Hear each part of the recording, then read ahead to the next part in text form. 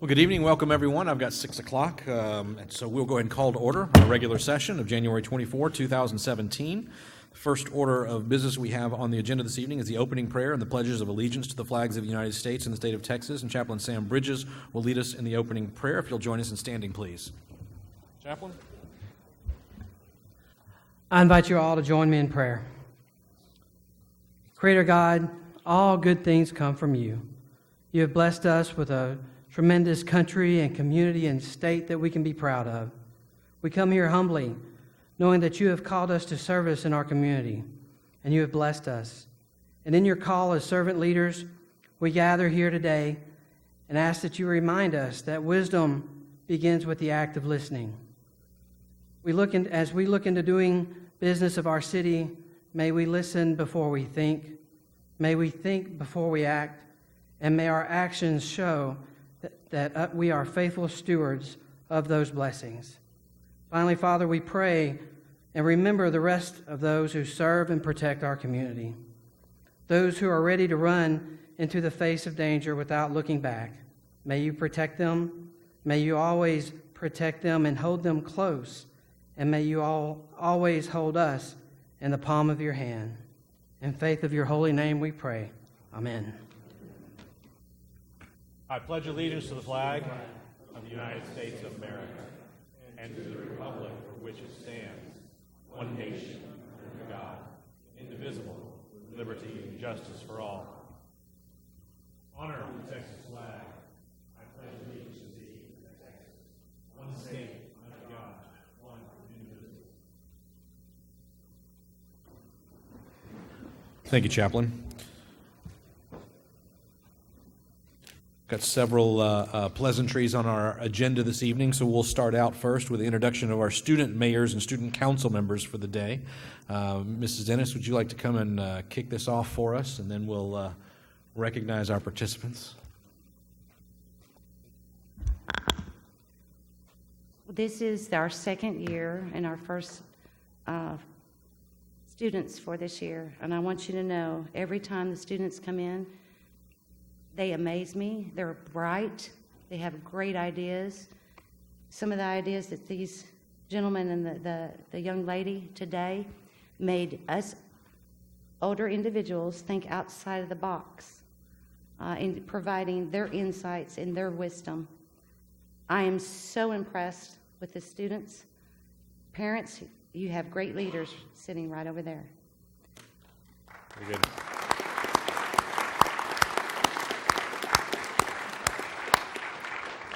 We took them through a little series. We had the mayor and some council members talk about their roles, as well as the city manager. Talk about their roles, explain about city government, and then we put your children up on this dais where these council members are sitting and provided them with an item for them to think about and vote on. These individuals asked questions from the staff, just like their members of council do. They talked about it back and forth. They had their opinions, just like our council does. They realized that in doing and making a decision, it's not for the few, it's for the whole. I am so impressed, but I would like to have the opportunity and take the opportunity, if you would, Mayor. I would like the students to say just a little bit about maybe what you learned today. So if I may, before you do that, I'm going to come down there by you all and make a couple of comments too, and then invite each of them to share something from their day.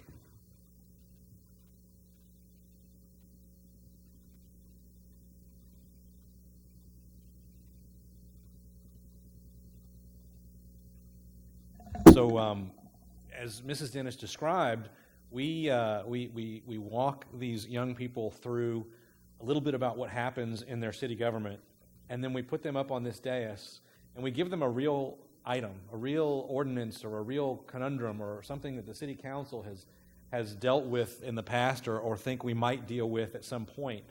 In this particular case, they had to look at and discuss and debate whether or not to limit parking in front of some mailboxes in a neighborhood right across the street from us. Real scenario, right? Are we going to paint a big red stripe and tell residents that they can't park on a city street in front of a set of mailboxes for more than 5 minutes?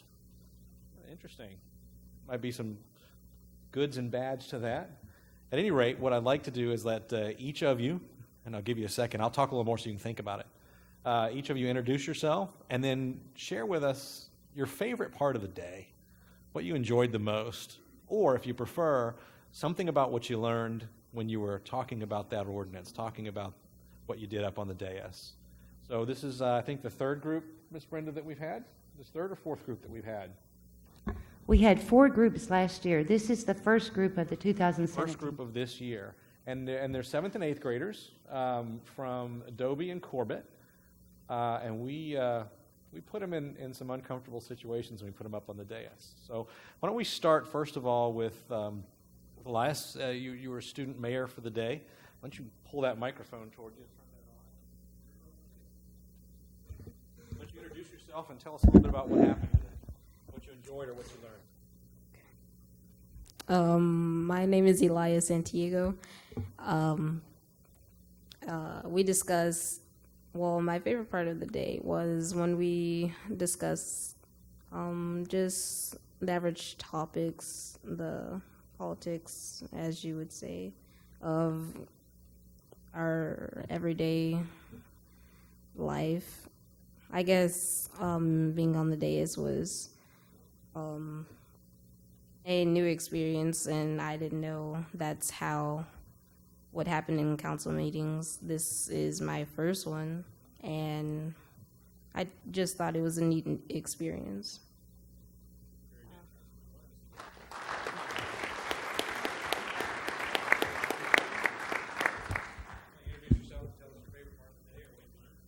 My name's Landon Dietz, and I thought today was very fun. It was really cool to see that there's more to Schertz than you actually think, and how one decision can change somebody else's mind or hurt somebody else, and another decision could hurt the other person. And it was really cool to get a tour of the 3 departments, the fire, the EMS, and the police, and how much actual money is put into that and what they do.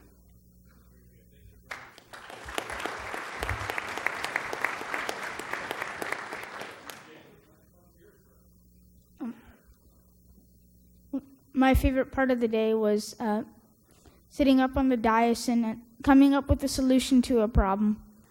That made me see that there is more than simply debating on minor issues in a city hall and local government.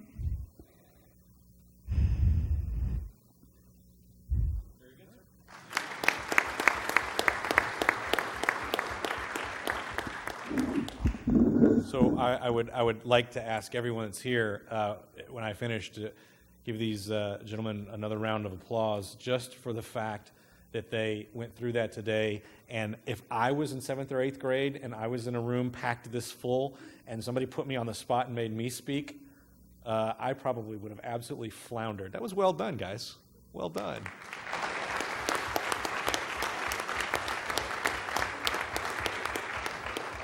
And I'll tell you this, I got to visit with these folks today, and rest assured, if all of us that are a little bit older were to suddenly expire and had to leave our city in the hands of these folks, we'd be in good shape. Well done, gentlemen.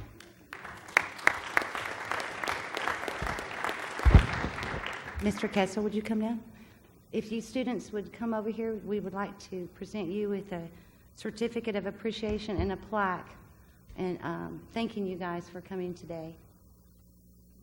And Emma is not able to be with us because Emma has not only the talent of becoming the next council member, but she is rehearsing right now.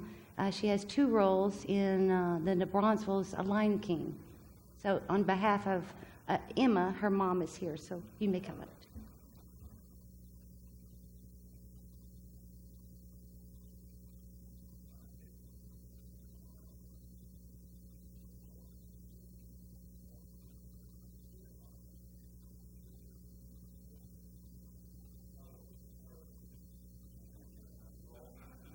You got to stand and smile and have your photo taken again and again.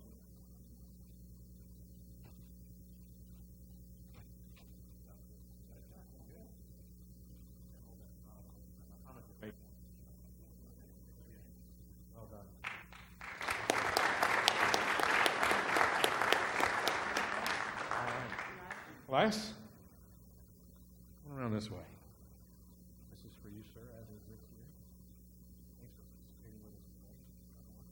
And just same routine. Get your smile and hold it.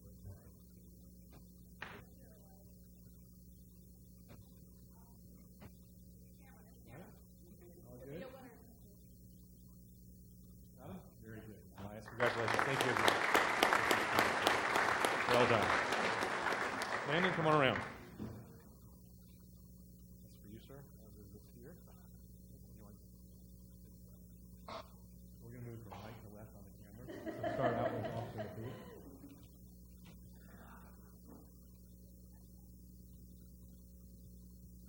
Got him? All right.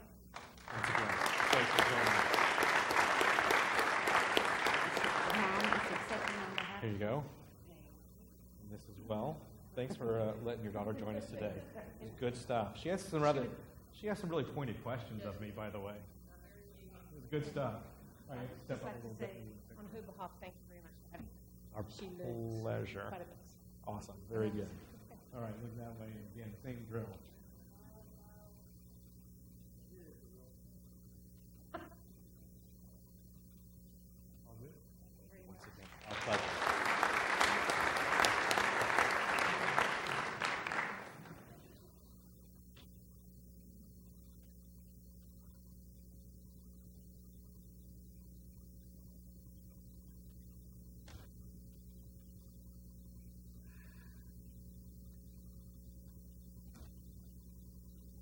We could just stop right there, just about. That's good stuff. But more good things to come. So next up, we have a proclamation recognizing National Mentoring Month. And so I'm going to come down that way. And Sonia Chapa-Weber, where are you? Here? Great. I'm going to come down. I'm going to read this proclamation with you.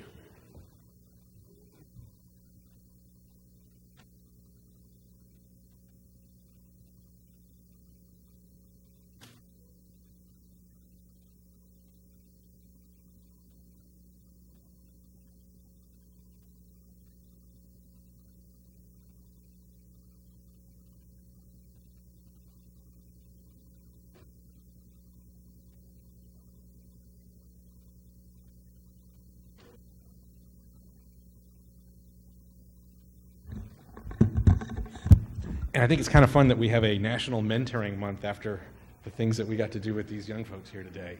It's good stuff. So let me read this, if I may. So it says, whereas in 2002, the Harvard T.H. Chan School of Public Health and Mentor, the National Mentoring Partnership, created National Mentoring Month, and this year celebrates its 15th year of service.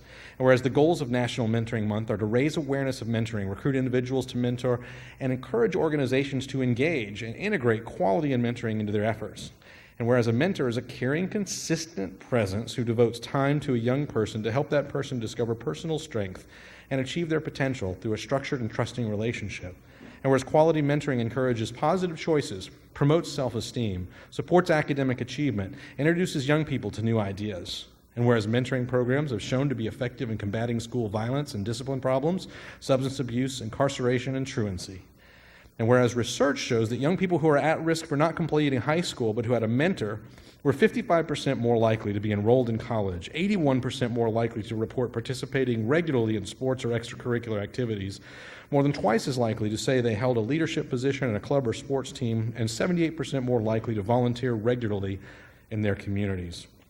And whereas despite all these benefits, 1 in 3 youth will reach age 19 without a mentor, constituting a mentoring gap that demonstrates a need for collaboration and resources. Now, therefore, I, Mayor Michael Carpenter, do hereby declare January 2017 National Mentoring Month in Schertz, Texas, and call upon public officials, business and community leaders, and educators, and encourage all City of Schertz citizens to observe this month with appropriate ceremonies, activities, and programs in order to recognize, acknowledge, promote, and support mentoring programs. So at this time, why don't I allow you to have a brief say and tell us a little more about what it is that you do and what. Okay, great. Thank you. Thank you all for having us today. I work with communities and schools, and my name is Sonia Chapa. I am the mentor coordinator, and what we look for is people to join us on the campus and mentor a student for 30 minutes a week. You would work with the same student at the same campus We would work with your schedule and, make sure that it fit your schedule and the students.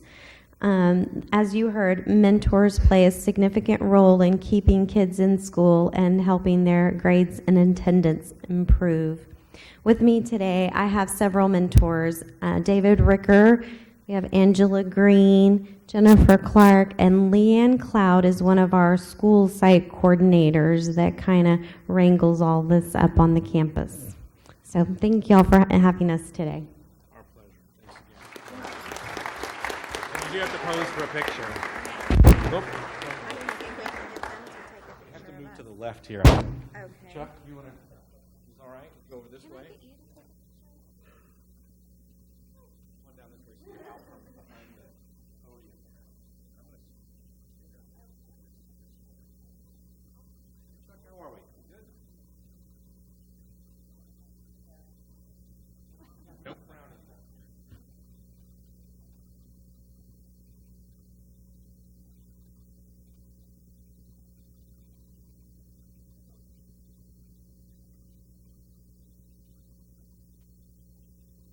Get it?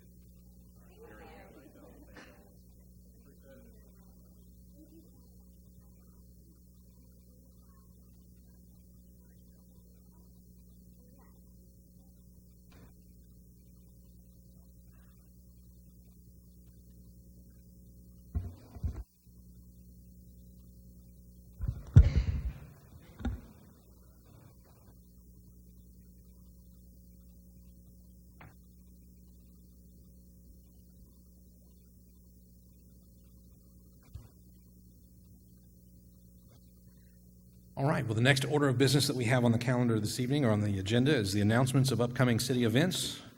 Mr. James, you appear to be alone over there. I assume you have the duty. That's correct. Yes, I do. Very good. So just a reminder, on Wednesday, January 25th, tomorrow, the Chamber is hosting their BizEd seminar and breakfast. Is Your Business NFL Worthy? That's from 7:30 a.m. to 12 p.m. over at Crosspoint Fellowship Church. Friday, January 27th, SAWS is having the grand opening of their brackish water plant, desalinization plant. Saturday, January 28th is the 5th annual Health and Wholeness Fair that's over here at the Civic Center from 11 a.m. to 3 p.m. And folks can come out for free vision, hearing, and health screenings, flu shots, and a chance to a chance to visit with 70 vendors. Our next council meeting will be Tuesday, February 7th, and then we have a busy Thursday, February 9th. The Trail Riders Luncheon is coming into Pickerel Park, generally about 11:30 to 1:30. We have the Northeast Partnership meeting over at Olympia Hills, and then a ribbon-cutting ceremony for the Triton Group at Legacy Mutual Mortgage, and that's at 3820 FM 3009 at 4:30 p.m. Thank you, Mr. James. Next item we have on the agenda are announcements and recognitions by the city manager. We're going to roll right into employee recognition directly, and I'm going to turn this over to Mr. Castle.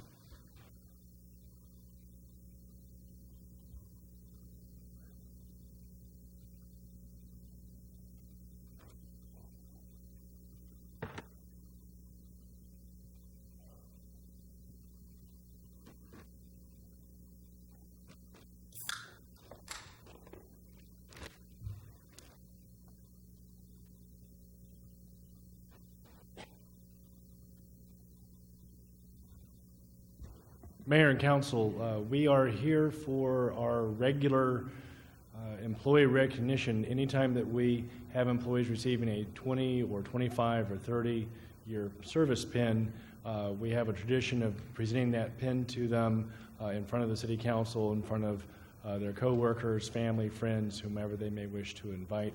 It's our way of saying, in a little bit more detail, thank you for the service. It's a great reminder to us who are newer, like myself, on the dais here at the city as well, of all of the years of experience and service that have come before us that we're actually the beneficiary of, and sometimes good to put a face and a name together and hear a little bit about the stories. Now, we don't always have 6 members receiving this. Sometimes we'll have 1, 2. I think the very first time we did this, we had 5 members. So I think this is the largest group that we've had in front of the City Council. We will try to get through it quickly, but there's some good information, and I want to make sure that we recognize No rush. with distinction. For 125 years of combined service. That is exactly right. So 6 gentlemen with 125 years combined service, Mayor. It is impressive. And each one does represent a particular area of our core services. We have John Eisen, Mark Bain, and Mike Carey from the Police Department. We've got Kevin Anderson from Public Works. And we've got Todd Kaiser from EMS.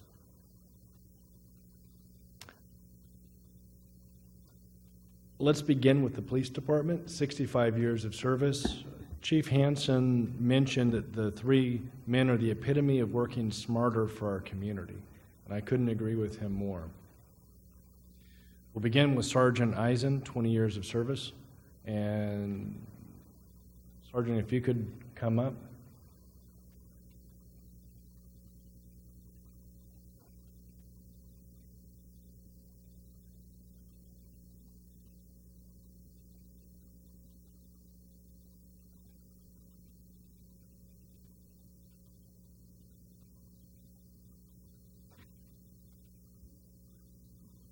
So, Mr. Sergeant Eisen, John grew up here in the Schertz area in Converse, actually, and he graduated from Judson High School in 1985. And after graduation, he joined the Army. And in 1986 was stationed in Fort Bragg, North Carolina, and he was in the Bravo Company 3rd of the 505th, which is part of the 82nd Airborne Division. And he served our country until 1990 in that capacity. After his service, John returned home and worked at Sam's Club in receiving and went to the San Antonio College of Law Enforcement Academy. And I was a little bit surprised to hear this, but he originally had wanted to work for DPS. But then John saw the potential at the city and realized that it was a good family environment, and he wanted to work here. He was hired on in Schertz in March 1996 as a reserve officer and accepted a full-time position in May of 1996. Over his 20 years of service, John worked his way up. He became a field training officer in 2002, and that's the group that trains the incoming rookies. He promoted to patrol corporal in 2003, promoted to investigation sergeant, then took a position as days patrol sergeant in June of 2012. John has served on the SWAT team, the Honor Guard, is a certified bicycle officer, a certified sexual assault and family violence investigator, and very importantly, is a master peace officer. John has received the Life Saving Award, but has actually saved 2 lives. One person who was choking on a hot dog, we'll just leave that at that, and 1 cardiac arrest, and was the first police officer to deploy an AED with a save here in Schertz. John and his family is here tonight, Alicia and son Dylan. And then one thing that stands out about John is that he understands that his job is to serve. He trains new officers and feels the privilege to provide his wisdom and guidance to those who will be after him. And I can assure you that if you ride around in his patrol vehicle with him, he'll impart some of that wisdom to you as well. I know he's helped me a number of times, and great guy, 20 years of service. Thank you, Sergeant Eisen.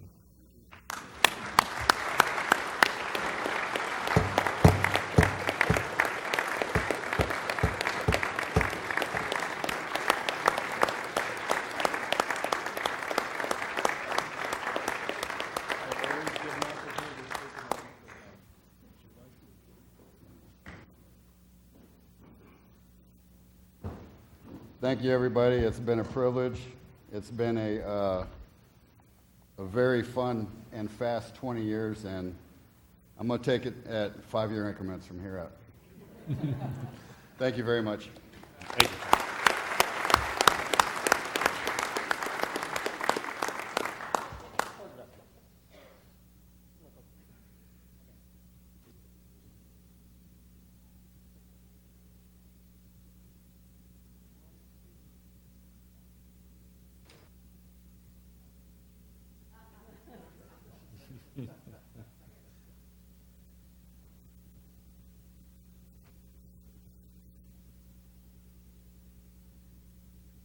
Excellent. Thank you again.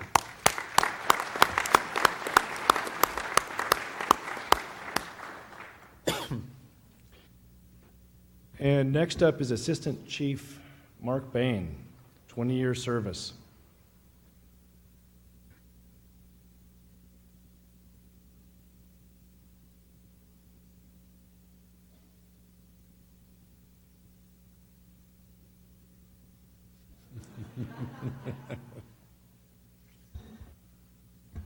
Chief Bain really shows nicely, doesn't he?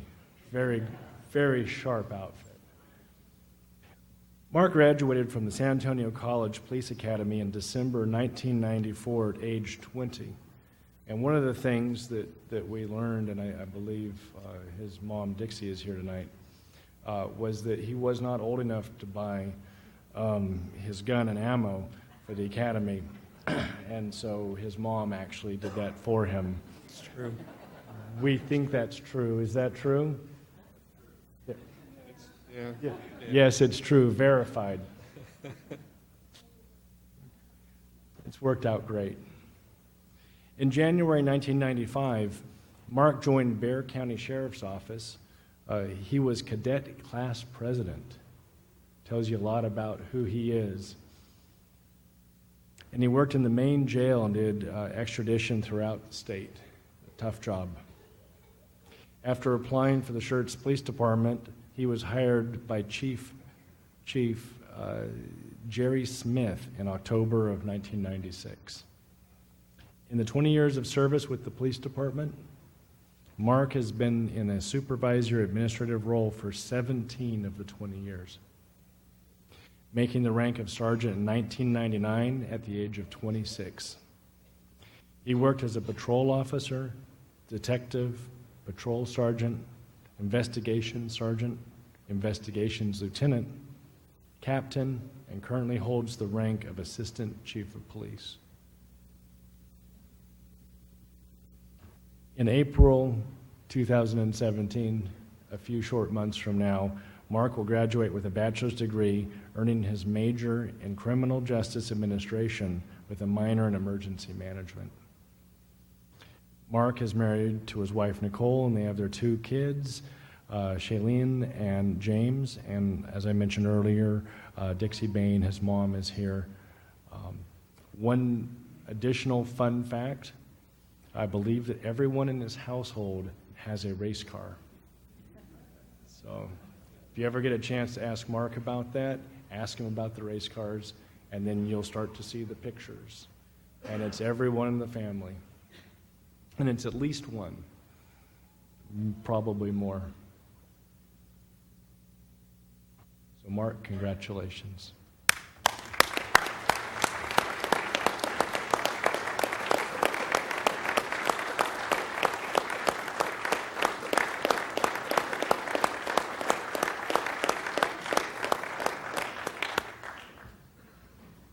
Thank you. 20 sounds like a big number. I still feel pretty young, although my kids remind me all the time how old I am. But it's been a true pleasure. I really enjoy working for the city, and it's not the job, which I do truly enjoy, but it's the people. So thank you so much. Thank you, Chief.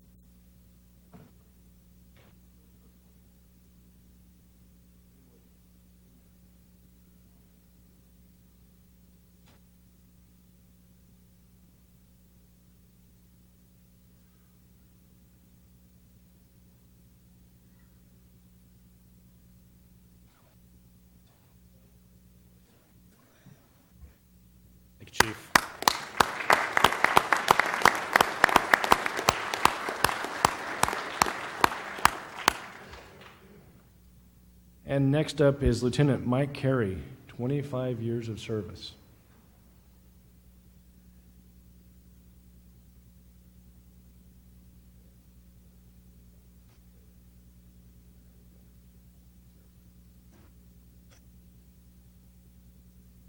Mike was born in San Antonio and grew up in Live Oak, Texas. So he's from around here. He attended Judson High School, and after graduating in 1988, he went to San Antonio College and began working on a criminal justice degree. Mike's goal was to become a game warden, but he also wanted something to fall back on. So he attended and graduated the San Antonio College Police Academy in 1991 and began his career in Schertz soon after in December. He is a third-generation police officer, and he did share a funny story with us.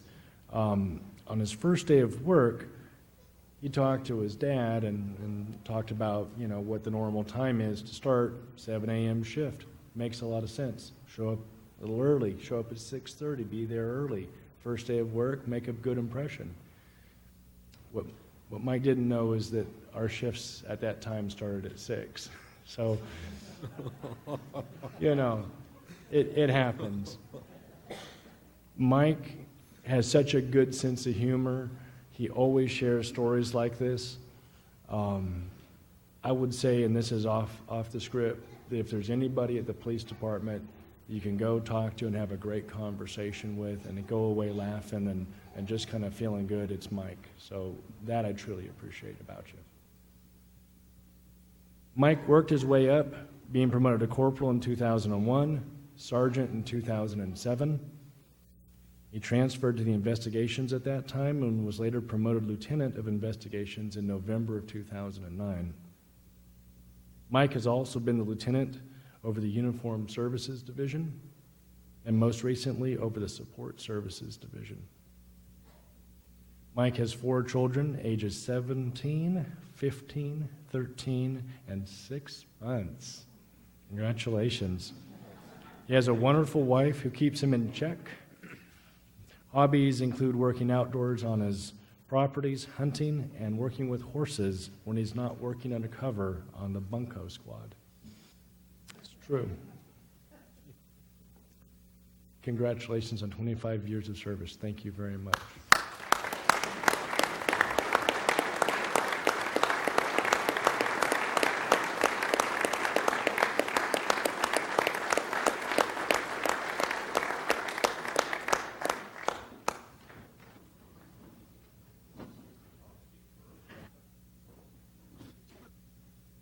I'd like to say thank you for allowing me to be up here. 25 years, it doesn't feel like it. I still remember my first day showing up late. And since then, I have not been late for work. So I've learned my lesson really quick. It's a great group of people that I work with. That's what kept me here. And that's what's going to keep me here. It's a great community. I remember when it was 12,000 in population when I first started working, and now here we sit at almost 40,000. And it's been a great opportunity for me, and that's why I've never left. And thank you very much. Thank you, Lieutenant. Thank you.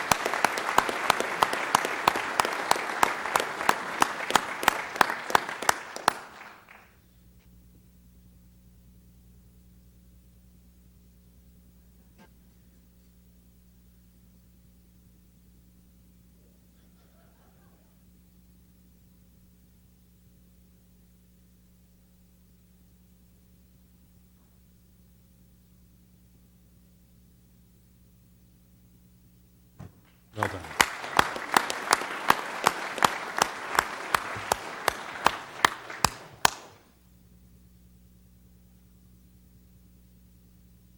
And now on to Public Works. Foreman Kevin Anderson, 20-year service.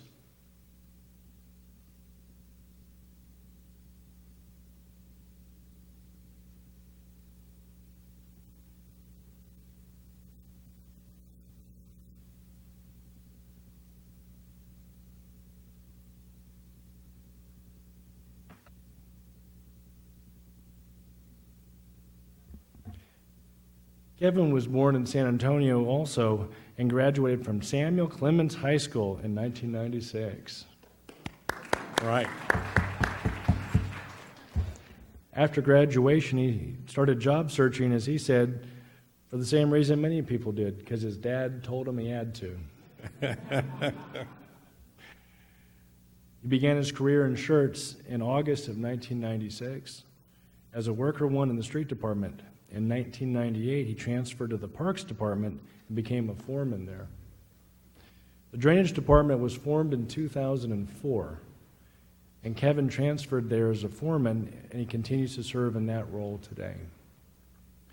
Throughout the early part of his career, Kevin is proud to have taken care of with the city, throughout the early part of his career, Kevin is proud to have taken care of it all. With the city still being small, Kevin wore many hats and took care of many jobs, from pools to parks to facilities to streets. He did everything. Kevin is proud of the projects he and his crew have completed over the years. The work that the Drainage Department does is impactful and makes a difference in the community. And one of the things that I would want to bring up that Kevin and his crew did in the last couple of years was they went out to the Cibolo Creek area and identified dead trees. And they were able to remove those trees, chip them, and then, if you remember, October of 2015, we had the very heavy rains and the water came up just below the railroad bridge at the Cibolo. All of that area just above and just below had been cleared prior to that by Kevin and his crews.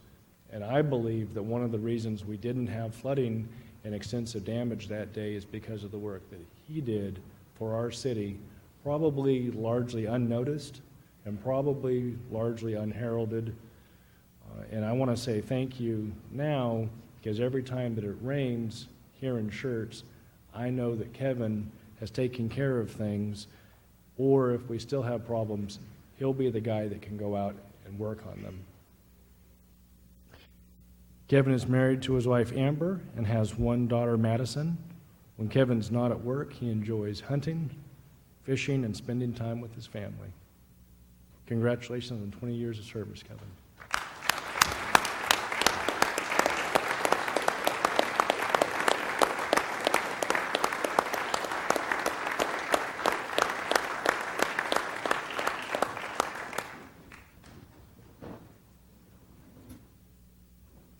All I can say is thank you, and try to do another 5 or 10. Thank you, Kevin. By the way, Kevin, double points for the beard, man. Good stuff.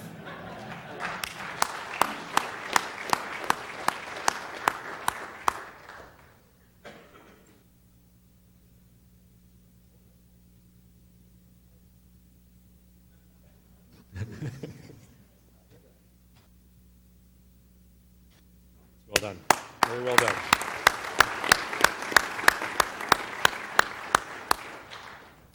Next, from EMS, Todd Kaiser, 20 years of service.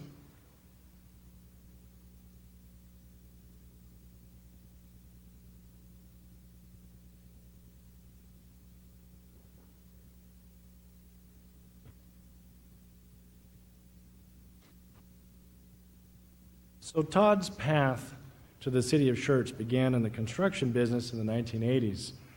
And we decided it was not the business he wanted to be in. He got his EMT and then paramedic certification.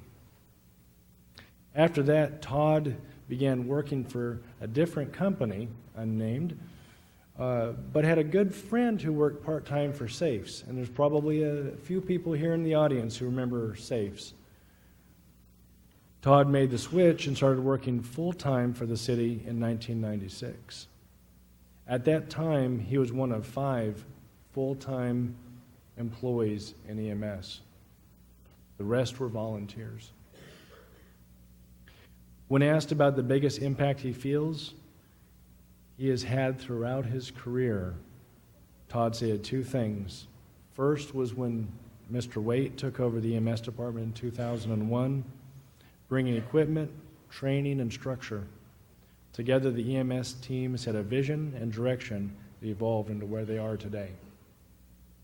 The second thing was being able to be part of the rapid growth of the city and to help with that. Todd was a part of getting Medic 3 and Medic 4 stations up and running. I think those are also known as Fire Station number 2 and the Marion Station, Medic 3 and Medic 4. Todd enjoys his job as a paramedic because every call is different, and he has met some very unique people, both coworkers and patients. Todd is married to his wife, Tracy, for 16 years. They have 4 children, 2 boys and 2 girls. Todd's family has a ranch in South Texas where they spend a lot of time fishing and hunting. Congratulations on 20 years of service.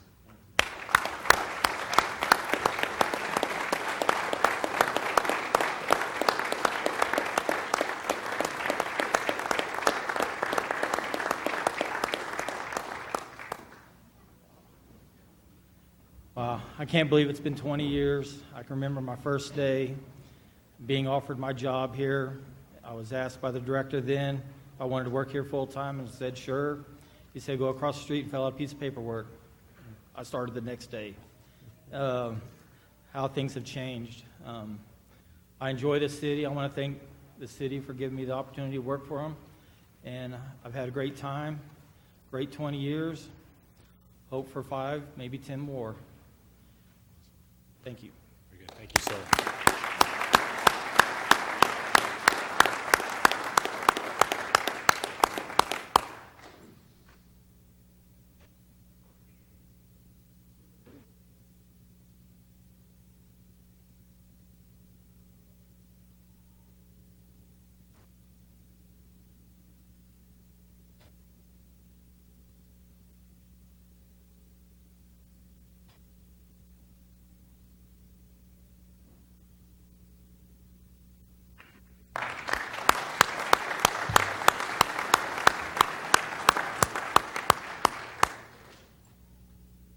And it was brought to my attention that when I was reading off the different departments that were being represented, I left the fire department off. And more importantly, I'd left Division Chief and Fire Marshal John Perry off the list earlier.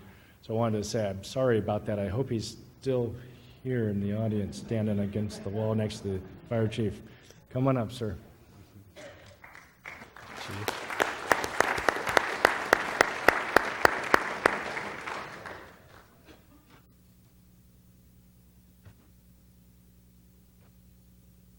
Division Chief and Fire Marshal John Perry, 20 years of service.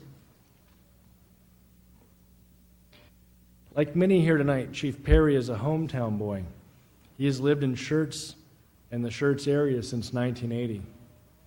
He graduated from Clemens High School in 1992. After graduation, John started volunteering at the fire department while attending school for his EMT basic that same year. He attended the San Antonio College Regional Fire Academy in 1995 for his certification as a firefighter. John remembers wanting to go into the job full time because he really enjoyed everything about it, the good, the bad, all of those pieces, the excitement and the adrenaline. The fact that he could help his small town, city, also appealed to him. Throughout the years, John worked his way up and was promoted to his current position of Fire Marshal and the rank of Division Chief in 2014. As the Fire Marshal and Assistant Emergency Management Coordinator, he works with all the new commercial projects coming into the city. It's a really significant part of our organizational structure.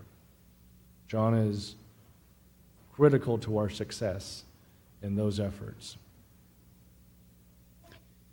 He sees those projects coming into the city as well as the residential development that includes concept review, site plan review, project inspection. He oversees any fire prevention activities to include public education, public safety, performs any fire investigations as needed, performs fire inspections for life safety and fire code adherence on all new commercial construction and multifamily residential, as well as performs periodic inspections on all existing commercial and applicable residential occupancies. He assists the Emergency Management Coordinator with preparation and response as needed for our city and surrounding areas. It's a lot of responsibility. Like everyone else up here tonight, John experienced changes and growth of his department. A standout moment that John recalls in his career was when he was first promoted to fire marshal, and the very first solo project that he was assigned that came in was reviewing the plans for Amazon. 1.3 million square feet. And he mentioned that he spent 2 days walking, just looking at the sprinklers during the inspections, by himself. 22 miles he walked in 2 days to ensure that the sprinklers were in correctly and all accounted for. John is married to his wife, Alexi, and they have one son, Xander, who is 16 and a junior at Steele High School. When not working, John enjoys barbecuing and fishing, especially down at the coast. He's recently started to get into the woodworking and wood turning business, and he says that it's mostly in the research and procurement state. I'm not certain what that means exactly. John states that even though some days are tougher than others, he feels pride when he puts on his uniform and is able to assist the citizens and customers of Schertz. Congratulations on 20 years of service. Well done.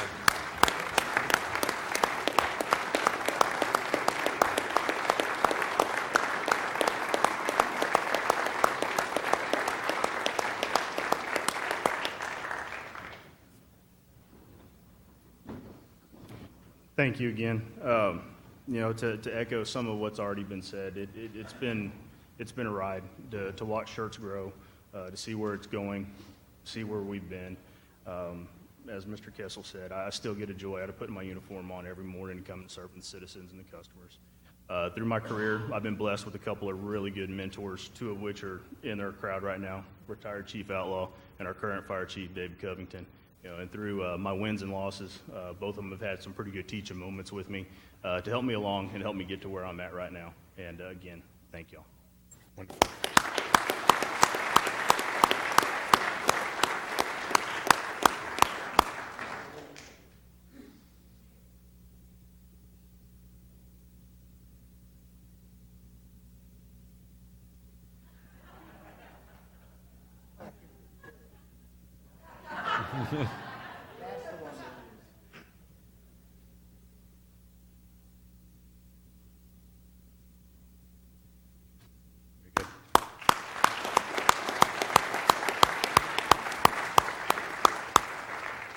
Before we close this item out, gentlemen, on behalf of all of the residents of the city of Schertz, all of your colleagues and friends that are part of the organization as staff, on behalf of this council and my family, thank you and congratulations to all of you.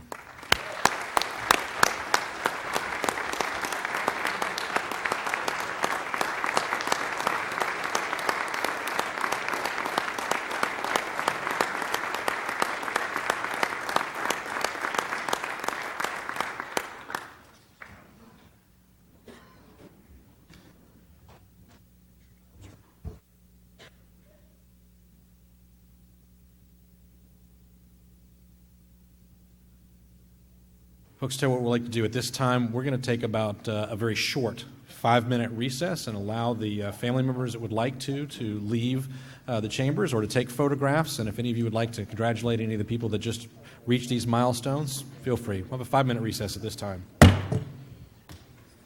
To open session and reconvene our meeting. The next item that I have on the agenda this evening is hearing of residents. And I notice there's a few of you that have signed up to speak at around about 17S01, which we're going to have a public hearing on this evening. If you signed up and your intention is to speak during the public hearing, I will call on you, everyone that wants to speak during the public hearing. If you'd like to speak at this time as well, you're certainly welcome to do so. I've got 6 folks that have signed up to speak on various subjects this evening, so I'll start out with actually, let me say this. We request that you keep comments to approximately 3 minutes. When you come forward, if you state your name and your address for the record so the city secretary can capture that for the minutes. So we'll start out with Rosemary Hendricks. You want to speak now and at the public hearing, or just for the public hearing, which is your preference?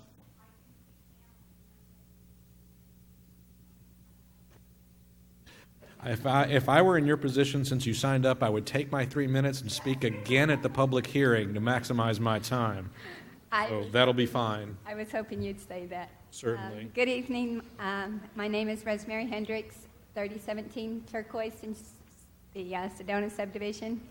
And thank you all very much, Mr. Mayor and Council, for having me back.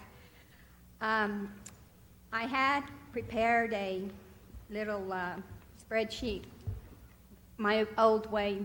Y'all's information there is under the rows. As soon as I can find us. He just told me to hit my mouse. I don't see the mouse. And, We'll get it squared away for you. well, since I have the 3 minutes, oh, there it is. I'm sorry. Here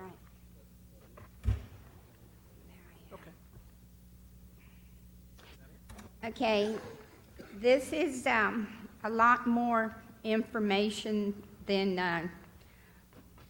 I know we're going to need, but what I basically wanted to bring up to the council, especially since we do have a lot of new members, the one thing that we, the Sedona residents that are here, want to understand, when this first started with our subdivision, we're going back to 2009. When this was brought to the city in 2005, they had a UDC change to allow Sedona. In 2005, they had the Sedona PUD put together. In 2005, December of 2005, that was the city intent to create this TERS zone. Now, this is not like any other tax rebate, rebate program. And on the standpoint of the city, I can see why it was created, because of the fact it turns out we were on a 100-year flood zone shooting straight through our project and no sewage. Well, if y'all look at our records, we've been up here 2012, 2014, 2016, and throughout all of this paperwork that I've endowed y'all with, the problem was that we're here for drainage, we're here for sewage. Now, it continues with the city where this TIRZ program was set up, and it was set up to pay the developer or to have the property developed. There is a schedule. Well, when we, the Sedona homeowners, were moved in, we weren't told about this. Now, this is a great hope and a promise down the road, but for the citizens that are here, this was our forever home, and we bought because of the fact we could afford this. And the thing is that we didn't know this. We're all for development, responsible development, though. Keep going just a little bit, but you need to wrap up. It'll do it for itself. The thing that I want you to understand is, like last week, when they came forth, even when the fire marshal stood up, we have notes in all that junk that I put in there. 2014, the city knew about this on-street parking ordinance. The reason being, my husband is disabled. We had the fire truck parked down the street because there was so much on-street parking, they could not get to my house. They had to wheel my husband on a stretcher down the street to put him in an ambulance in the middle of the night. I want y'all to understand the construction that's going on right now. We have pictures. For instance, we have no sight line. When you come out of the new subdivision, you cannot see either direction. That's a curve that's 40 miles per hour. We understand the development is good for the city. What we would like to see is responsible development to where what's happening to Sedona, we're being the parts of the city that we are. We want to enjoy our homes and we want to enjoy our lives. So I know I will let you cut off my 3 minutes. Is that what you're telling me? So, About 4.5, but we try to be flexible. Okay. We'll have you back up during the public hearing. Thank you. Next signed up this evening is Patty Cullum. Patty. Nice to see you guys again. You'll give those to me, please. Thank you. So, according to the National Home Building Association, which is a national association, these are the studies that should have been done, but none of the people in Sedona know this. Nobody knows if these studies were really done. If they are, we'd like to see this. We have a petition signed by 130 of the residents wanting information, wanting help. We have a lot of people here tonight from Sedona. I know we've been here quite a bit talking. I particularly would like to look at some of these studies because with changing things around, the original drawing showed these garden homes and apartments to be in the back area towards where the school is now, and now it's all coming to the front. So things have changed, and I know he's got permission to build, and we've talked about this. We're not against building more out there, and we know that you guys need to make money, and we want to live there. I don't want to move. I really love it out there, and I've heard a couple of disturbing things at Randolph, and I'm asking you to look into this. So there's a rumor now that because of all the construction going on, there might not be the air show out there next year. It's at Lackland this year. So I'm kind of disturbed about that because I love being able to sit in my backyard and watch those planes. I love going to Randolph to see the air show. So I ask you to please look into that. Some of these studies I really feel that we need to see as the residents of Sedona. And residents have asked for that. Someone asked me the other day, why are you passionate about this? Well, a lot of things that we're asking for, and we'll talk in the workshop, really don't impact me a lot, but they impact the future of Sedona and the people who are moving into Schertz in our area. I have no children, but I'm concerned what's going to happen to the children that are there now and the future children. Like the kids who are playing on rocks, throwing rocks at some of the neighbors' houses, tearing up trees. We know there's a park coming one day. I'm concerned. Friday when I got off work, there was a fire truck that was coming back on 1518, and when I got home, you could still see the smoke. We've talked about these things. I'm still concerned as a citizen, not for just myself, but the residents and the future residents that I know that will be coming to Crossvines. Because we're not going to stop the construction. We just want to make sure that things that we never got completed, that we were promised, are finished, and for the future residents of the Crossvines master community. That's all I'm asking for. You would state your name and address for the record. We didn't do that at the beginning. Yep, Patricia Cullum, 9025 Peridot, Thank you, ma'am. Sedona subdivision of Crossvines. You're good. I guess. Thank you. It changed. Perfect. Next up this evening, Mr. Glenn Outlaw. Glenn?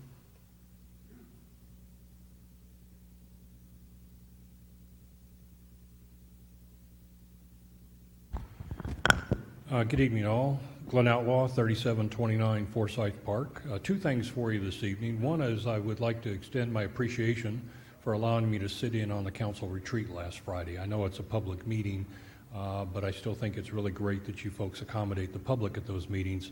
I found it to be very informative, and I really enjoyed the new dynamic amongst the council. Item number two is I would like the council to consider making the video recordings of these meetings available on the internet. I've asked several times, and what I'm being told is basically staff doesn't have the authority to do it, and they haven't been told to do it. I understand the city has a YouTube channel out there, and the videos are there, but that's a controlled access, invitation only kind of thing. I just think, in this day of age of all the high tech and all that rather than a citizen having to come down and pay $2 for a DVD, when it would be so much easier just to provide access on the internet. Thank you. Thank you, Mr. Outlaw.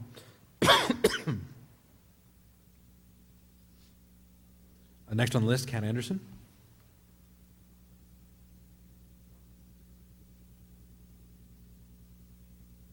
Good evening. My name is Kat Anderson, 3040 Munchak, Sedona, Crossvine community. I have a presentation. Just need to find out how to get to it. Do I have to? We'll get you a little help there. There we go.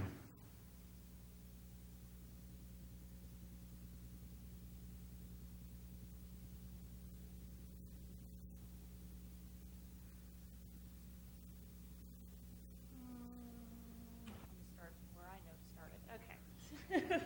Thank you. I know I've only got my 3 minutes, so I just would like to go back to something that Mr. Edwards said a few weeks back. We are very aware of the planning of the community, and we have our 2005 plan development. It looks pretty identical to what the Crossvines plan development is today. We have been kind of back and forth since then about our name changes, where we've been at. We have several things in the first few presentation kind of outlining the differences between Sedona, what we were, and where we are today. I understand that the PUD of Sedona still is in place, yet there is a whole nother master community of Crossvines that has arisen since then. I'm a 2014 homeowner. I came in as a homeowner in 2014 thinking that I was a part of Crossvines. That's what was told to me. We had our own pool, we had everything. It was a great community. We were phase 1. 6 weeks later, that brand new pool is gifted over, and then I start finding there's a whole nother layer of what's been going on to Sedona homeowners since 2012. So I'm going to just skip through a couple of things real quick.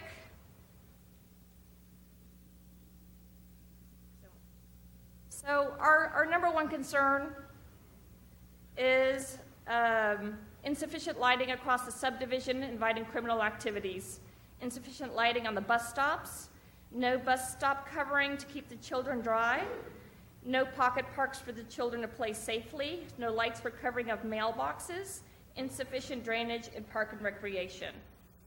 So here are some of the things in the last 18 months of theft that has happened in our community alone. Here is our children walking through the streets at 6:15 in the morning. You can't see them. Here are more children walking in the dark. Here is a bus stop in the background, bus picking the children up. These are elementary children. My daughter is 6 years old. No covered parking for the Sedona elementary, middle, and high school children. They meet up, the middle and high school children meet up by the mailboxes. This is what the covered area for the children and covered mailboxes lighted of Crossvines looks like, which is right across. My children would like to know, why do theirs look like that and ours do not? There's the Pulte farm. The first thing they built was a covered mailbox.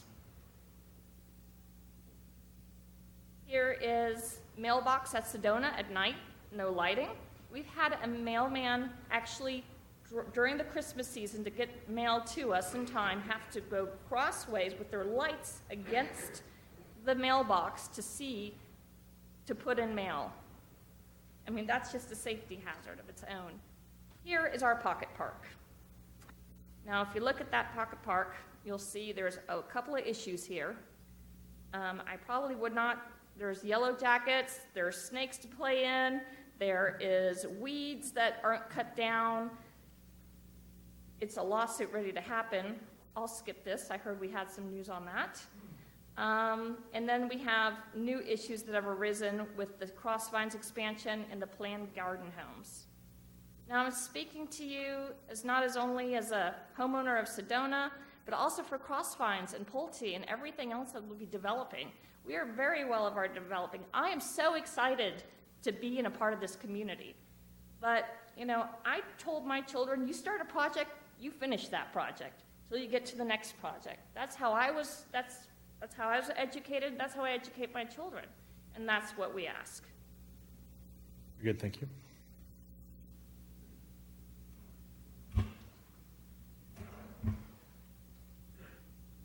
All right, next on the list this evening, I have Mr. Grumpy Azus.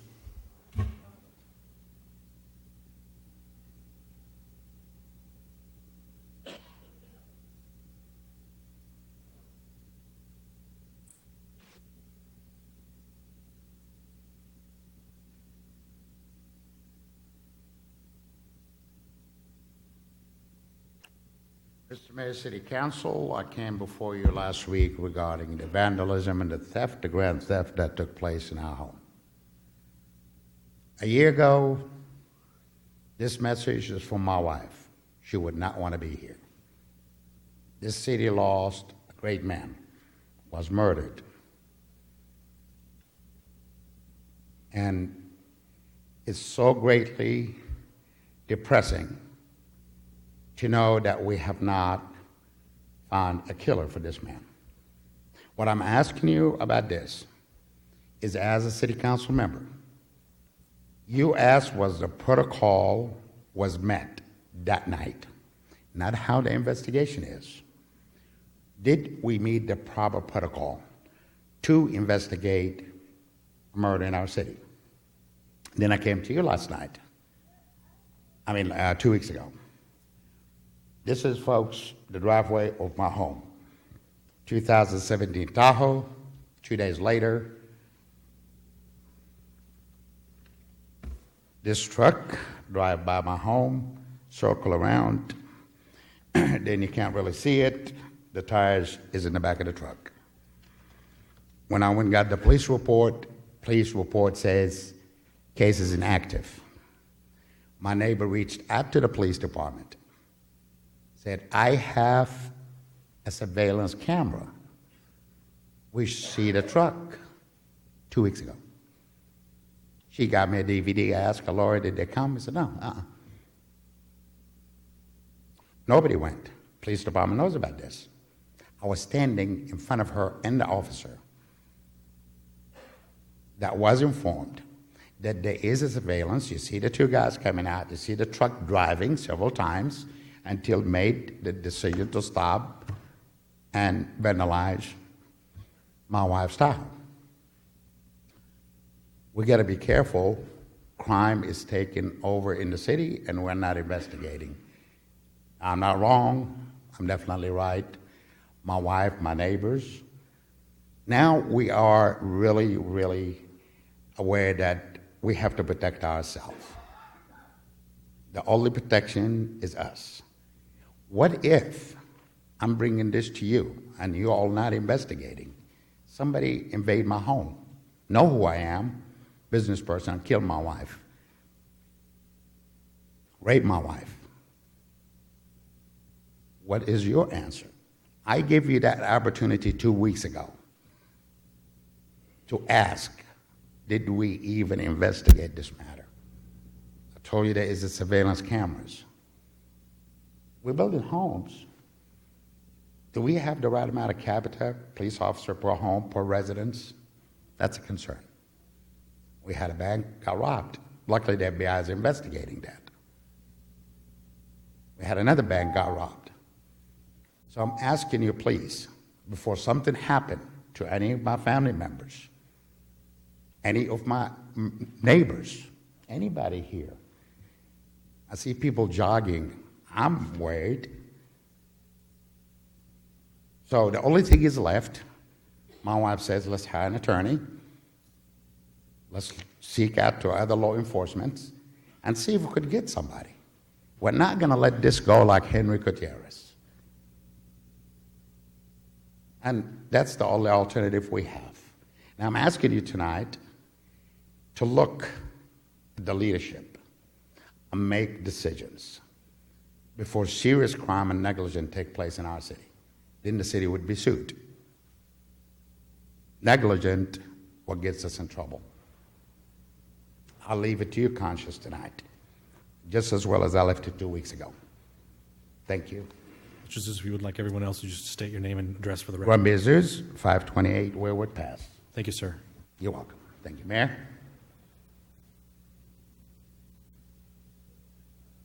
Next sign up this evening, Mr. David Scagliola. Dr. Scagliola.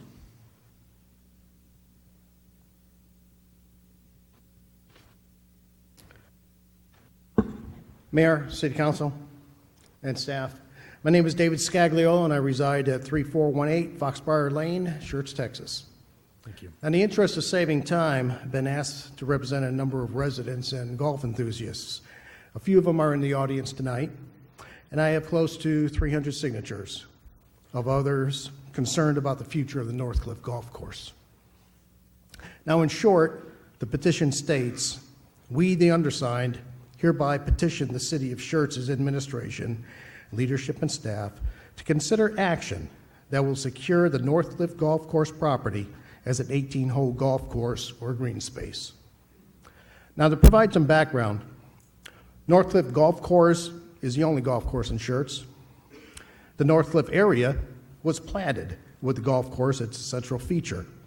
A half dozen communities surround the golf course, and another half dozen subdivisions are within a par 5 of the greens. The golf course has almost 150 active members. It's affordable, easily accessible, offers practice to students in our ISD, and over 47,000 rounds of golf were played there last year. Now, a few years ago, there was talk about closing the golf course, and the residents banded together and brought their concerns to the City Council. So to make a long story short, the consensus of the council was that the golf course was worth saving. And the city conducted a third-party study to discuss options for the future of the golf course, including the feasibility of buying the golf course. Now, the consensus at the time was that the footprint of the golf course represented the best value of the property, the community, and this city. Well, fortunately, the situation was resolved when the original owners of the golf course regained control of the property and put a highly qualified manager in charge of its operations. Well, before long, this manager turned things around, developed rapport with club members, golfers in the area, and reached out to our surrounding communities. In addition to revitalizing a quality of life aspect of the city, the manager proved the golf course could be operated as a profitable enterprise. Fast forward to today. A letter presented to members of the City Council alludes to a rumor floating around that part of our golf course fronting on I-35 could be developed into a strip mall. Now, the problem is, selling any part of that golf course would undoubtedly lead to its demise. Now, I'm not generally swayed by rumors, but the source of this rumor makes it credible. And understandably, the residents are again concerned. I understand that you cannot take action on this information tonight, so what we are asking the City Council and staff for is to present this item as this is an agenda item for a subsequent meeting. To discuss, one, consensus and the resolve of council and city staff to keep Northcliffe as an 18-hole golf course, which would send a compelling message to potential buyers interested in purchasing property that may adversely impact operations. Second, discuss the opportunities to purchase the golf course, either by a private entity or by the city, to emphasize the city's resolve. And third, rezone all of the greens to reflect a GC golf course or green space designation to avoid the impression that the greens are available for future development. I appreciate the opportunity to address you this evening. If you need any more information, feel free to call me or contact Mr. Bobby Lee, who asked me to speak on the behalf of the residents. And he is the individual that's spearheading this challenge. So I thank you so very much for your attention tonight. Thank you, sir.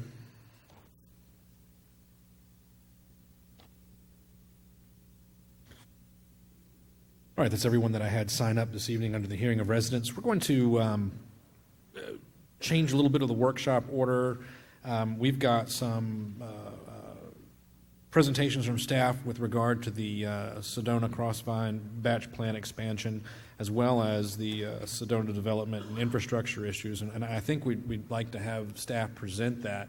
And then when you folks come forward during the public hearing, you will have had that already. And if you have comments about it, you'll have had a chance to hear it and be able to comment on it, rather than us have you comment now and then us have discussion and then you're kind of stuck without being able to talk about what was presented. So we're going to have staff do these presentations first, and then we'll open up the public hearing after. Mr. Waite? Good evening. Give me just a second here.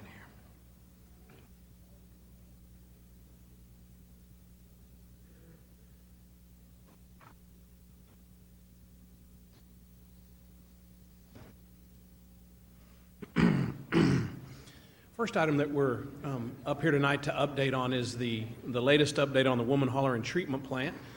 This is a small batch plant that is located, that was put into service to service the Sedona and then eventually the Crossvine neighborhoods. It was originally installed in 2006. It's operated by an agreement with CCMA. They operate it for the city. And as council may remember from a couple of previous items at expanding this, we are currently permitted by TCEQ to discharge up to 92,000 gallons a day into the Woman Hollering Creek. But right now, the current batch plant is only permitted to treat 46,000 gallons a day. This is the service area as was applied for by TCEQ. It's the original footprint of the development down there. And you can see that the Woman Hollering Treatment Plant's over in the far west corner, just south of Woman Hollering Creek, and the blue dot signifies where the effluent is discharged into the creek. TCEQ requires a treatment plant operator to develop a plan for how they're going to expand or deal with excess wastewater flows once the treatment capacity of a facility reaches 75%. On the current batch plant, that happened in April, May, and June. It has to happen 3 months in a row, and then TCEQ requires the report.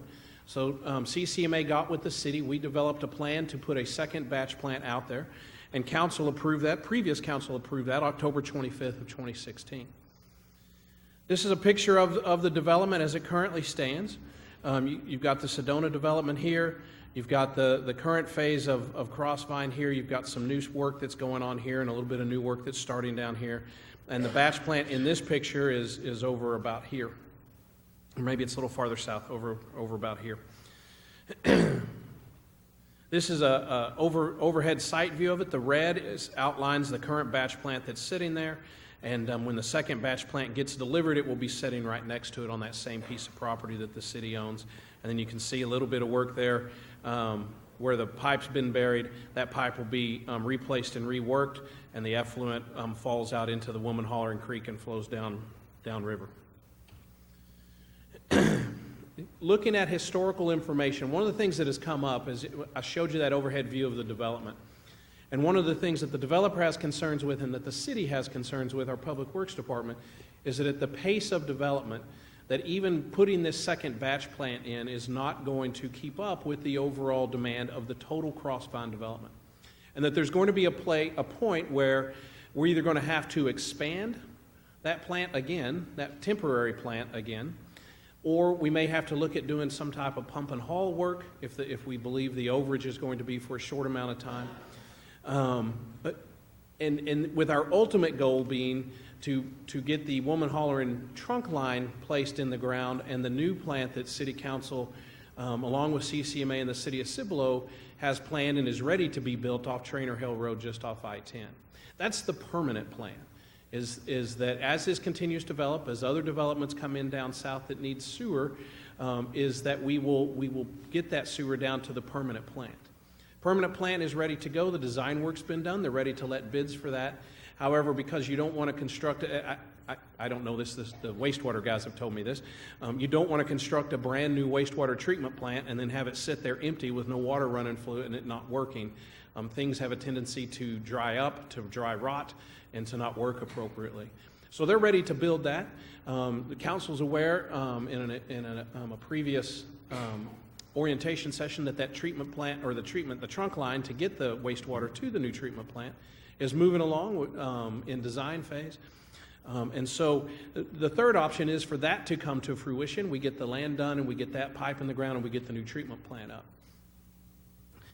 Part of our review of this since we got approval for the second batch plant is to determine how long we think we have in the development pipeline of building homes and the fire station at Crossvine and some other things down there. How long do we have before we run into a situation where we either need to expand again or we get into a potential pump and haul situation, and what other options are there? And so some engineering work has been done. And in 2013, this is the last year we have just purely Sedona wastewater flows that we could measure. And across the entire year, each home in the Sedona subdivision averaged about 85 gallons of wastewater per day. In 2016, looking at the combined development, Crossvine additions bumped that average up to about 225 gallons a day. A whole number of reasons we've been trying to get through to that. Maybe what is the reason behind that? It's still a little bit below the number that Public Works and Engineering use when they plan about how much capacity we need for wastewater when we have a development coming in. But it's still an incredible increase over what we were seeing in 2012 and 2013. So in late December, CCMA and the city sat down and we began looking at what it's going to take to do this expansion. And we're doing a number of things. The first thing is we're starting to monitor the development in there by month and continuing to tick how many permits are let so we know how fast the new houses are coming in. We're also monitoring the daily flows. We have a spreadsheet on a shared drive, and we're starting to monitor that every day. What are the flows that are coming in? Public Works, under our interim director, Jimmy Hooks, is putting a tremendous effort into looking at what we call I&I, or infiltration and inflow issues. So a wastewater system in an ideal setting gets all of its water through the wastewater system. And there's no water that could potentially enter the system from the outside. So people flushing toilets, draining bathtubs, working in their kitchen sink, that water goes into the wastewater system and is treated. That's the ideal system. The real world is when you start burying PVC pipe in the ground, occasionally there's going to be some problems. When you start putting manholes in, when you start having to sink these things potentially into the water table, we have the ability to have problems. That's the infiltration issue, where water from the outside of the system is leaking its way in, maybe through bad gaskets, a damaged pipe, any number of things like that. One of the things we've seen in some other communities in town is in some older communities is they pull their clean-out cap off of their system, so that if they get a backup in their line, their residential line on their property, that it doesn't back up into the house, it backs up into the front yard. Much easier situation to clean up at that time. The problem with an open clean-out trap and the cap being off of is that when it rains, that rain has a tendency to flow right down into that, and now we're treating rainwater in the sanitary sewer system and not sewer. So it's those type of things that can put a little pressure on the system. And because of the large increase we saw with Crossvine, and we believe that some of that is due to larger homes and more homes coming in and different size families and all of those things that could come into play, we also believe we have some I&I issues. And so we're continuing to look at that. Here's actually a picture of a crew, a Public Works crew out checking out a manhole during a rain event. This was in a new section that doesn't have houses on it yet. They were able to isolate that manhole, and that manhole filled up with water, which gave them an idea about where to go look. Is it a leaky manhole cover, or is it a problem with pipes that are sending the water to there? So now they're sticking cameras up those pipes, and they're doing other work to determine where that's coming from. So during the holiday week between Christmas and New Year's, doing some of this work out there in the neighborhoods, our public works crews found a default in a manhole connection. First connection off a manhole, they found where the pipe joined up that there was a rolled gasket in that pipe. Essentially what that rolled gasket means was that it was not a good seal and anything could come in from there. The issue is that where that joint was a few feet below the water table. And so just watching it on camera and then shutting off that manhole and measuring it, we were seeing 10 to 15 gallons per minute of infiltration coming out of the water table into the sanitary sewer system, or an average of between 14 to 21,000 gallons per day of excess water coming into the wastewater treatment system. The joint was, we were able to get a hold of the original contractor that installed that. They came out and made the repairs. And the repairs were done on January 9th. What you have in front of you now is a spreadsheet showing September, October, November, and December, and January. And you can kind of see how the flows have grown over those months. And we were above the pump or the handling capacity of the treatment plant. And then on January 10th, all of a sudden, we saw a rather significant decrease in daily flows going to the treatment plant. We believe that 20 to maybe 30,000 gallons a day of flow was because of the work of our public works crew identifying that error and getting that anomaly fixed. So although we are still having some days where we're bumping up to the limit and we still need to expand the plant, we have bought ourselves a little bit more time than we originally had. There is one day that stands out on this spreadsheet, and that's the day right there I'm pointing to, which was the 16th of January. We got 1 to 2 inches of rain that day. And for some reason, we saw over 93,000 gallons of wastewater come through the plant that day. We've never seen that before, even on larger rains than what we got that day. And so Jimmy and his crews are working with CCMA to try to figure out why we got just that big bump that one day. We got some rain a couple days before, we got some rain a couple days after, but we've not seen a bump like that. And we'd never seen one that large over the previous 4 to 5 months. The other thing is finding that rolled gasket and looking at some of the other work out there. The crews are working hard and diligently to find more I&I issues. They found a big one. Now we're looking for smaller ones. And as we get those, we'll get those repaired, and we'll continue to seal up that system and get it closer to an ideal system. We'll never be quite there, but the closer we get, the longer it buys us before we have to look at having to expand that plant. It's just a graph line showing what has been going on out there. You can see a nice gentle upslope. The line is actually an average of each month. Laid across the day-to-day usage, you can see this purple line is that 93,000 gallon day, and you can see how much it outstretched anything else we've ever seen down there. But you can see we had a nice gentle upslope, probably due to development there. And then the downslope is, this is the current average of January as of yesterday. And you can look at this. If you look at since the repair, this is what January average has done. So we have solved one significant issue in our wastewater system. Doesn't mean that we're not going to have to continue to plan for a third plant. Doesn't mean we don't continue to monitor this on a daily, weekly, and monthly basis to make sure that we're in front of this. But our public works crews believe, and CCMA believes, that we've still got some infiltration issues we need to track down. We're continuing to work those. And each one of those we find will buy us a little bit more time before we have to come back and spend additional dollars on getting a third batch plant out there. It will be a little bit longer process, a little bit more expensive process this time because we'll have to extend our TCEQ permit, which is probably 9 months to a year of work, so we've got to make sure we're really well out in front of that.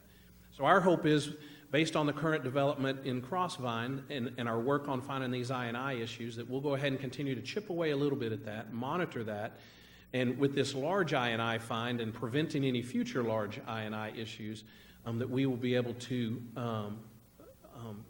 get into that new permanent treatment plant without having to expand. It may not happen, and right now there's a lot of balls up in the air on whether that's going to happen or not, the line itself and these flow rates and what ends up happening long term as we continue to develop that measure. So the current batch plant, the second one is being painted and is being prepped for delivery. CCMA is having to get a vendor to do the site work out there. And as I said, Public Works is continuing to look for I&I.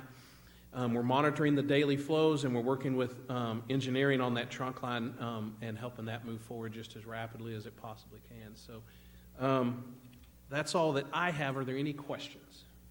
Council, this is on for discussion only, but we certainly can have questions now and questions after the public hearing. So is there anyone that has any questions for Mr. Waite right away? Mr. Edwards? I do have one question, Mr. Waite.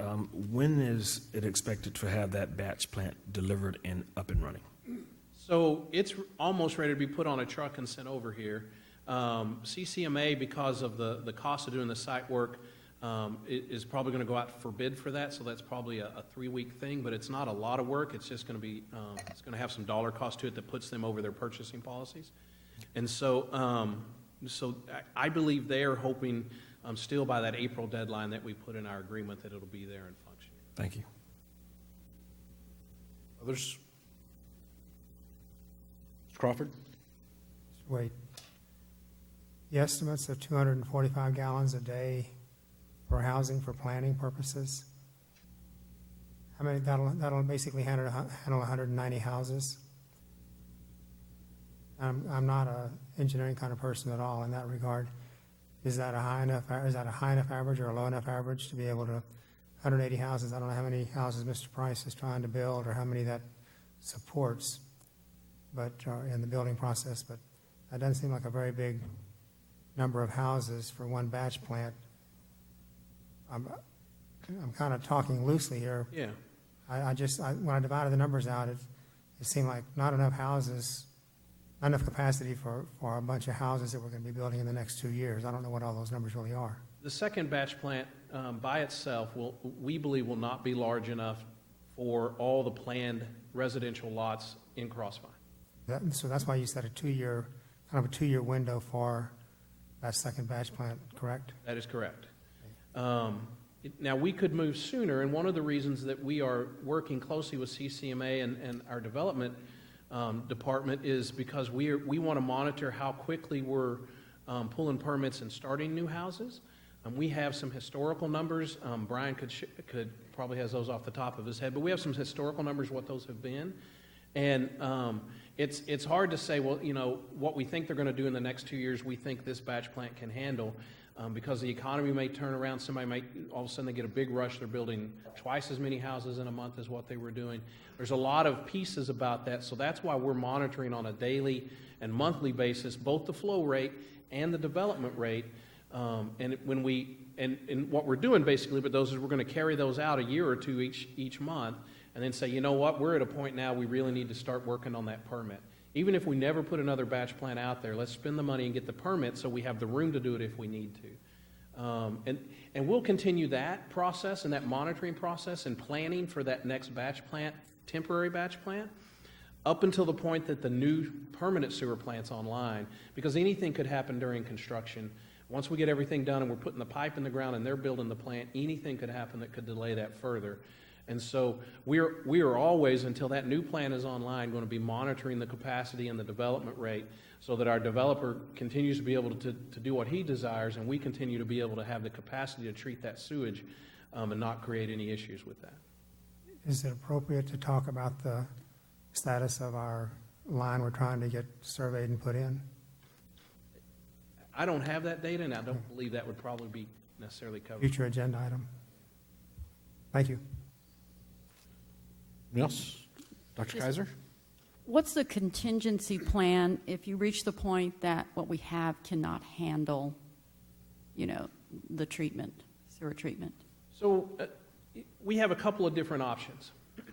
The lowest cost probably would be expanding our permit, putting another batch plant there.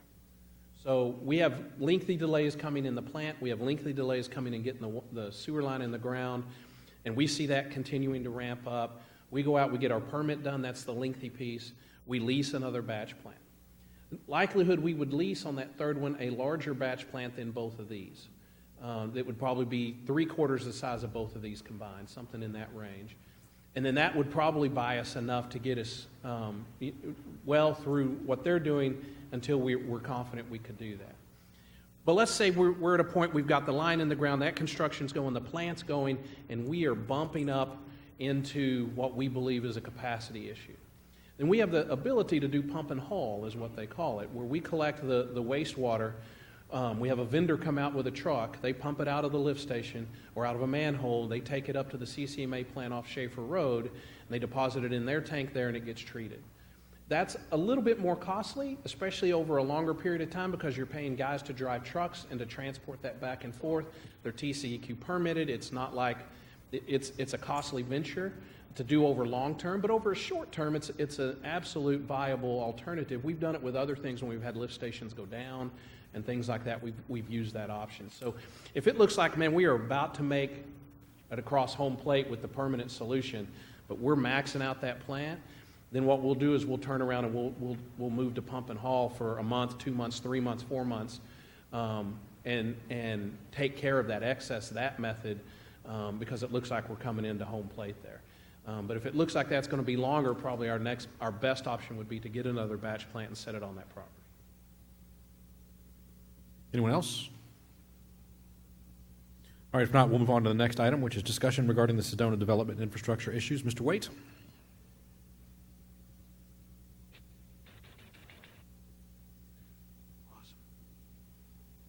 All right, Mayor and members of council, next workshop issue is the Sedona development and infrastructure issues. We're going to cover a number of topics on this tonight. We're going to start off with a parks update, and Mr. Van Zant's going to be up here in just a moment, if he's not already hovering over my shoulder, to talk about the update on the parkland down there. Then we're going to walk through various things that we're aware of that have been issues or concerns that we've been notified of. So we're going to talk a little bit about water. We're going to talk a little bit about wastewater. We're going to talk a lot about drainage and touch a little bit on some sidewalk issues and then the streetlight issues that we've heard about. So with that, I'm going to turn it over to Chuck and let him go.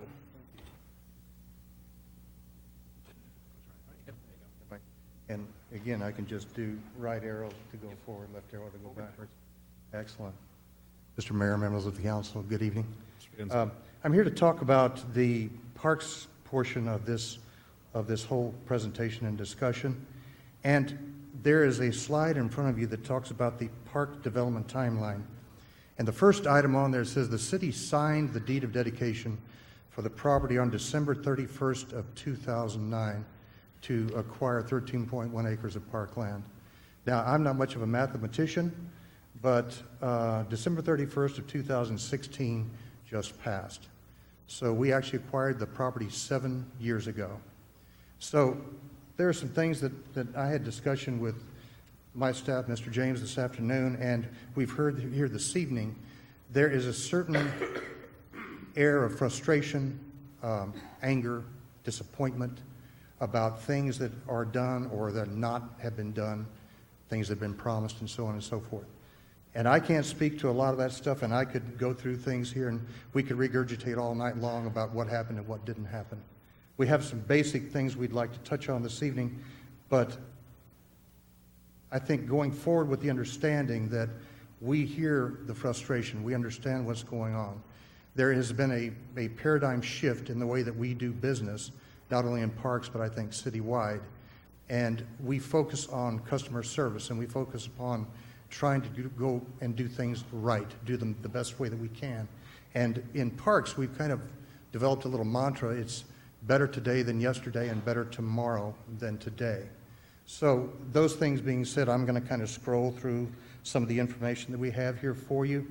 The second item is the city arranged for the demolition and removal of 13 ancillary structures on the property beginning January 26th of 2012. Then the property kind of remained as was. We left the farmhouse in place because there were thoughts that it might be repurposed for any number of things. All of those situations actually fell through, and it never took place. So, again, talking about elapsed time and so on and so forth, well, that's one of the reasons why. The farmhouse had asbestos-containing materials on the exterior walls, on the siding, in the interior bathroom flooring, the sheet vinyl, in the kitchen flooring, the sheet vinyl, and in all the interior wall and ceiling joint compounds. So it was loaded. So anyone who might want to do something with the facility was going into that with full knowledge that it was loaded with asbestos, and all of that would have to be abated and dealt with, whoever owned it up to that point. So let me go to the next one. Side, yes. On November 12th of 2014, staff discussed selling the farmhouse on gov deals. We'd actually consider that as one of our options to save on costs associated with demolishing the structure. And by the way, the ending cost to that project actually was $16,700 and some change, as I recall, to actually do it, which we eventually did. It was accomplished and completed on April 13th. We tore it down. The site was monitored during demolition to ensure that no environmental hazards were released into the air. That's how particular you have to be with those kinds of things. Now, that's then, and this is kind of now and going forward. Round 2 of the city tree pruning program saw the Class 2 pruning of the vast majority of the trees on the 13.1 acre site, and that work was completed in late June of 2016. The site clearing, which was all the debris piles and all the excess garbage and things that were out there, was completed on December 6th of 2016. The rechannelization of the drainage to the park, I will probably get a cheer on this one, was completed on January 11th of 2017. I went to the site myself after we had a 2-inch rain event, and the water was percolating through the channels and out into the detention pond where it belongs versus puddling and being detained on site in the park itself. So, those things being said, again, moving forward, we have a conceptual plan for the park, and it was mentioned earlier that Chuck was going to come up, or someone was going to come up and address these issues. Well, this is what this is about. Conceptually, we look at the construction of a 10-foot wide mulch trail, that's bark mulch trail, half a mile in length. We want to add some amenities, park benches, and we want to do picnic tables. Again, we are looking at passive recreation, not active madness. The exercise trail is there for enjoyment, for exercise, and so on. And the whole idea is we are looking at something that's called nature playing, where the kids go out and they get back to nature and utilize existing trails, minor amenities to go out and enjoy nature. And you see, I think on the next slide, it talks about nature education. We want to group some picnic tables out there in the shade so that those opportunities in the future might take place, where we could have actually educational opportunities on site and engage the community. Planned improvements timeline. Now that's probably going to bring a second cheer from the audience on what we plan to do for the near future. So January 2017, that's where we are now.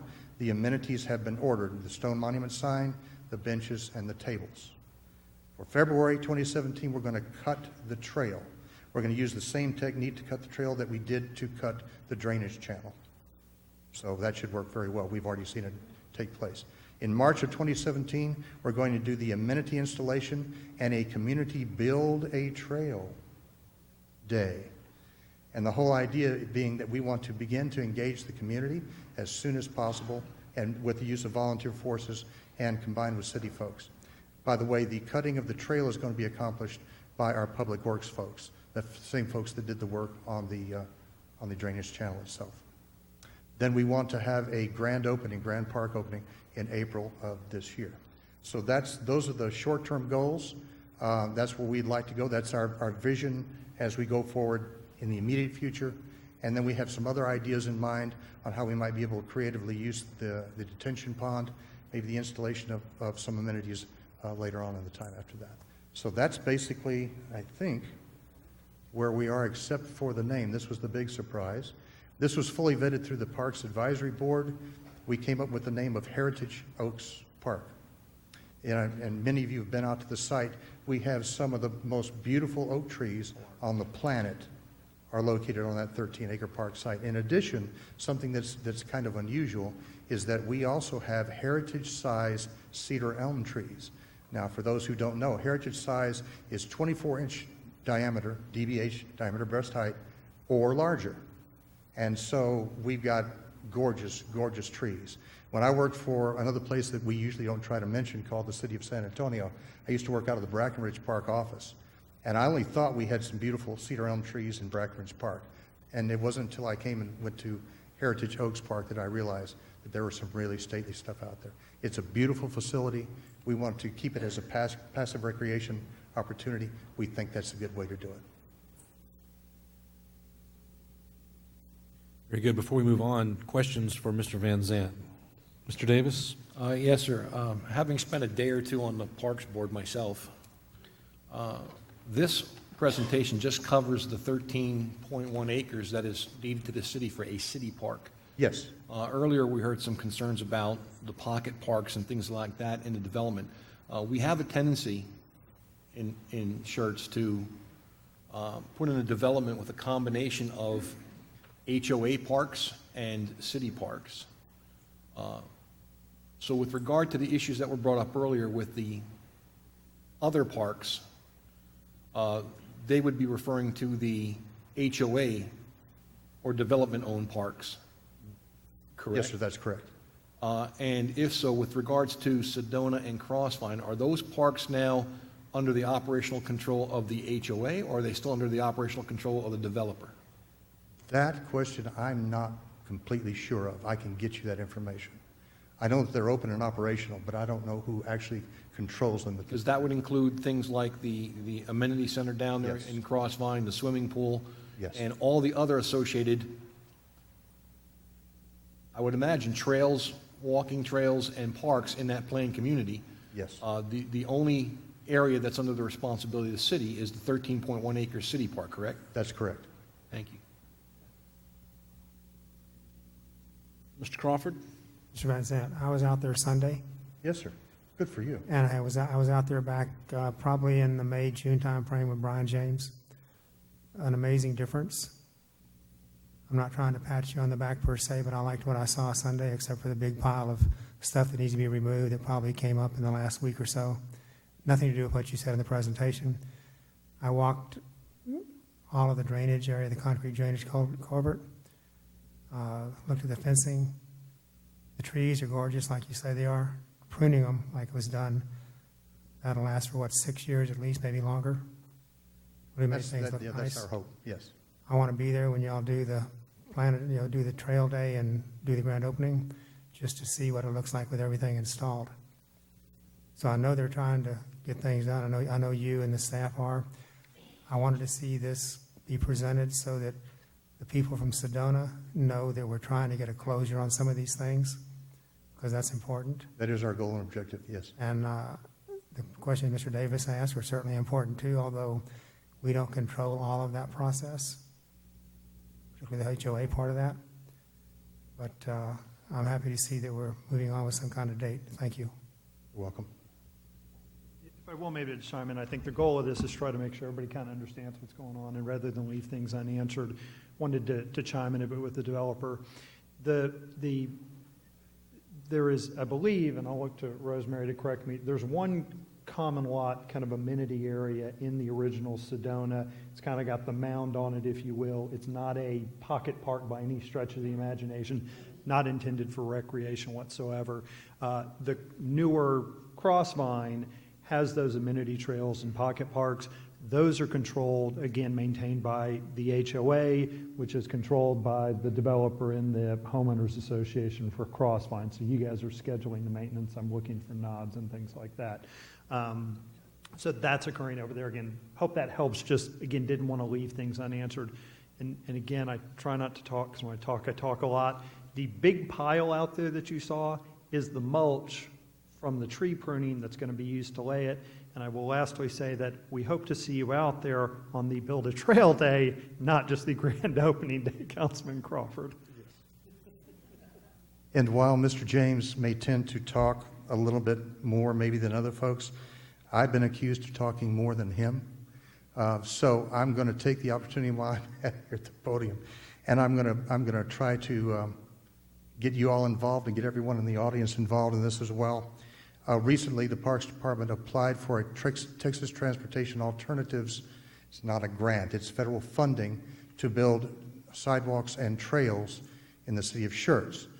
That that funding we've applied for, our final dollar figure was $1.15 million that we're going for. Now, the reason why that's important is because that on February 8th, from 6 to 8 p.m., at the Via Metro Center Community Room, there's going to be an open discussion about those projects.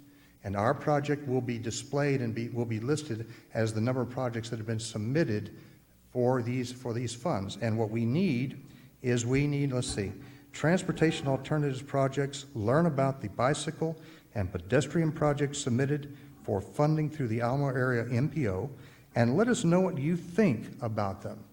So this is an opportunity for everyone here to have an opportunity to go and make it public, be public, and show your support for our new program. Now, you might say, well, what connection does that have with anything else we're talking about this evening, Chuck? Well, where we're going with that is we are developing a grid system of major access, cross access, whether it's trails, sidewalks, whether it's restriping of roads to accommodate bicycle traffic, and so on.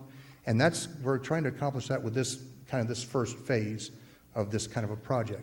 If we're successful going forward, we're going to be looking for the same kinds of opportunities in North Schertz and Southern Schertz to tie those things in as phases going forward. So we wanted to bring that to council's attention this evening, and everyone here, that this is an opportunity to go be heard publicly, and speak your mind and support our program. Thank you. Sir, before we move on, anybody else have any other questions for Mr. Van Zant before we let him go? All right, very good. Thank you, sir. Mr. Waite. All righty. Thanks, Chuck, for that. Next, we're going to look at some of the infrastructure issues underneath Public Works. The first one is water concerns, and Jimmy Hooks, our interim Public Works Director, is going to walk you through some of the water concerns and the issues behind those. I went back and went through our web QA, looked at any complaints that we might have had in the last year or two on any kind of water pressure complaints. I did find a few little water complaints, and they turned out to be pressure reducing valves that were working inadequate and stuff. We met with the homeowners, explained that to them, and got them to have their plumbers come out and readjust those. But that's the only water complaints that we did have in that subdivision. There's only a few of them. And the pressure in the subdivision ranges around 60 psi. 80 psi is when it's required to have a PRV. I put some brochures out on the counter out front here off our website, and explaining that when you have high water, or if you feel like you have low water pressure or high pressure, to contact Public Works. We'll come out, we'll take a pressure reading of your house, and give you some advice on that situation. All right, questions for Ms. Hooks? Mr. Gutierrez? How many took you up on the pressure readings? How many neighborhoods?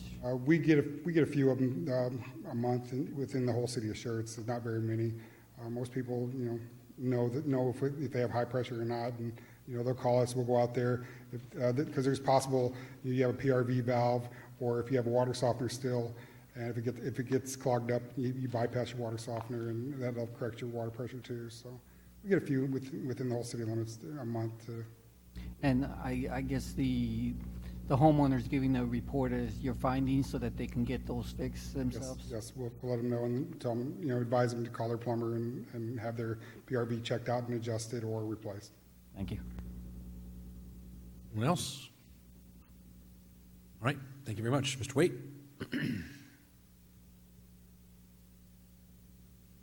All righty. Next, we want to talk a little bit about wastewater concerns. We just got through with an update on the Woman Hollering batch plant. There's been a lot of discussion about the capacity limitations at that treatment plant. There is capacity to serve existing development, and we can pump and haul like we talked about if we have a need to, if we really get into a capacity issue. It's not the only place in the city, however, where we have capacity issues, and I think it's important for folks to know that. We have lift stations around the community where we have capacity issues. We'll talk a little bit about that during orientation tonight. And we also have another treatment plant. It's a small batch plant that was put in when Northcliffe was built. It's operated by the Guadalupe Blanco River Authority. That plant is also well above its capacity. And it actually treats as much wastewater a day as it can treat, which I believe it's permitted 250,000 gallons. So it's permitted about 250,000 gallons, and then everything else that comes to that plant gets diverted down to CCMA. Unfortunately, we do have a few areas, and we're working with that GBRA plant to have a permanent solution there as well. But these are just things that happen in a growing community. Not to make light of it, and not to say it's not important, it's not something that we're going to monitor, but the Crossvine Sedona area is not the only place on a batch plant where we have capacity issues that we have to manage. The important thing to know is that the capacity limitations do not impact existing residents. So it's upon the city and upon our wastewater treatment provider to handle those. So there's not a scenario based upon capacity issues where we would see backups back to the residents. The capacity issues will be felt and dealt with, and issues will happen at the treatment plant when the wastewater gets to the plant. It will go into the tanks that are there, and if we have a treatment issue or a capacity issue that we're not dealing with, then we will have a spill at the plant site. But it will not, the system won't shut down, and we won't back that back up in through the system. So while we do make repairs when things break as part of routine service, those also have not created any backups or overflows. And CCMA, our provider, Cibolo Creek Municipal Authority, is also unaware of any service issues out there, backups, odors, spills, et cetera, that have occurred as a result of this batch plant being online. One of the things we want to ask the residents that are here is to make sure that their neighbors know that if there's ever any issue with your wastewater process, that if you would get a hold of the city and let us know. If you see something coming out of a manhole, if you see a manhole open, you see any type of pipe break, you got any unusual odors that you think is coming from the wastewater system, let us know immediately. Both us and CCMA are going to respond. We're going to look in to figure out where that smell is coming from or where that liquid is coming from and what it is, and we're going to get that alleviated just as quickly as we possibly can. And a lot of times we need the eyes and ears of the residents. We're not out patrolling the streets looking for these, and so the residents need to make sure to let us know and let their neighbors know to let us know. And a lot of time, and that's the stuff you'll see outside. And then backups in homes, more often than not, can be related to clogs in the pipes actually on private property. But again, if you have a clog in your home and you're working that and you'd like the city to come evaluate, call us. We'd be happy to come out and look at that and say, you know, looking downstream from you, we're getting good flows. We think the issue may be on your property. Your plumber comes out or however you're going to deal with that clog, we get it knocked out of there. But if not, it may be in our system, and it may just be getting to the point where we have a clog maybe right where your lateral line joins into the transmission line. Any of those type of things can happen, and we don't want to say they won't happen. So anytime you have a wastewater issue, and this is a big deal for us, and it's a big deal for our vendor. The wastewater system, I came from public safety, and we used to laugh at EMS and say, nobody ever thinks about the ambulance until they're dialing the last one of 911. We want to be out of sight and out of mind. Even more so in the wastewater treatment business. We don't want people to know that it's there. So ideally, you never will, but if there's a problem, you let us know. We're going to come help you figure out what that problem is and give you some advice, just like with the water pressure, on how to get that addressed.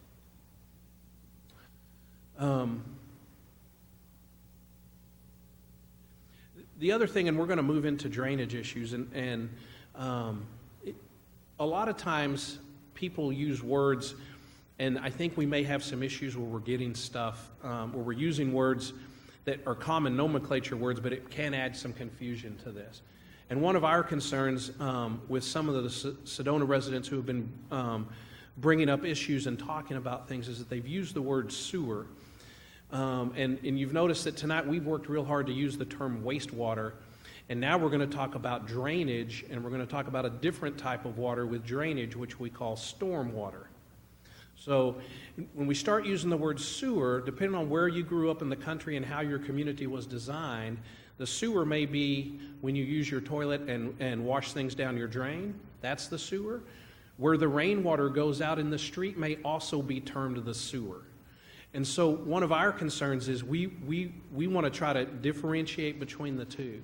So when we hear complaints about after a big rain, water backs up and sewer comes into people's yards, because we've never seen wastewater doing that, we believe we're talking about storm sewer or storm water doing that. So we're working really hard to differentiate between drainage / stormwater and wastewater sewer. So a lot of times folks will use that word sewer, and we have to stop and say, wait a minute, now which are we talking about here, to make sure we really know what they are. Both of those are bad issues. Both of those we need to address as a city, and not say, oh, well, that's just rainwater, we're not going to worry about that. That's not. We want to make sure the drainage is working with the stormwater as well as the wastewater system is working with your sewage. Drainage issues down in the Crossvine, and we're going to talk a little bit about this. Especially since the end of the drought in 2015, we have noticed several more drainage concerns. Some concerns came up in the early days of the subdivision, and through the drought, when we'd have a little gully washer come in, we would see some things, but not like we've seen since we've had a lot of rain starting in 2015. And Public Works has been out there correcting the drainage issues. They did some work in the early days of the subdivision to correct those, and we continue to go out there and correct those today. We work and can correct the things that are in the streets and in city-owned areas like the park, which we'll show you some pictures of. And then we work with the developer and or, depending upon the development or the subdivision, the HOA, to deal with things that the developer or the HOA is responsible for, or the common areas of the community. And what we have seen down there, and the way the system was designed, is that the Sedona subdivision more or less slopes towards the south. Water generally flows down the streets towards the city park. There is actually 2 drainage easements that allow it to drain off of Gila Bend, crosses Gila Bend and goes through these drainage easements and enters the city park.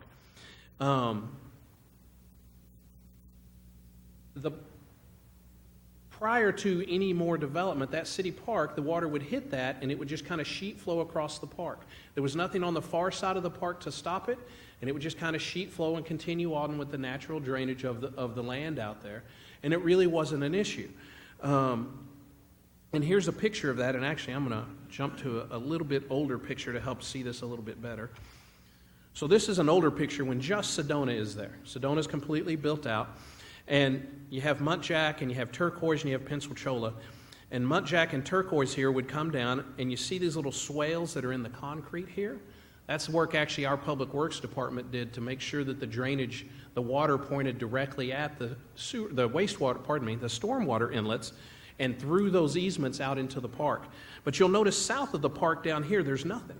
It's just flat land, and the water would sheet flow across that and just soak in, and it was not as big a problem. Hang on, we're not done. This is a more current day picture. And you'll notice down here now on the south end of the park, we have a detention pond built. And now the water comes through and ideally would come down and enter that detention pond. One of the issues, though, that we've seen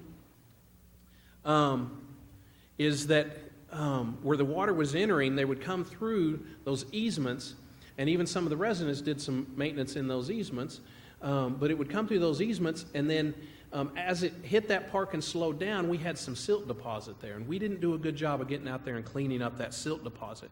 And so what that would cause is you've got the water coming through as it's designed, it's hitting those swales we installed, going through the stormwater inlets, going across the grass, hitting the silt deposits that we hadn't cleaned up, back up through that easement, back into the streets, and then starting to top the curbs and go into people's yards.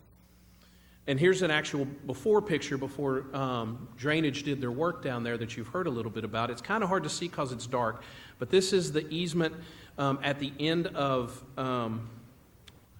Muntjac, and the water would come down, and you can see this lip here of where the silt had deposited in the park. And so it would hit that. It was almost like a dam, and would stop that water or slow it down, and then until the water raised that extra foot or so, then it could continue to flow on. This would back up and back up into the street. So our Public Works Department went down there, working with the Parks Department to scope this out, and our Drainage Department under Public Works went down there and cut channels across the park.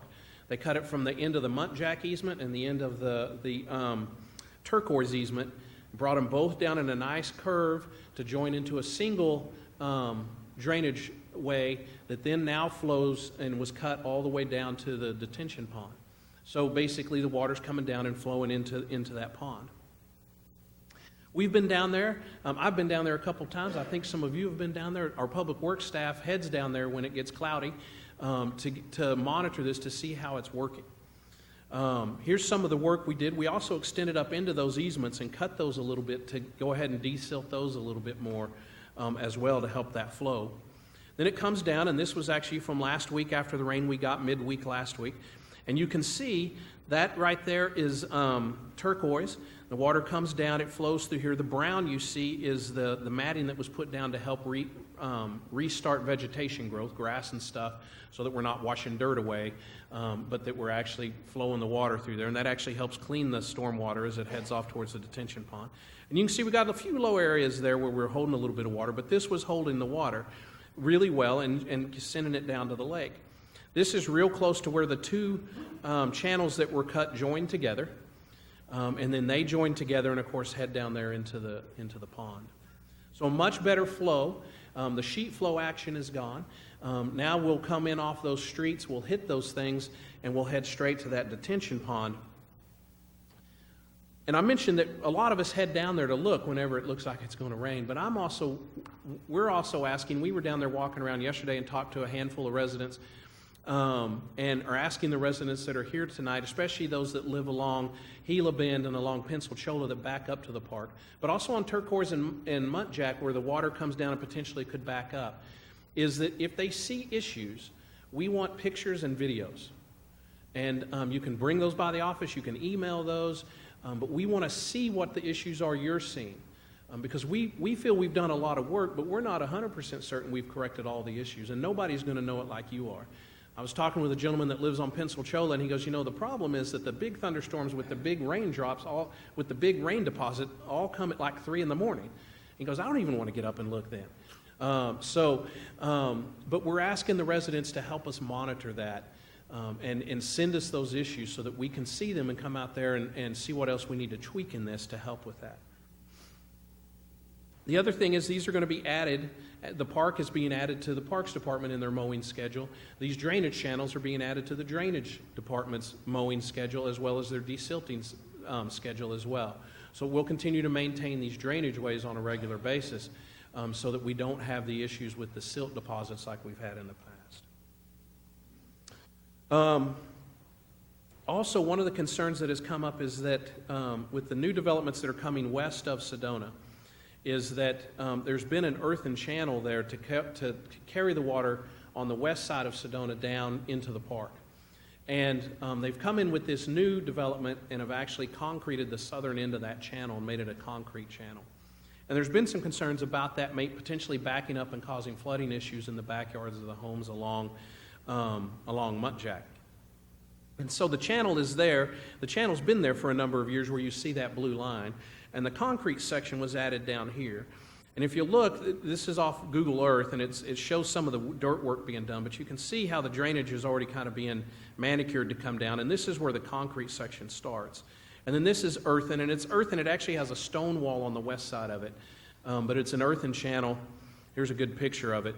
And this is looking from, is it Sagonite, that goes over into the new section that's being developed, looking down that channel, and if my picture was brighter, it's a photographer issue on my part, you could see right there where that silt fence is, that black thing going across is where the concrete channel starts and then dumps off down into the park. And what we're asking for, again, from the residents, and the other thing you can tell by looking here is you can see that the houses on the west side of Muntjac, their backyards are designed to flow off into this channel and be carried down into the park. And again, we're asking the residents to help us monitor this. We're going to be looking at this channel as well as the ones we've cut in the park to determine and to make sure that it's working as it's been designed to work. But we really want to make sure that the residents help us monitor this as well and let us know if they see any type of issues. We're going to be working, part of our drainage team will be down there on a regular basis cleaning out any brush and debris that gathers up in that earthen channel because once it hits the concrete, it's going to move pretty quick. We're concerned about the current earthen channel and keeping it nice and clean as well so we don't cause any backups. And then, of course, the houses along Muntjac do drain into that off the back of their property, and you can kind of see how that works there. The only other issue, and it's an issue with the Crossvine folks, and we're going to be meeting with them and getting a resolution to that, is at the end of Pensacola. What was that number? Oh, there it is.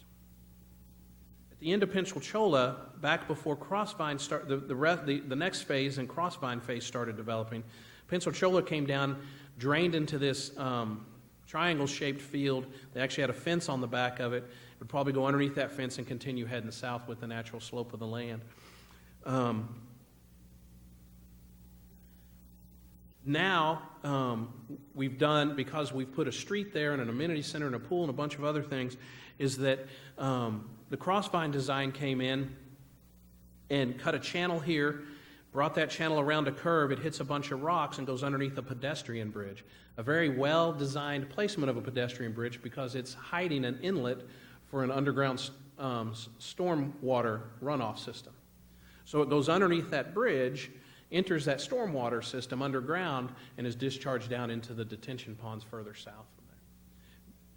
The resident here on the end of Pensacola, we talked to him yesterday. He has some concerns, and it looks like we may be getting into some issues where the water comes down and makes that turn and slows down a little bit too much, and is causing some backup to get over into his yard and to back up here into the cul-de-sac at Pensacola.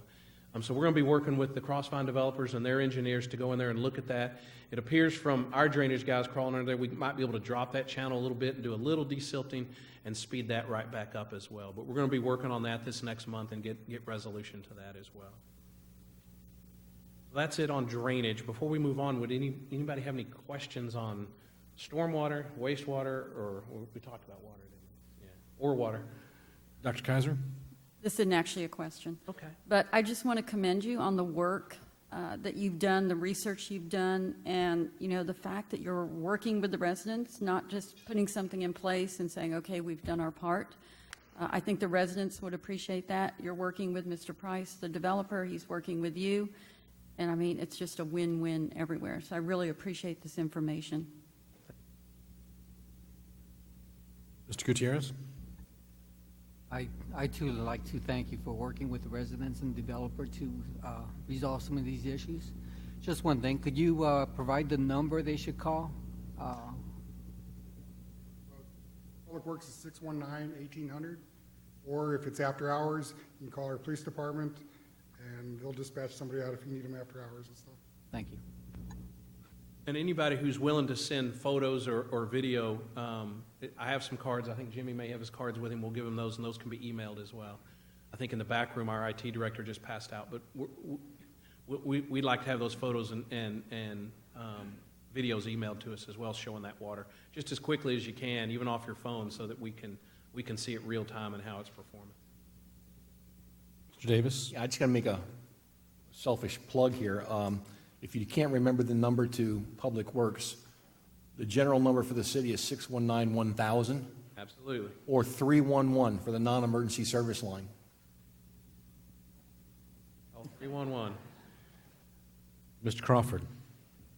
Mr. Wade, is there a general kind of a date that y'all think most of these things will be sorted out on all of these issues, the water, the drainage, you've talked about a lot of things tonight, and I'm happy you did, because I want the residents to know what's going on. Yeah, I want to know what's going on.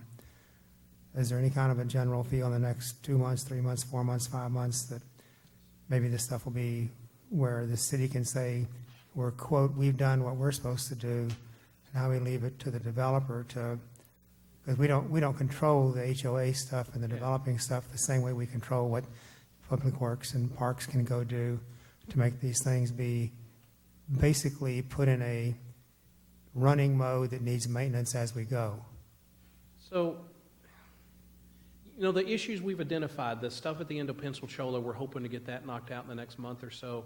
We're going to talk here in a minute about streetlights.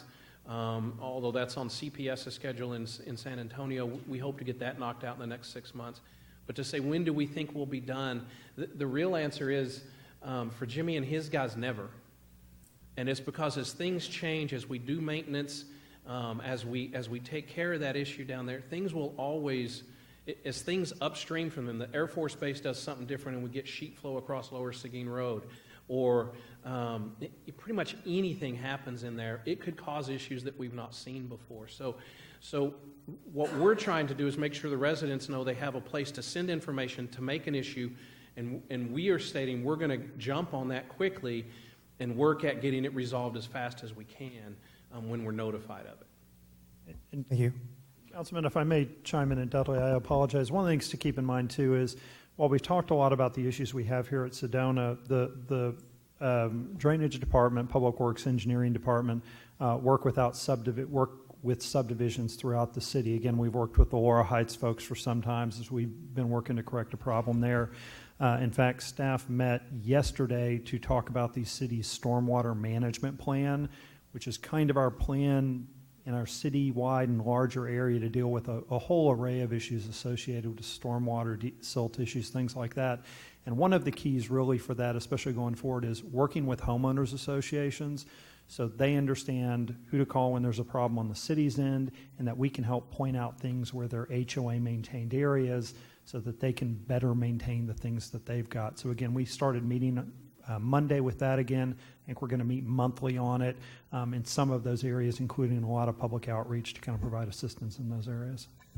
And Brian actually raises a good point. In talking to the folks at the end of Pensacola yesterday and looking at this drainage structure that's here, this reminded me of another subdivision in town where we have almost an identical drainage way down a long street into a cul-de-sac, into a stormwater drainage box.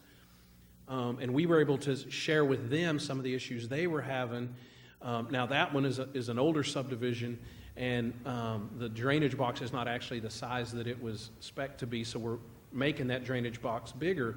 But what our drainage department has learned from that is they took Pensacola back, and they're going to look at the plans for that to make sure that drainage box is the exact size it needs to be as well. So we learn from all of these things we do.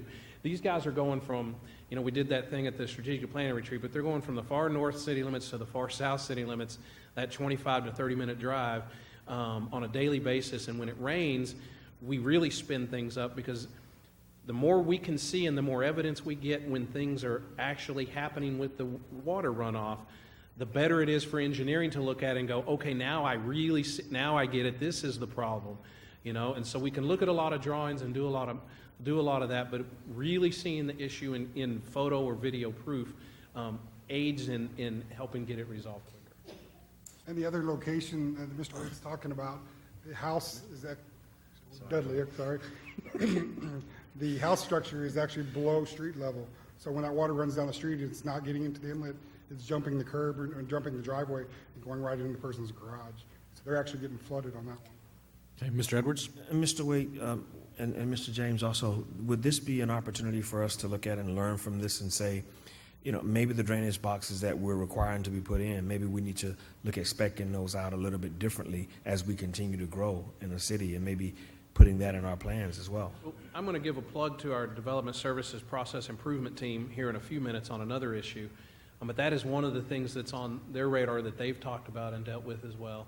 And including the piece of the house that's next to that structure that's below street level, is because the way that the city used to do things several years ago we've changed doing things that way.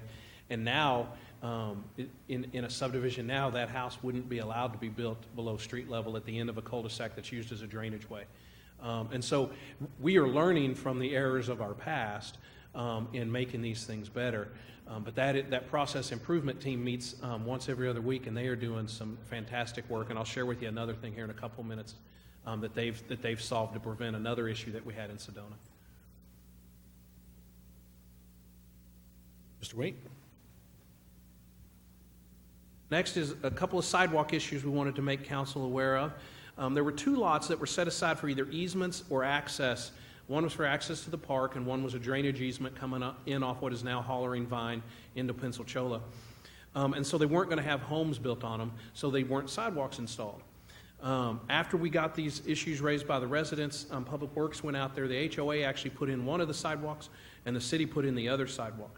The two lot locations is this blue lot, which is the access to the park. The HOA actually had installed the sidewalk there, and then the city installed the sidewalk on this easement lot up here so that the sidewalks are now continuous north and south.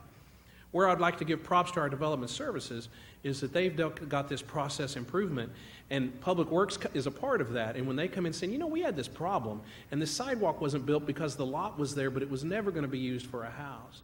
And so now it's a part of the development process that if a lot is not going to have a home on it, then the sidewalks are now constructed by the developer. So any lot they have to use for an easement or an access point, the developer is now part of the development process is that they will put the sidewalks on those lots, and then the home builders are continue to build them on the ones where they're building the homes. So learning from past errors or past processes and making them better, future subdivisions aren't going to face what Sedona faced. Doesn't make Sedona residents feel any better, but we're learning, and we're holding our developers more accountable, and we're getting subdivisions built to a better standard going forward than what we were able to do in the past. And it's because of the leadership of Lisa Wood and her team and Brian James that we're seeing a lot of these type changes happen. So really, really strong work by them. And the last thing we wanted to touch on were streetlights. So our practice is to require developers to put streetlights on every corner. The city of Schertz is provided electricity from 3 different electrical providers. Our main one, which is GVEC. Up north is New Braunfels Utilities. And then along I-35 and down south in Bexar County is CPS. Different electrical providers will put more streetlights up. GVEC on longer blocks likes to put street lights up mid-block on some longer blocks. And NBU also can do that at times. And CPS is a little more difficult with that, but part of that is how those street lights are paid for in franchise agreements and things like that that maybe make GVEC and NBU a little more tolerable to that as opposed to CPS. 2 places, though, or actually 3, where street lights were not installed in the process of either Sedona or the Crossvine being brought in. And one is at Hollering Vine and Lower Seguin Road. And we've heard the residents talk about that intersection. And then the other is at both Crossvine entrances off 1518. Although there are street lights on Hollering Vine, and there's street lights on Lower Seguin, and there's street lights on the 2 streets exiting Crossvine and on 1518. They're not on the corner. And that does make corner identification very difficult.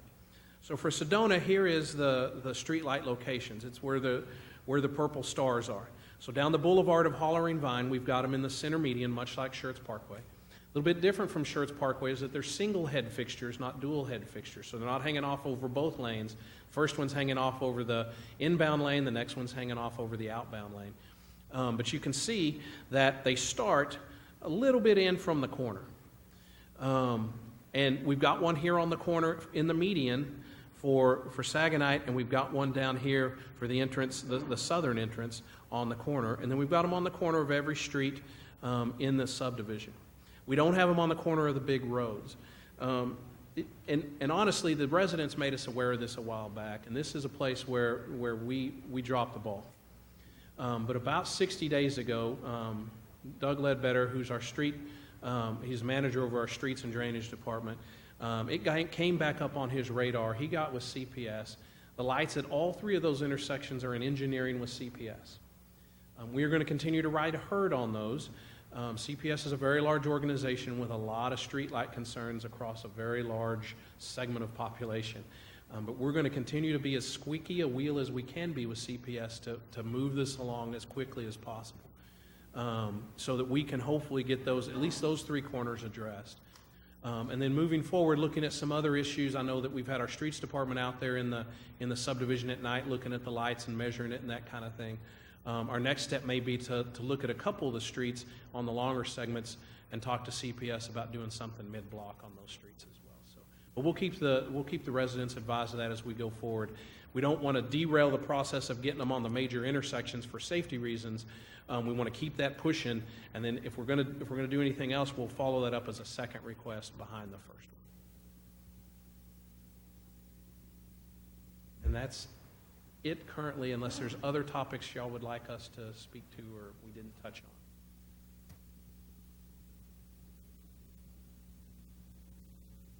Listed on here is discussion and presentation on PEX pipe issues. Should we cover those as well before we go into the public hearing, or is that not germane to anything going on? It is germane to what's going on in Sedona. So let's quickly hear on that one as well, what we have going on I'll what we've get out of discovered. And then we'll go to the public hearing afterward. One of the other things while Jason is heading up here is that y'all said a lot of really nice things about the work we've done on this, and I almost missed my opportunity.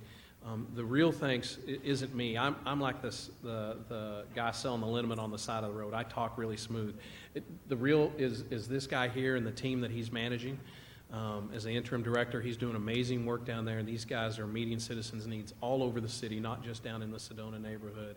And they're doing yeoman work for what is required of them. So I appreciate the kind words. Those are all directed at Public Works, and I'm going to direct them to Public Works because that's really where the good reports need to go.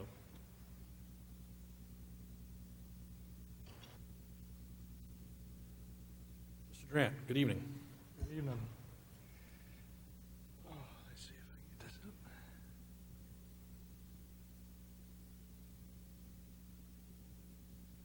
There we go.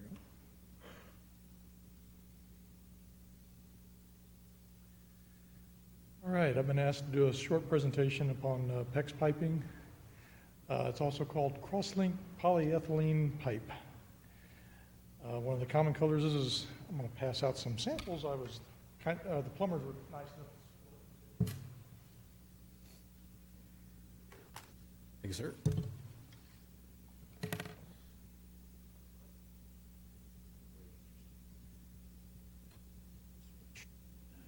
And that's the three most common types used in the city right now. Hold on. Thank you. Mr. Durant is the city employee. With the city, I'm the chief building official for the city. PEX has been used in Europe for about 50 years, and it started being used in the United States in the 1980s. Some examples of where it's commonly used is in between floor systems. It can be used for pretty much every plumbing connection that's out there. In this example, it shows some of the common types.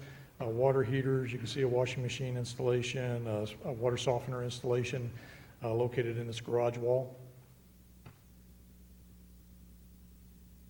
PEX is often used in retrofit installations. As part of our job as inspectors, ensure the homeowners get a professional installation that complies with the plumbing code and the manufacturer's installation requirements. This particular installation was not quite there. When it was corrected and fixed, this is what it looks like afterwards. Jason, you want to come up and discuss a little bit about what occurred with your house?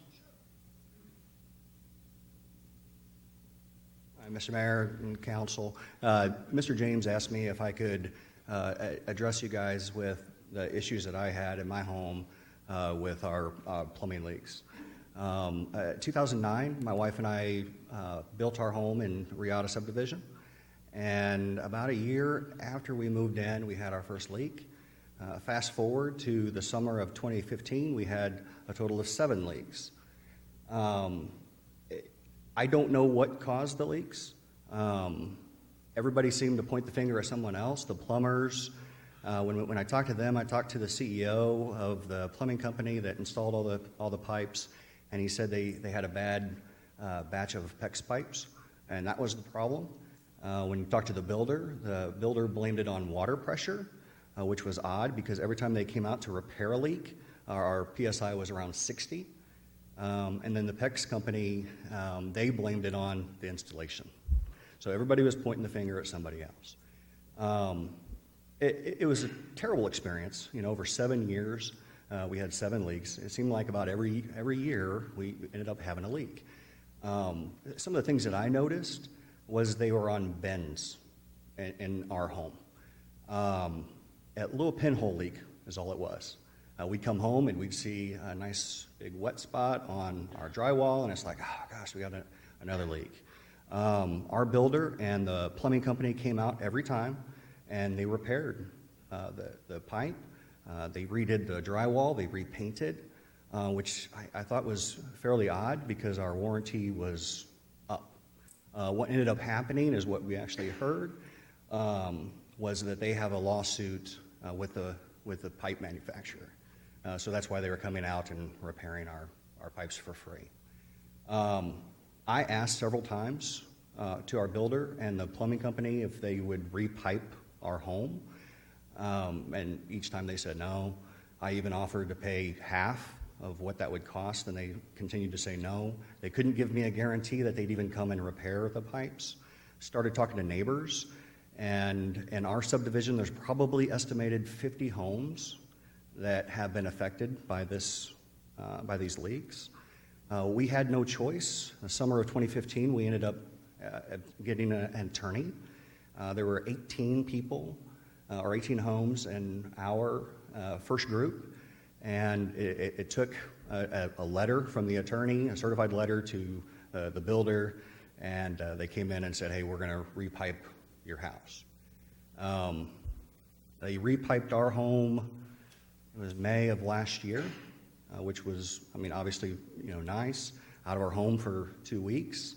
Oh, by the way, on leak number 3, we had mold, is what was determined. So they had to replace most of our cabinets in our kitchen because of the mold.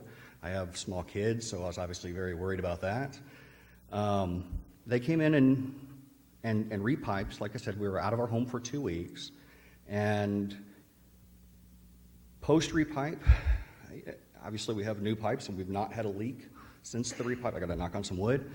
But it was not all, it wasn't good. So they repiped. And they caused some more problems in some of our homes. With ours, they repiped the cold and the hot backwards. So the hot was cold and the cold was hot in all of our bathrooms.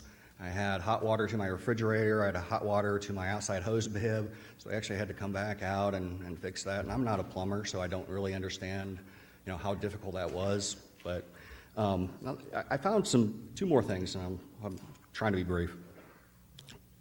I asked a couple questions. When they came in and would tear the drywall and make holes, you know, they kept saying it was the pipe. So I asked, and they'd repair just a small portion of where that pinhole leak was. So I asked some dumb questions, is why don't you replace all of the pipe that you see if that's a bad pipe? And they never really answered that. I thought that was odd. The other thing I noticed when they did the repipe, because I said all of our leaks were on bends. When they did the repipe, they did all 90-degree angles. There were no bends in our home. So I thought that was kind of a little peculiar. So that's all I have. I'll be more than happy to answer any questions. There's a second group that's getting repiped. There's about 15 homes that are getting repiped, and then now there's a third group in our subdivision as well. So we don't know the extent of all the leaks in our subdivision. You know, we're obviously trying to talk to our neighbors and letting them know. There's a lot of people that are addressing it on their own and have spent a lot of money on their own to repair all this. It's a mess.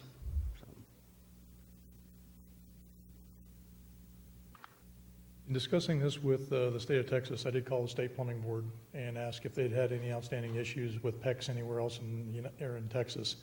And they had not received any substantial calls. When I did talk to Sidney Langford, he is the local investigator for the Texas Board of Plumbing Examiners, indicated that he's looking into about 30 or 40 homes in San Antonio with the same manufacturer. And at this time, the state wasn't going to proceed with any other action. He found the installations to be substantially in compliance with the installation instructions by the manufacturer and their plumbing code. And at some point, or when I did discuss this with him, he just said at sometime in the near future, any plumber in the state of Texas and plumbing inspector is required to go through 6 hours continuing education. And they were planning on adding that to one of the new upcoming and continuing education courses that will be available to all the plumbers in Texas. Any questions that I could help you all with on this? Council? Mr. Davis?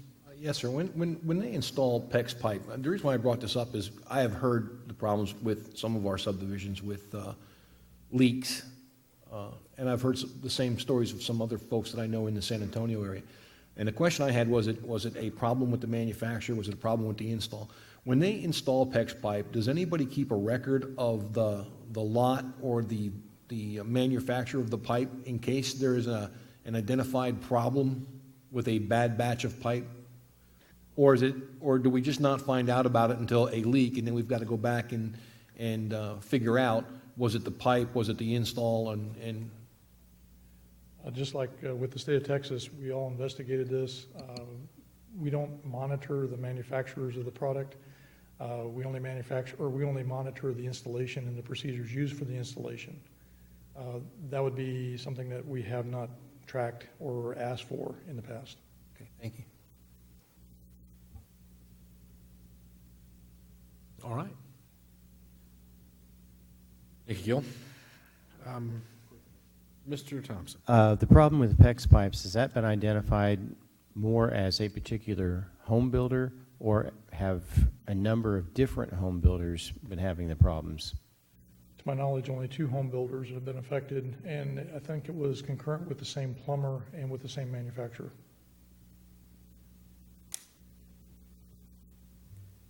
Any other questions, council? Very good. Thank you, sir. Thank you. All right, this time we're going to go to the public hearing, which on Ordinance 17S01, an ordinance by the City Council of the City of Schertz, Texas, amending the official zoning map by rezoning approximately 375 acres of land from Planned Development District to Planned Development District, PDD. This is something that we don't do very often, but rather we've chosen in this particular case to have a public hearing. So we will have a public hearing, we will have council discussion, but we will not have any action this evening. This is an informational session and an opportunity for council to ask questions after the public has an opportunity to address the council. So we'll begin with a staff presentation as we normally do. And after the staff presentation, I will open up the public hearing. I would ask that anybody that's going to speak before the council try and keep their commentary to 3 minutes if possible. We'll be a little bit flexible from here at the chair as best we can. And also remember to state your name and your address for the record, even if you've already done so previously. And after the public hearing is finished, then we'll open things up for the council. Ladies. Good evening, Mr. Mayor, council members, and Mr. Kessel. My name is Chanry Gould with Planning and Community Development. We wanted to provide to your council a quick overview on garden homes. This exhibit here is a conceptual master plan of the Crossvine PDD. And the Crossvine PDD, just to orient everyone, this is FM 1518 where my cursor is running here. The lower portion here is Ware Seguin Road, and this road right here is Lower Seguin Road. The Crossvine PDD is broken up into different modules, and the PDD discusses use types and what's permitted based on the modules within the Crossvine PDD. To give you a general outline, this is Woman Hollering Creek here. South of Woman Hollering Creek is Module 3.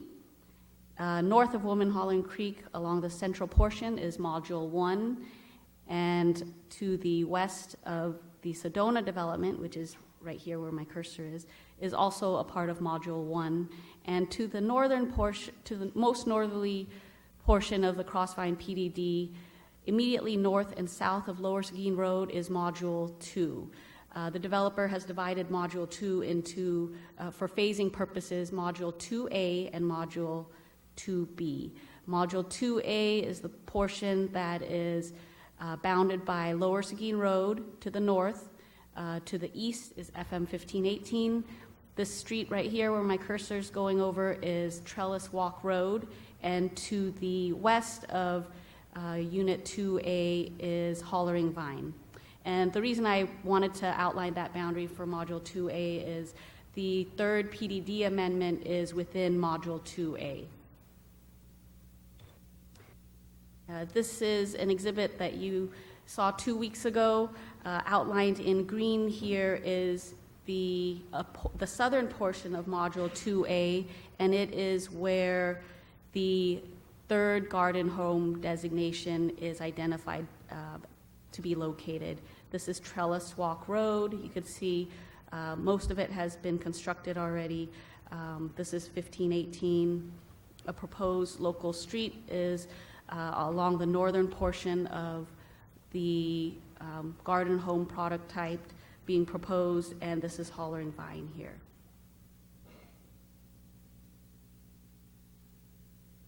In discussing garden homes, we wanted to also provide to you several definitions to demonstrate that the garden home product that's being proposed by the developer, it's not something that's completely brand new. Our city's Unified Development Code includes a garden home district designation, zoning district, and also a definition. The top definition there that's taken out of our city's Unified Development Code. The Planner's Dictionary includes a definition for patio house, which is a different term but same concept. And the Crossvine subdivision includes a definition for garden homes within the current PDD. And so, in general, garden home concepts is to provide an alternative housing product that meets the growing demand for a variety of housing types and for people in different stages of their life. The third amendment to the Crossvine PDD includes a third garden home configuration, which doesn't deviate too significantly from the first two garden home product types that have been already incorporated into the second Crossvine PDD amendment that was adopted by the city in 2014. For comparison purposes, the GH3 designation, or Garden Home 3 designation that's being proposed by the developer now, includes a minimum lot size of 3,300 square feet, compared to the GH1 designation, which allows for a minimum lot size of 3,825 square feet. And for the GH2 designation, the minimum lot size is 3,600 square feet. In terms of maximum dwelling size, the GH3 designation that's being proposed allows up to 2,650 square feet, which is 100 square feet larger than the GH2 designation. This is a conceptual layout of the GH1 designation that has already been incorporated as part of the second PDD amendment. While this exhibit was not adopted into the actual PDD, this demonstrates a conceptual layout of what could be developed as part of the under the GH1 designation. And 2 weeks ago, your council had asked about how does the GH3 designation compare to GH1 and GH2 designations in terms of total unit count. And we had counted the total number of lots that could be conceivably developed under the GH1 designation, and it's 80 dwelling units, which is comparable to the GH3 designation being proposed by the developer, which allows for up to 81 dwelling units. To the right there, you'll see the zero lot line.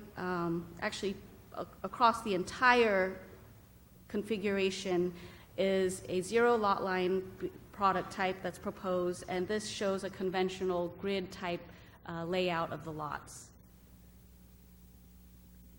The GH2 designation that was also adopted as part of the second PDD amendment allows for a clustering concept, and staff had counted this conceptual layout includes up to 80 dwelling units, again comparable to the GH1 designation and the 81 dwelling units that's proposed as part of the GH3 designation. While these exhibits that were shown to you have not been included in the second PDD amendment that was adopted, the reason we didn't incorporate those in is to allow for some flexibility for the developer. What then sets the parameters are the development standards, the minimum development standards that identify the setback requirements, minimum lot size allowed for, and the square footage of the home. And this last slide is taken out of the current PDD, the third amendment that's being proposed by the developer. This is the Garden Home 3 designation. And again, you can see the lot layout allows for up to 81 dwelling units. They've incorporated more green space and common areas where the intent is to decrease the total yard size that's privately maintained by each homeowner, and then increase the common areas that's maintained by the HOA. So good evening, Mayor, Council. I'm Lisa Wood. I'm the Director of Planning and Community Development. And then I wanted to help Channery out with this and maybe provide a little bit of historic information.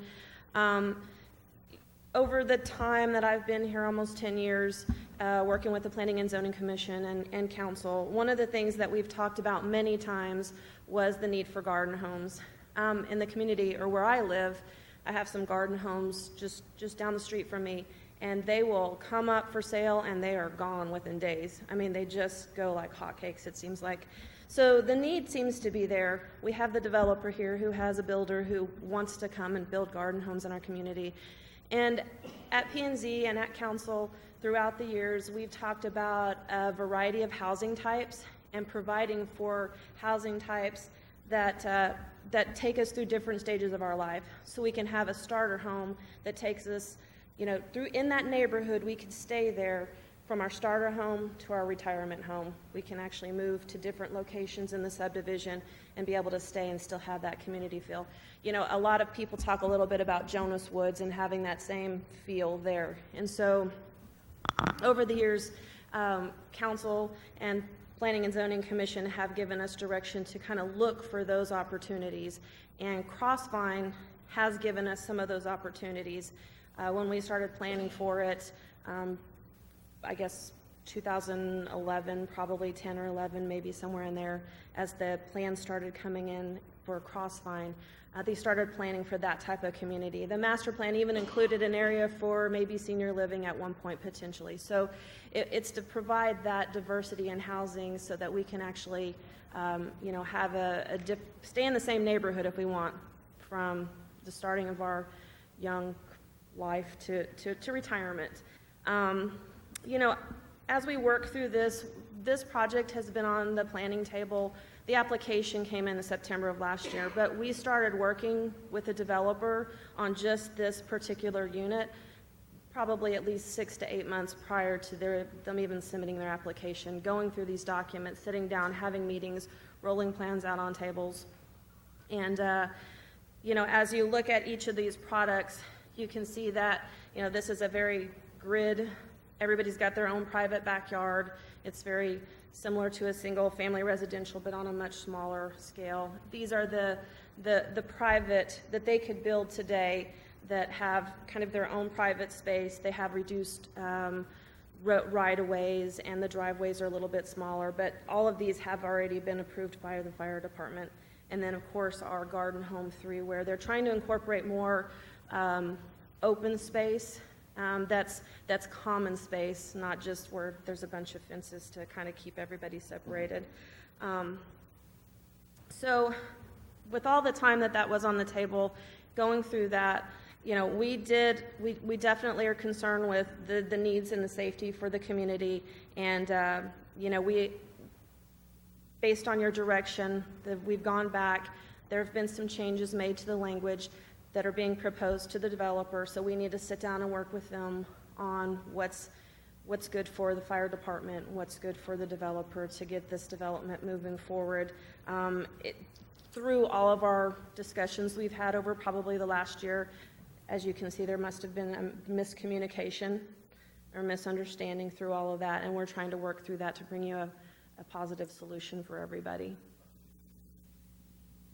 The developer is also here if y'all have any questions for him as well. Okay. Then at this time, we will move to our public hearing. If staff is completed. Again, if you'd like to address the council, just come forward, state your name and address for the record. Again, would ask if you could keep your comments to approximately 3 minutes, but get a little leeway here from the chair. And we'll open the public hearing at this time. Rosemary Hendricks, 3017 Turquoise. Just looking at the picture, what our question is this is not the only development that's there. The development directly in front of it is also multifamily, which originally we thought this was was south of where this is going. Where we're at the intersection of Lower Seguin and the 1518, we've been here many a times. We don't even have a turn lane there, number one. We have no room to expand. We're great for expansion, but you have to have the space to move. we don't have the roadway to even expand it to handle the 81 new homes right there at that corner, plus then the multifamily. So, and when we see a plan that shows us where the traffic will be manageable, we have Corbett Junior High on the one corner, directly catty corner from this, and we have the proposed Rose Garden less than a mile at the other intersection. So in other words, we don't have an out path here.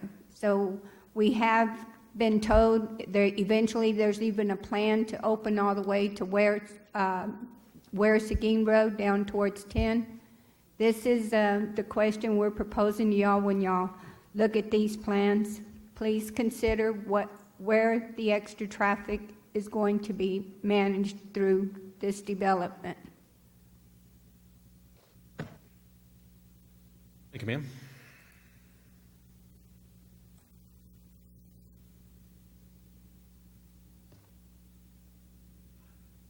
Patty Cullum, 9025 Peridot. If I'm not mistaken, they talked about the sewer capacity. And was I mistaken that you said if these homes are built, say, within the next year, we don't have the sewer capacity for that? What we'll do is we'll wrap up the public hearing, and then the staff will take note of your questions and answer Okay. afterward. Otherwise, we eat into your time by answering your questions. Okay, well, that was one of my questions, and I'm seeing more and more traffic on Lower Seguin Road, and the road is really taking a beating. And if you come out on a Saturday, you can see where the people ride through there with their bikes in groups. I guess it's a good place. My other concern is with these drainage issues that are being taken care of. I'm in construction myself, and I haven't seen a lot of silt fence, I haven't seen rock berms, so I'm seeing runoff and I'm seeing erosion. One of the pictures that you showed actually shows, if you'd looked at the bottom of it, where the drainage ditch has no concrete, you can see where the erosion is taking out all the soil around the concrete post that are in people's fences. Those are some of my concerns. My other concerns, because I looked at the drawing that you showed where the lighting is. I think you might want to look at that drawing again, because I live where one of those lights are on the drawing that you show, and there is no light there. I mean, that's the drawing that you have. I've asked for the as-built construction or inspection reports of the utilities that were installed. I've heard from several people that the utilities that were installed were not the correct size, and that concerns me. So that's why I've asked for those as-built drawings and inspection reports. Might not affect us right now, but as you build more homes, it will affect us. So that's why I've made that request. Thank you.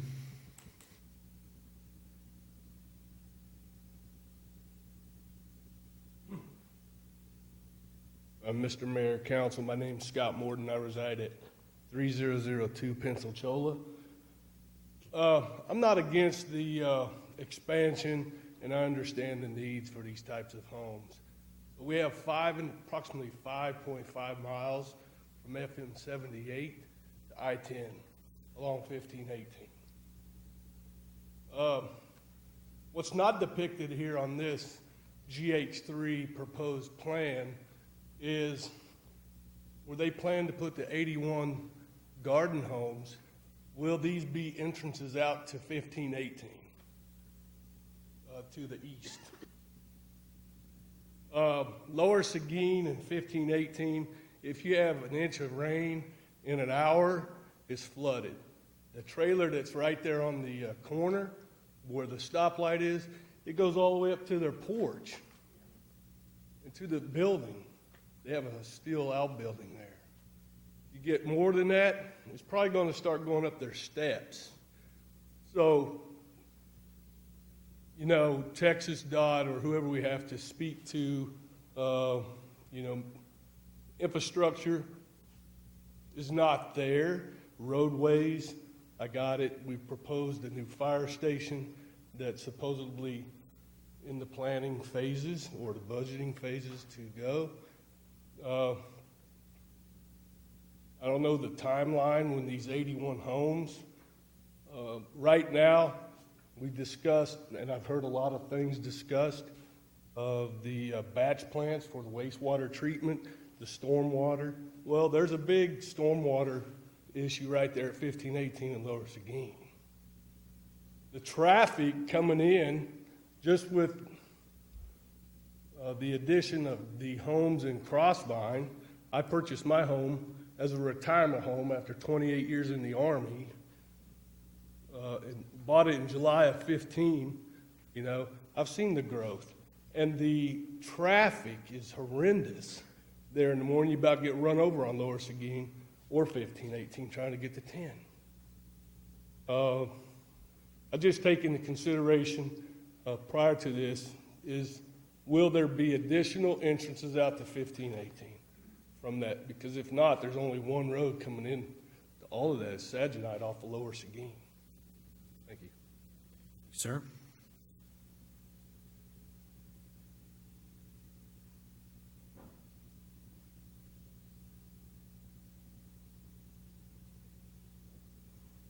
Kat Anderson, 3040 Munchak. May I show my PowerPoint again, just to show?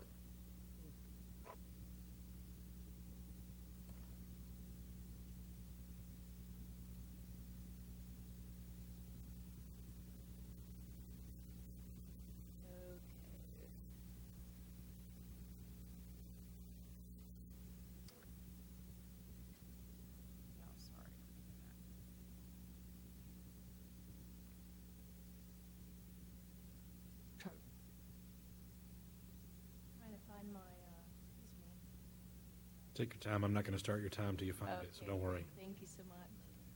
Yes, please.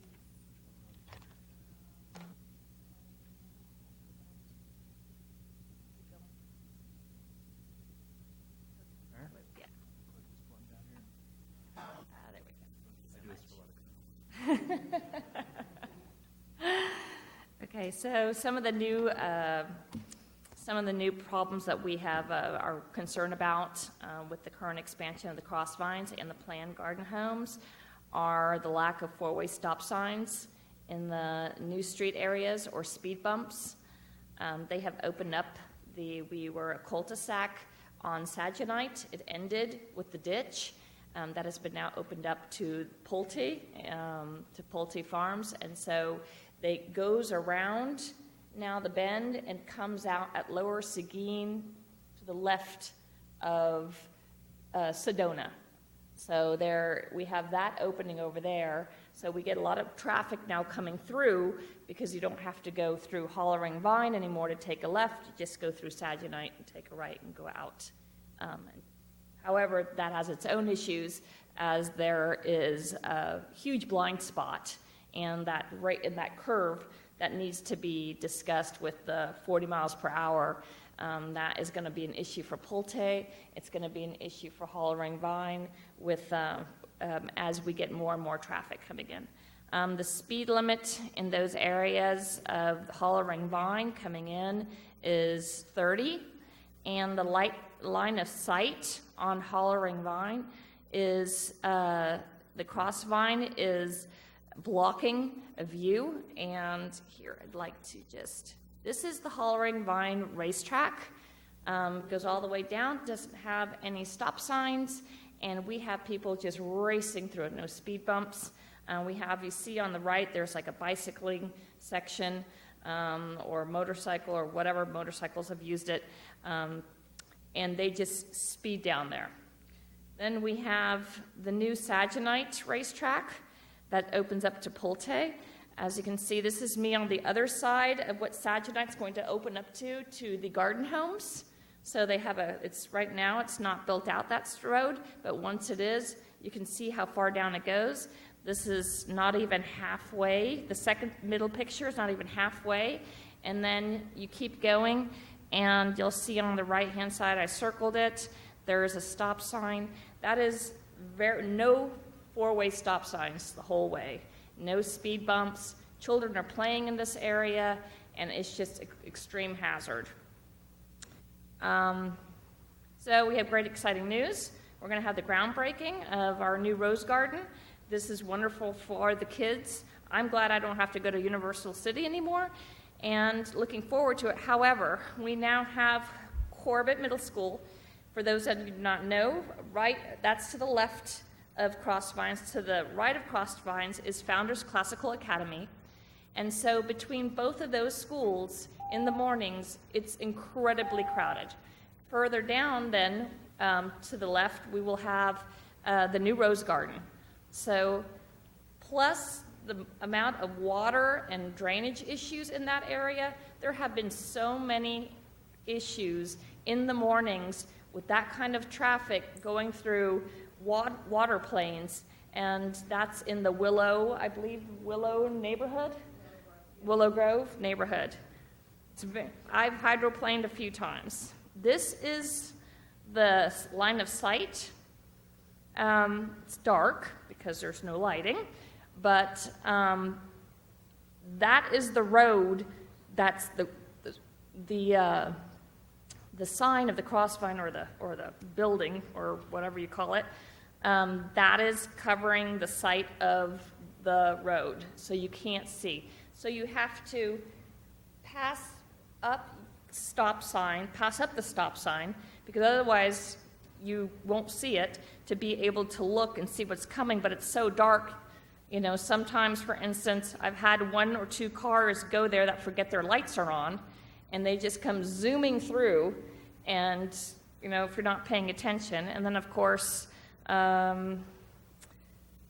as we have, in front of us, there's no way to see when they come around the side who's coming. So the mirrors, like there's no mirror or there's nothing that gives us some kind of a guidance to see what's coming. So that's an obstacle. And I think that's it for that. Thank you.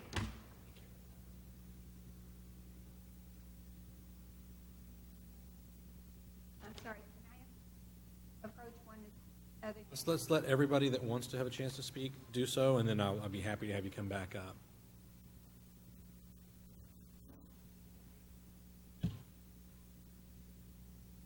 All right. Mr. Mayor, members of the council, I'm not here on behalf of the Air Force. I just didn't have time to change between work and here. So my name is Nathan Getch, 3136 Pensacola. My concern is crime. I know that on the workshop here was presented a discussion regarding crime issues and stats, and I don't believe I heard anything about that. These 81 homes are very alluring. Looked upon, stacked upon each other like that, it says to me that this becomes a very, I guess, desirable target for crime. Just personally, between the months of April and October, I was deployed to do a 6-month deployment with United States Central Command, and while I was gone, my wife sent me reports on a lot of smash and grab crimes that occurred within our sub-community. She reported back to me that homes that did not have locks on their gates, it was not considered a trespassing violation for people to come in to the back. Now, that's what was sent back to me. Made me very nervous because I have a 2-year-old and a 5-year-old at home and a wife. Now, if I'm currently geographically separated, I can't do anything to physically protect my family.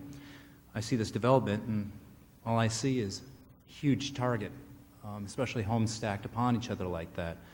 I'm not saying necessarily crime internal, I'm saying crime as development's being done and once development's completed, about people targeting from outside the area.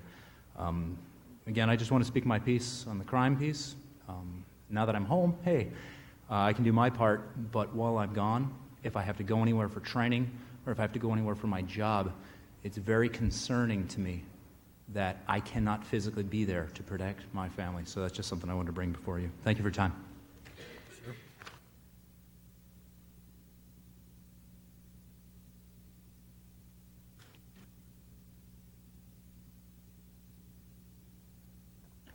Mr. Mayor, City Council, Grand Bezos, 528 Wayward Pass. Just listening to the residents, you always want to be the voice of the people. Developers comes and goes. Developers is a bottom line driven. They got to make the profit. But listening to them, I don't think they're objecting to any development or future building. The concerns is security. I listened to a gentleman who says, this is my retirement home.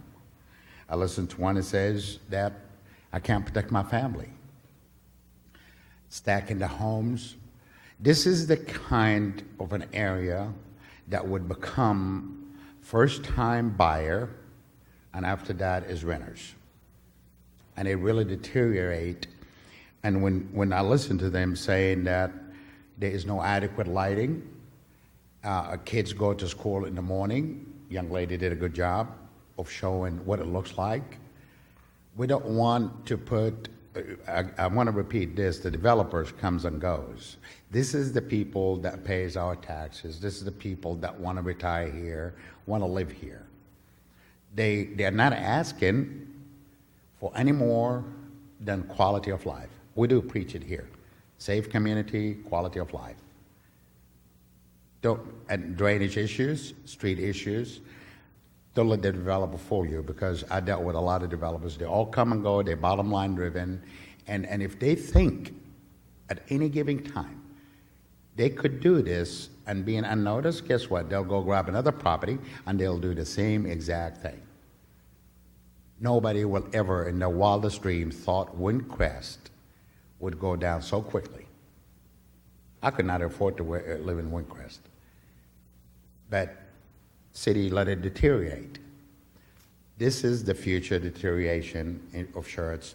If we allow them to stack homes like that, if we allow that we don't give adequate drainage, adequate security, adequate roads, and adequate lighting. Be fair to the people that's going to be here for a long time. To the residents, not the guests. Thank you. Thanks, sir.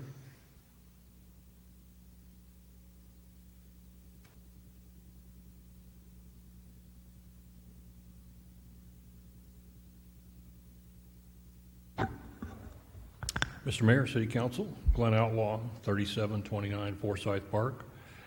I made some comments 2 weeks ago about this project, and some of the things I heard staff in their presentation tonight bothered me a little bit. I understand that we've already approved 2 garden home designs for the Sedona, or for the Crossvine PDD.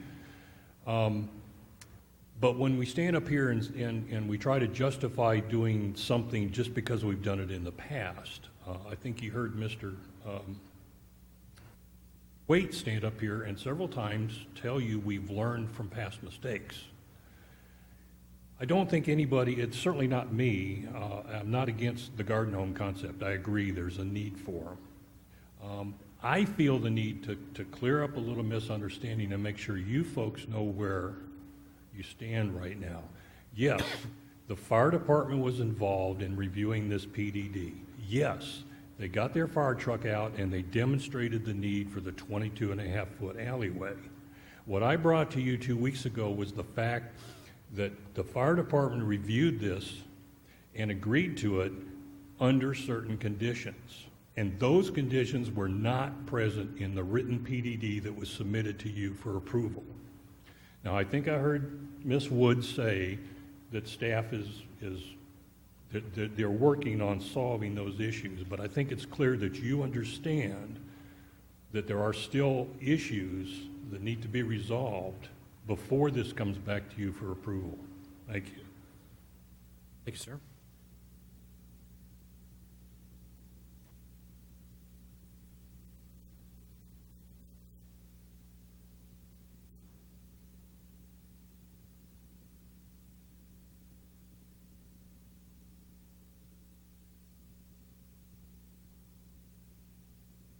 Anyone else like to address the council this evening?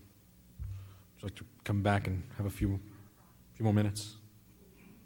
No problem. Rosemary Hendricks. What I also failed to mention, when she was saying the sight lines, what is proposed now with this also, they're going to put the brick wall. So right now, we have the view to the right. The view to the left will be, in other words, we will not have any view until we get onto the street. So this is something else. We want to find out if there is a law about easements or how far the clearance is on the roadway from the stop sign. Because if you're at a stop sign and you have to go in the roadway to be able to see, then there's a problem. And so if y'all could check into that.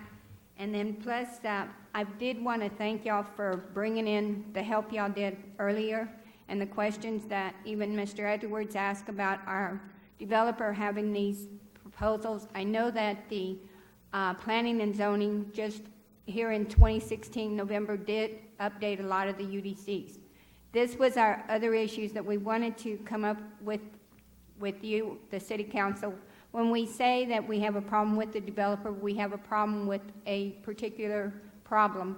We want to know whether the things that we are asking, we do see that the Schertz UDC codes require. For instance, our open park space, our parks, our different things. We want to know, in other words, if we're going to the wrong department, that y'all could please tell us, in other words, we're at the wrong department. Because I agree with the last gentleman when he says, when it's brought to y'all think everything's done in all of the other departments when it's presented to y'all. I don't think always y'all are given the full picture as far as what has been missing in that approval that came to y'all. And these are the things that what happened with us with the Sedona, yes, we're getting it fixed. We brought it to y'all, well, we first brought it to the city, I'm not saying to y'all, in 2012. So in other words, it did take us 4 years to finally get it to the person to take care of it. So if we know where this problem lies in the communication, then we can fix these issues and not have upset homeowners. Thank you. Oh, the last thing on that particular thing, we ourselves have in our neighborhood, being as we're military, just my block alone, we have 8 100% disabled vets. What this new program, we are getting away from ADA requirements.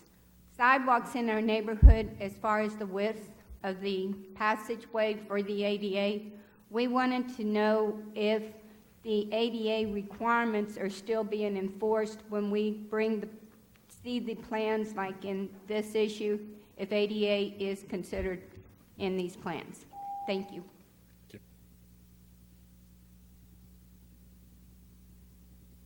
turn this on. Anybody?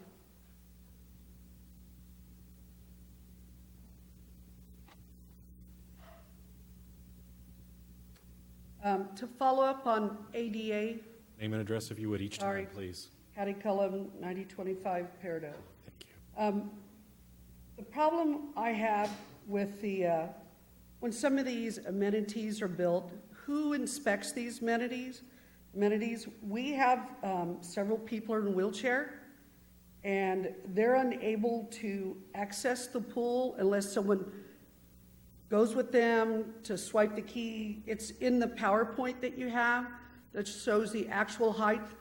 According to American with Disabilities, there should be something to the outside to help them give accessibility instead of being there and having, for me, you have to reach up here to do the FOD. If you're in a wheelchair, you can't do that. The other question that's come up from homeowners is if you're in a wheelchair, some are in the little scooters, I don't know what you call that. Once they get to the pool, they have no way of getting into the pool.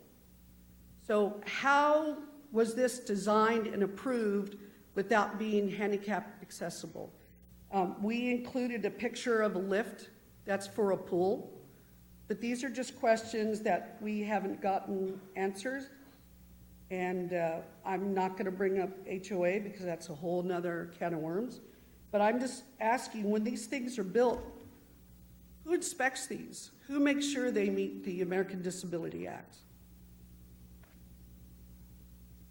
That's what we're just asking, because we do have quite a few people in our subdivision who are wheelchairs or scooters. Thank you.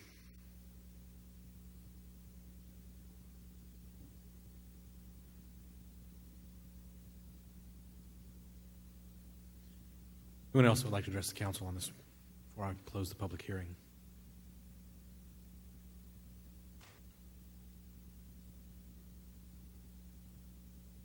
And if not, then I'll close the public hearing at this time. And I'm going to invite staff to answer any of the questions that you may have taken down that you might have an answer for at this time. Once we're finished with that, then I'm going to open it up to council for questions.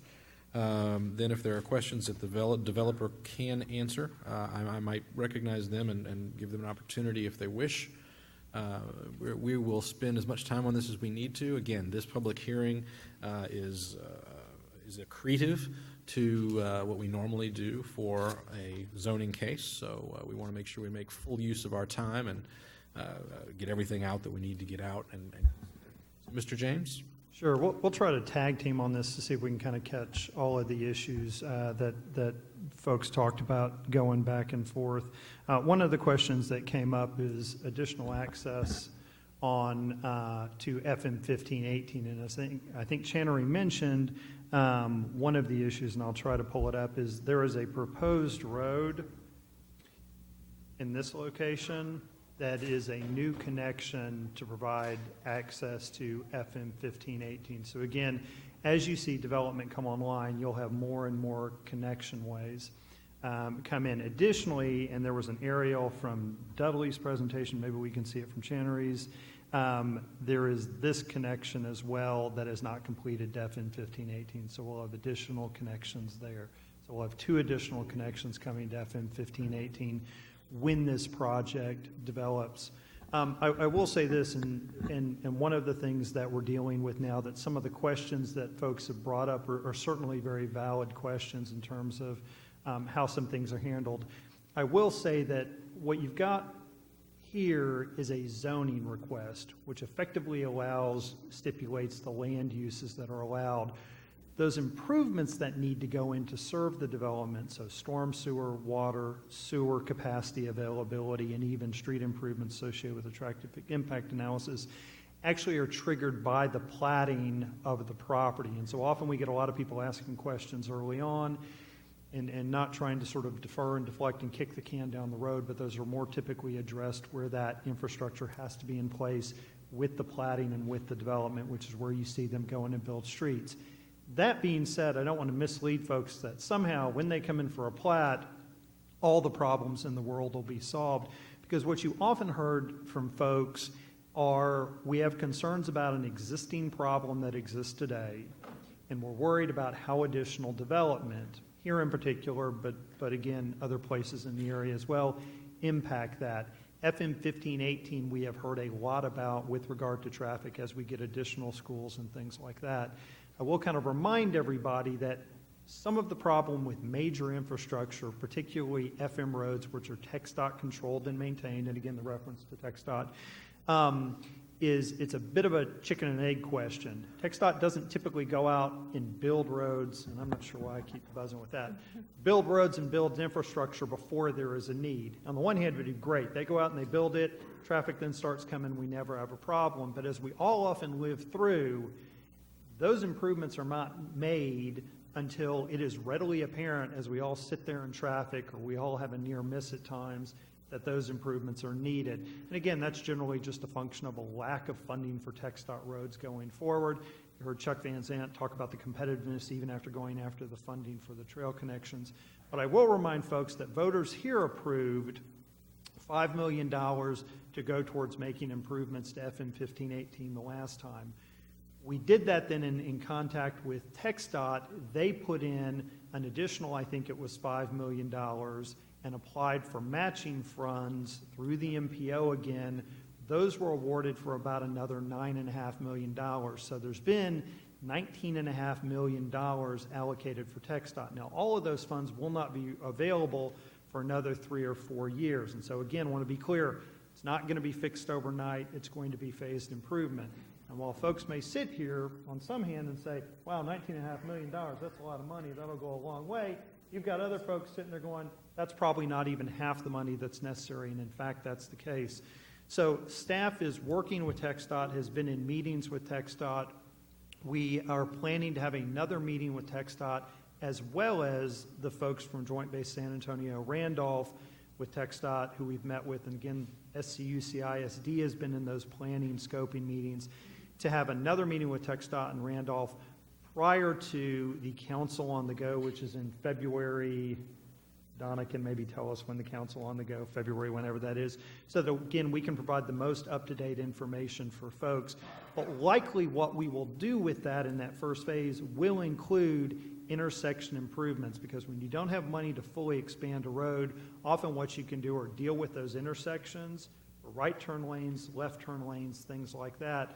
And again, if Kathy can hear me in the back, we recently found out from TxDOT they are going to signalize the Schaefer Road 1518 intersection because it meets warrants. So we communicate regularly with TxDOT, and again, the way their system works is until you have enough traffic, you don't get the signal, you don't get the improvement.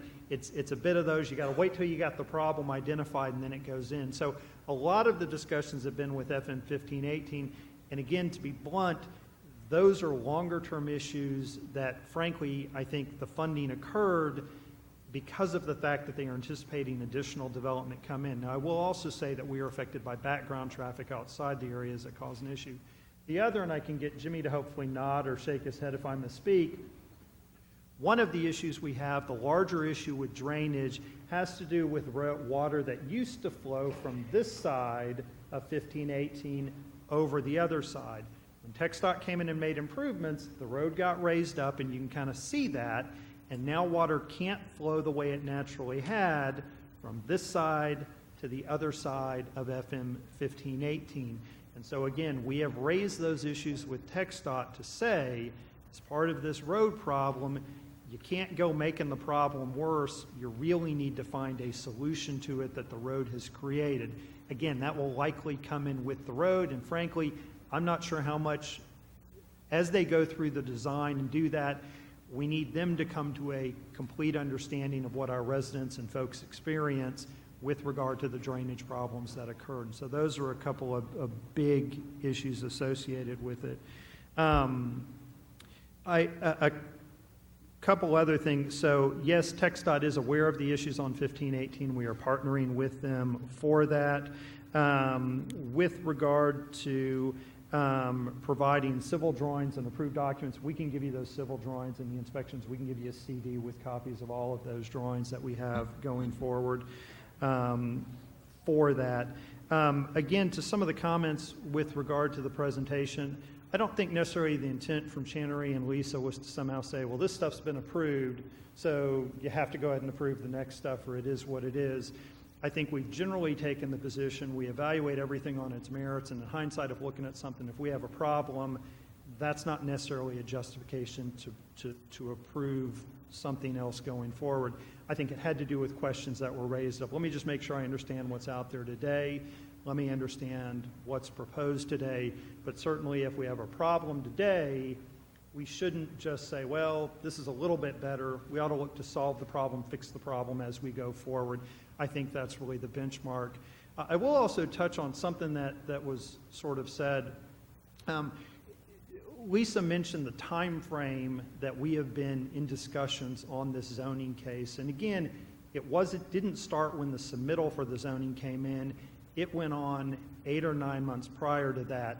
That is a long time typically to work with a city for zoning cases, and I don't know if the developer would go, that's pretty typical, or that's a long time to get through. I will say we have another developer here for different projects unassociated, and he may nod as well to say, yes, City of Schertz is not a quick process to get through zoning going forward.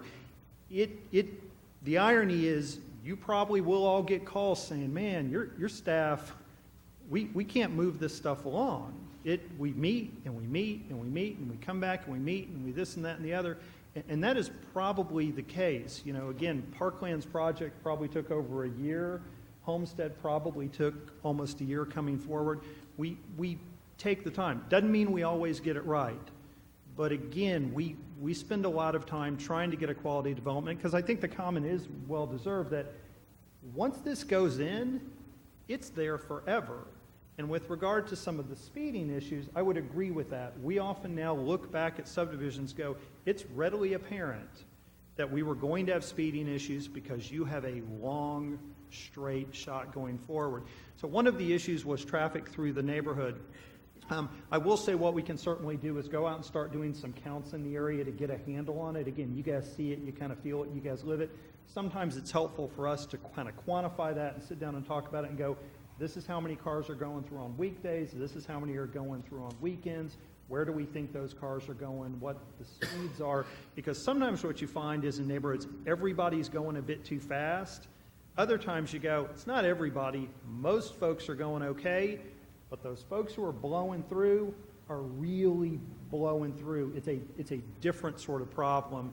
And so one of the things that we kind of looked at with regard to this development, and again, it was designed to deal with some of the issues that we had in the past, is you notice we've put in a fair amount of curve in that road. And the idea is to get enough curve in that road to cause you to have to slow down. Because if you just put in a little bit of curve, it becomes fun. As a parent of a teenager, a 17-year-old, that becomes fun to drive on that little bit of curve. You don't quite stay in your lane, so you want to get enough in there. So part of it is you limit those views so they're not as long. I think the illustration was good from that perspective to deal with those issues. But what I will say that we often find in these circumstances are, as development comes online, traffic patterns change. As an example, and some folks who had been on TSAC may remember this, with the Mesa Oaks subdivision off Live Oak, residents there talked about, man, as we saw more and more phases, we got more and more traffic. And if you looked at the history of that project, the initial phases kind of went in, not a lot happened for a while. They kind of got used to that. Hey, this is the way it's always going to be. Whereas really it was kind of this pause in development, but there was always planned to be more. But they got used to the initial, and where then I think it hit them more that, hey, we're getting more and more traffic. And as we said, as we have Misty Woods come online with houses built, and that's the subdivision down the way that you see, as we have Winter Hill come online, which is one you don't see a little bit further back, we will need to continue to do counts with them, because the solution today is not going to be the solution when Misty Woods comes online, and when Winter Hill comes online, it's going to be different. So to be blunt, this is something that frankly we're going to be seeing you guys probably regularly as phases come online to see how traffic patterns change with that. Again, we see that a lot as road improvements are made. So again, when 1518 gets improved, that will change the situation and needs to be monitored as well. So we can work on things like speed humps, stop signs. I will tell you again, just in fairness to not imply, oh, it's going to be fine, we're going to work it out. In all likelihood, residents often come up and say, we need four-way stops, those will solve it. And you get staff pushing back going, it doesn't meet the test for four-way stops. We will certainly likely have this debate later on, but to give you something to think about, and it's a good point with kids, and again, as parents of kids who walk home to and from school, my younger one still does. Fortunately, the older one's the part of the problem with the driving. You know, kids assume people are going to follow the rules and do what they're supposed to. So when they see a four-way stop, they assume cars are going to stop, and they figure, hey, stop sign, I can walk. If you put up four-way stops to be traffic calming, often what you get is they're not warranted. People start to learn they're not warranted. There's never a car coming the other way. I can start moving through, blowing through, and so then you create separate problems. So again, we will continue to work things. Sight distance issues, we'll get out there tomorrow, take a look at it, see what we've got, if any corrections need to be made to improve that going forward. Rather than ramble, I'll see if anybody's got anything that I forgot, and I'll sort of chime in as an answer with it. I'll tell you what we'll do. At this time, let's just open it up to council, and council may have questions that they recall I've written down that linger. So I'm just going to look to my right. I'd like Mr. Davis. If I understood the briefing correct, our UDC calls for a garden home minimum lot size of 5,000 square feet. And what were the sizes for that were already approved in GH1 and GH2?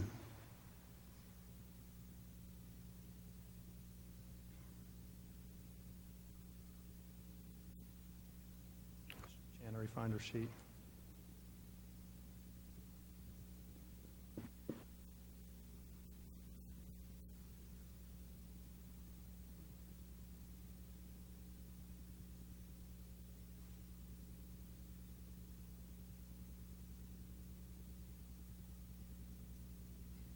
For GH1, the total, the minimum lot size that's allowed is 3,825 square feet, and GH2 is 3,600 square feet. 3,600? Yes, sir. And what's the lot size for GH3 that was proposed? 3,300. So we've gone progressively smaller on our lot size away from our UDC. And GH3 is now getting to the point where it's almost on our townhome classification, which is 2,500 square feet. To be clear, Councilman, yes, that's very accurate, yes. Okay. Can we bring up the picture from GH1 that you had? You know, one of the concerns I have with this, and you know, other than what Mr. Outlaw brought up with fire stuff, if you bring up the GH1, it looks to me that the vision for GH1 in this particular layout, it pushes most of the vehicle parking areas. And I understand the garden home concept, and I'm all for garden homes. I think the city needs a variety of resident types, townhomes, garden homes, apartments, single family. GH1 looks like it pushes most of the parking off of the feeder roads and into the garden home area. And if you bring up GH2, you see the same thing. You've got those big parking areas, and I guess that would also include the parking for the garages for the garden homes. GH2, it looks like it's the same thing. You've got some larger parking areas, and then you've got, if you look in the lower right-hand corner, you've got those areas where it's sort of like you're pushing the parking into the garden home area. You know, my concern with this latest proposal for GH3, you know, beyond the shrinking lot size, is now we're looking at pushing parking off onto what I would consider a feeder road. You've got Hollering Vine, and you've got Trellis Walk, and you've got a proposed local road. I went out there and drove those roads, and that's my old TSAC hat. I can see the raceway coming down Hollering Vine.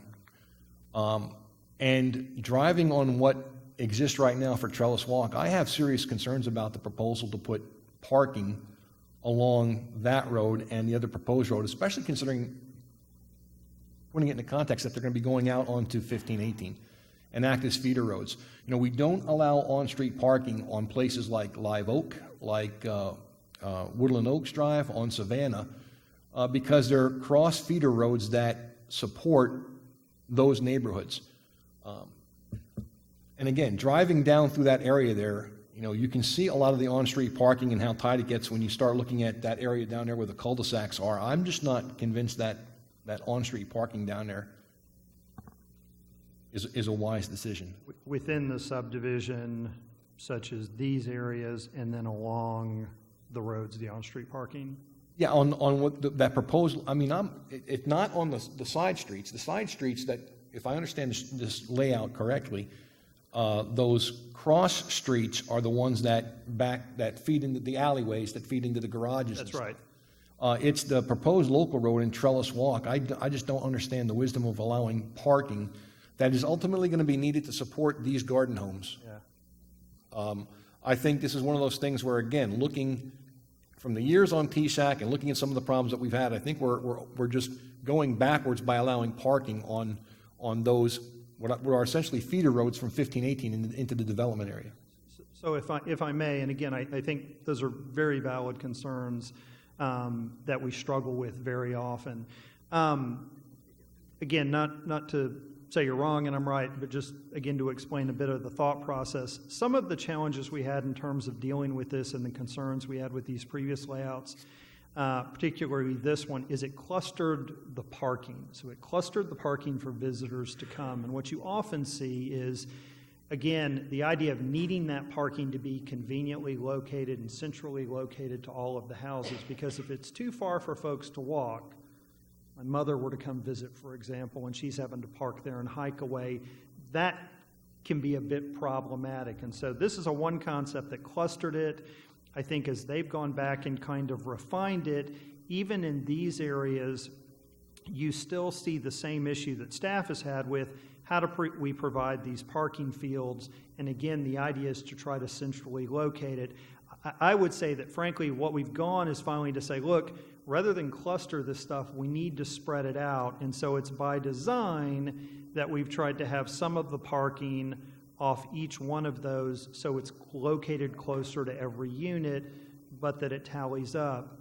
With regard to the on-street parking located on the roads here, I think it's a bit of an odd balance that we try to deal with. One of the things, for example, that I would say that we have speeding issues with Laura Heights, and we've talked about this before at TSAC, and most of you know that subdivision down south.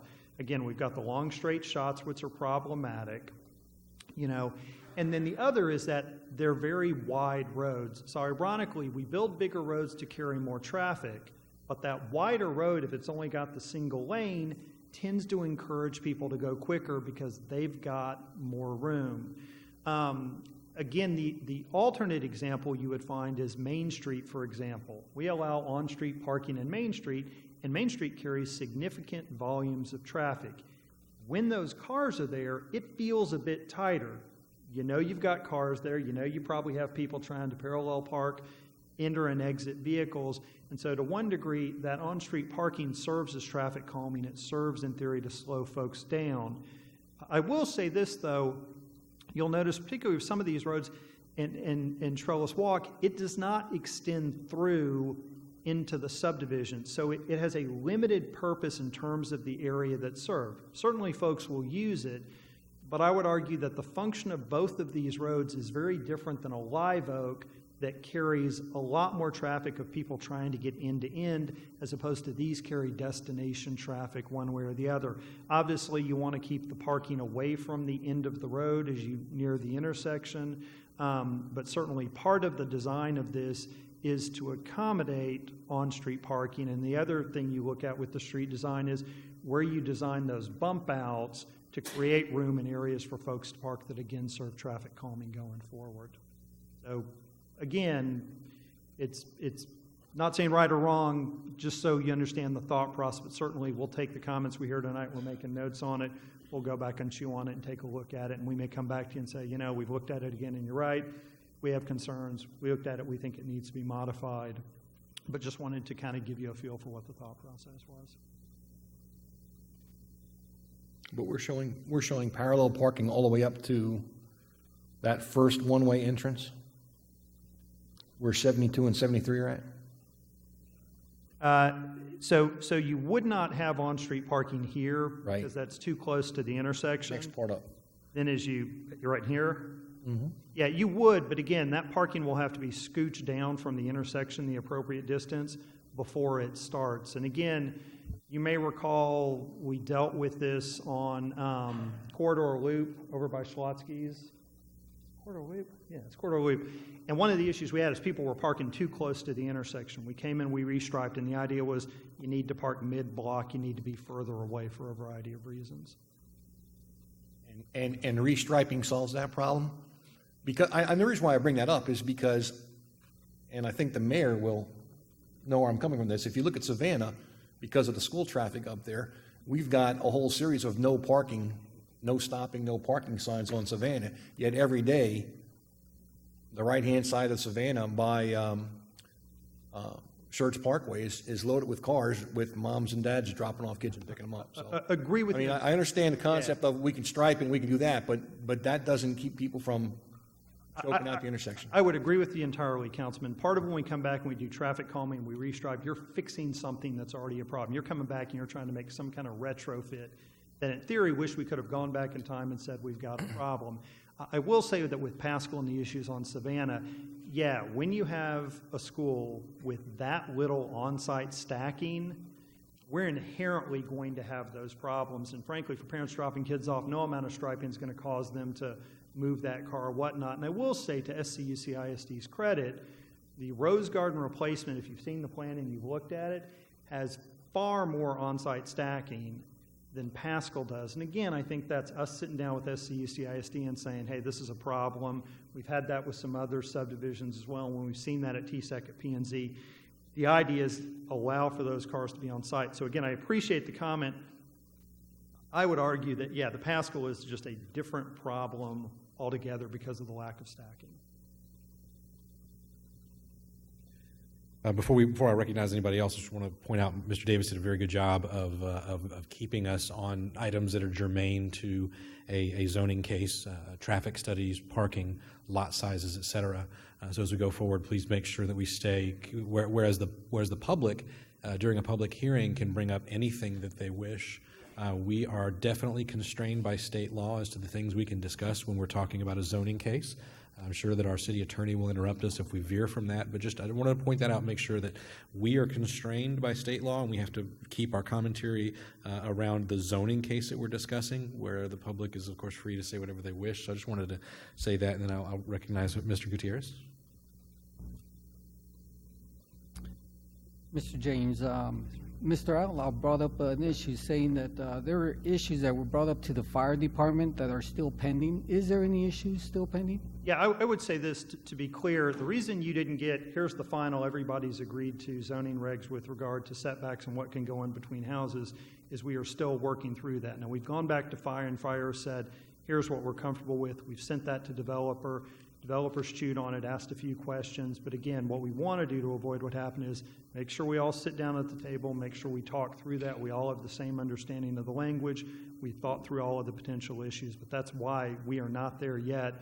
So that's correct. We are still working through that. We want to make sure that when we come back, whether again, there may be other concerns with the zoning, but that fire stands up and says, what's proposed we are comfortable with going forward.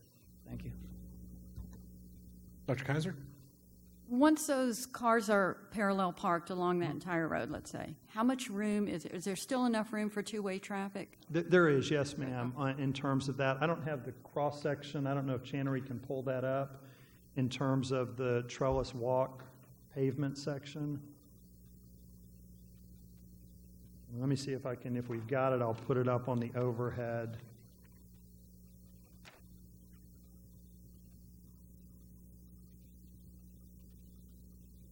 And then again, let me come in and focus. So again, what you've got are the two 12-foot drive aisles on the boulevard cross-section with the divided median. So again, you've got your full travel lane coming through there with the 8-foot parallel parking lane that goes with it as well. Yes, ma'am. So it's not as if I'm going this way, I've got to wait for cars. No. When you design for on-street parking, and again, we probably could have done better at, when you design for on-street parking, you build a different cross-section.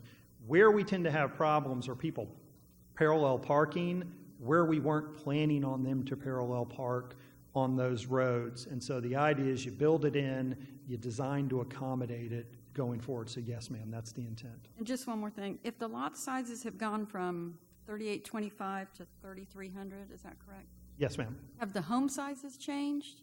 The home sizes have changed slightly with that, and if, again, you'll permit me and certainly give me the look that, again, Councilman Crawford and Councilman Edwards are pretty good when I start to go on too long to tell me to be quiet, and if I'm trying to get back to the laptop here, if that's me or Miles can help me on this.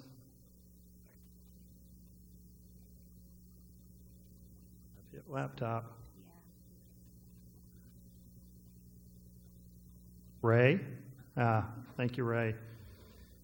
Let me go back and maybe take a minute on that, because I think that's a valid point. You look at it on paper and you say, man, we're decreasing lot size, we're bumping up the house. It seems like we're going the wrong direction from where we want to go.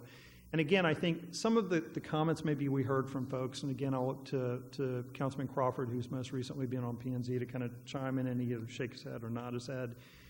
One of the things this council has done, and those who've been on a while, is there was a concern about the type of housing we were getting. And again, it seems to be we're getting all one kind of housing, we're getting too much of it, we're getting too quick. And I always misspeak on this. So a number of years ago, council amended the UDC to say, look, we're not doing any more R6 and R7, which are our smaller single-family lots. And those are basically, it's just standard single-family, and you just shrink the lot size down and you got more house on it. We were getting too much of those and having too many problems associated with it.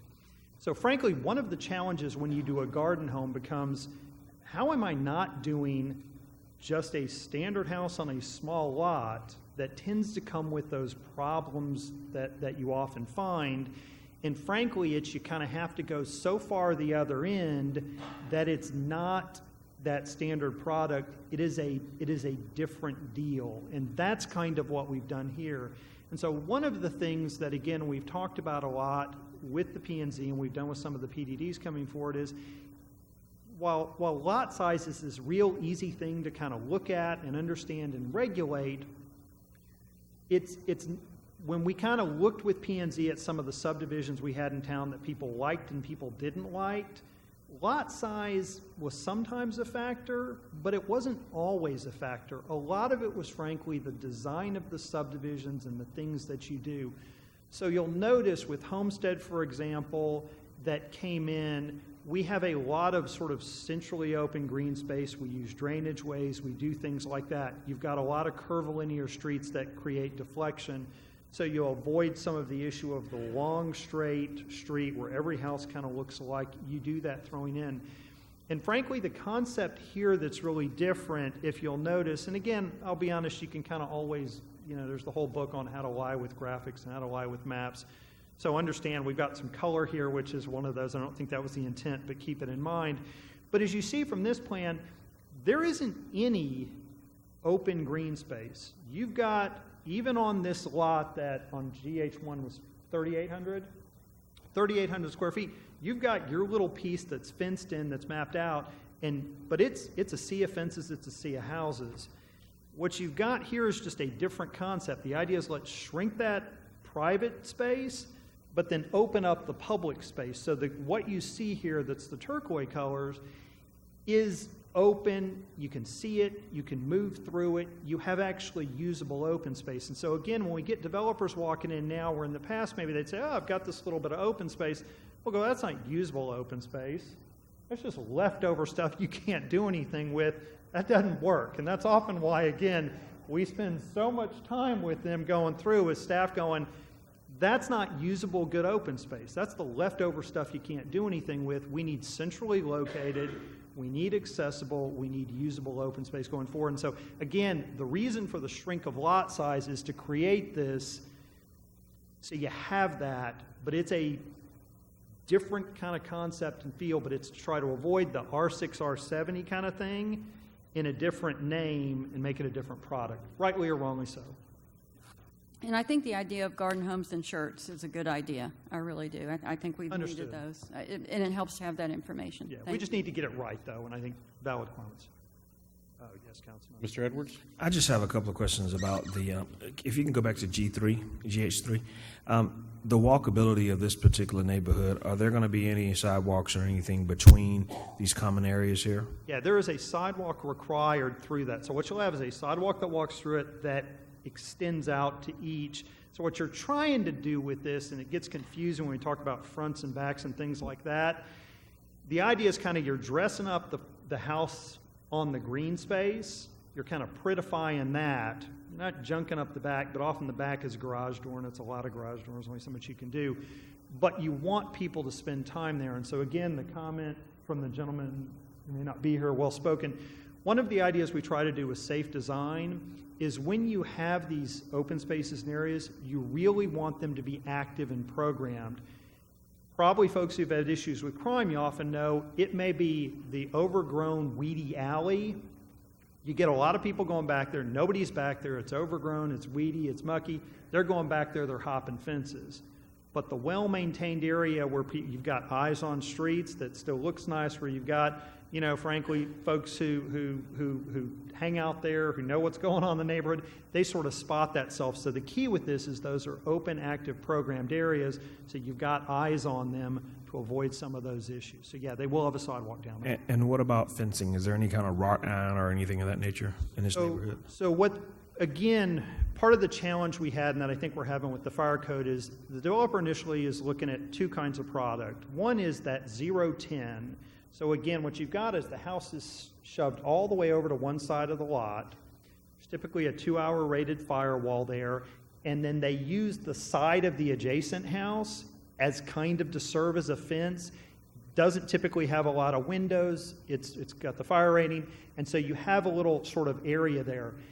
They will gate that off at the front, or fence that off on the fronts and backs, the front corner to front corner, back corner to back corner, with the 4-foot hog wire, wood tap crossvine fence.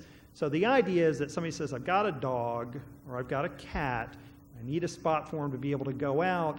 They've got that little area, but again, it's for their dog to go out, it's to sit out on occasion, but they look over, so it's not to 6-foot privacy fence, it's the 4-foot hog wire to get that visibility.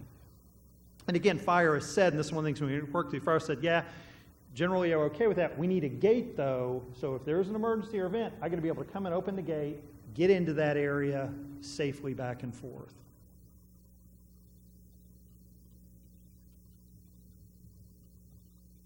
Mr. Crawford? Question out of curiosity to some extent.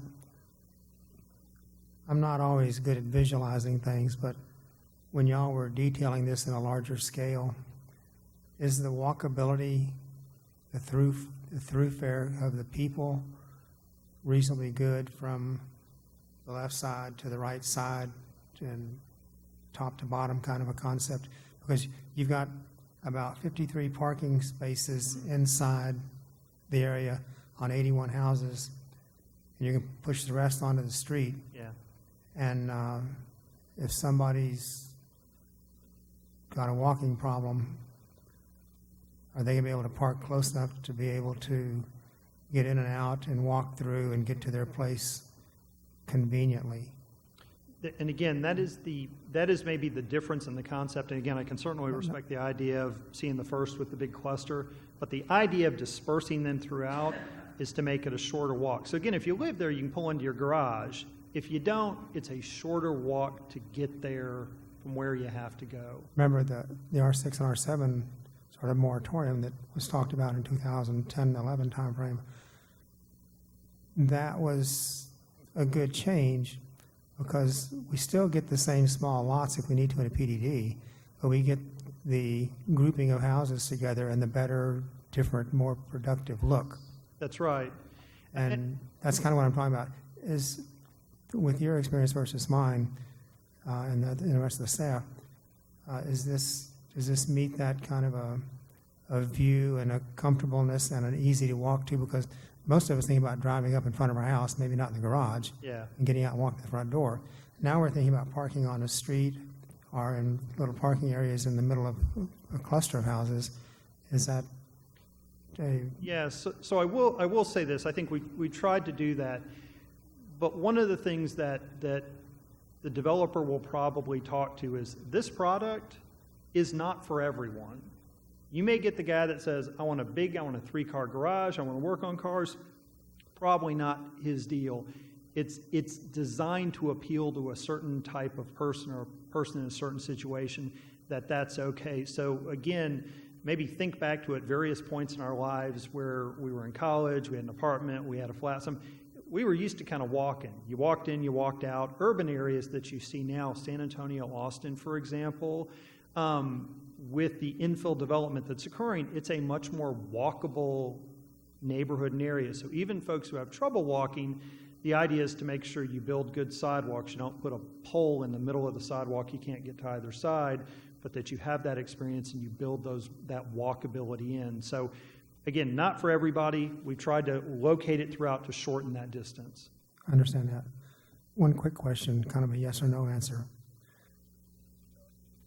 Considering this is a zoning case, we talked about a lot of things that aren't really zoning right now. Mm-hmm. Health and safety would still play a part in the zoning issue, wouldn't it? Oh, yes. Okay. Just want to make sure that we get that piece covered. And we all need to be reminded, including I, about drifting off into things that are really at the planning stage down the road, so we don't take as much time as we don't have that much time to take. Understood. Thank you. Mr. Thompson?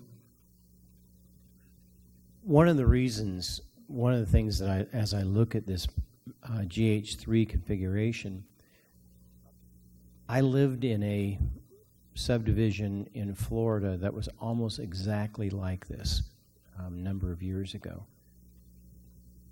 The fact that there were parking spaces between units was extremely appealing because the people who went into that community bought because they had walkability designed for them.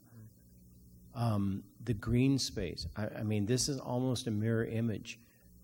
The people that bought weren't necessarily going to be the people who are going to walk 10 miles, but they wanted to walk into a little bit of green space, So, yes, I think there are a lot of factors that have been designed into this that are very positive, and it speaks to the fact that the person who buys in this area, they're typically not going to have the 2 or 3 kids and 2 or 3 dogs, and they're going to be the person who is looking for a larger, nicer home on a smaller lot where they can spend their lifetime, or their time, not taking care of a huge yard.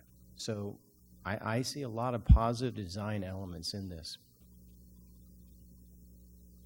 And if I could real quick, I think the thing we're struggling the most on is the idea of an ability to do a centered product, or rather than a zero lot line where it's shoved all the way over, but is there a way to do a zero lot where it's centered, you've got 5 foot either side, and that's, I think, where we're going to spend a lot of our time and have not come to agreement yet, and will need to go to keep working. And we may not. We may come back to you and can find a way to do it.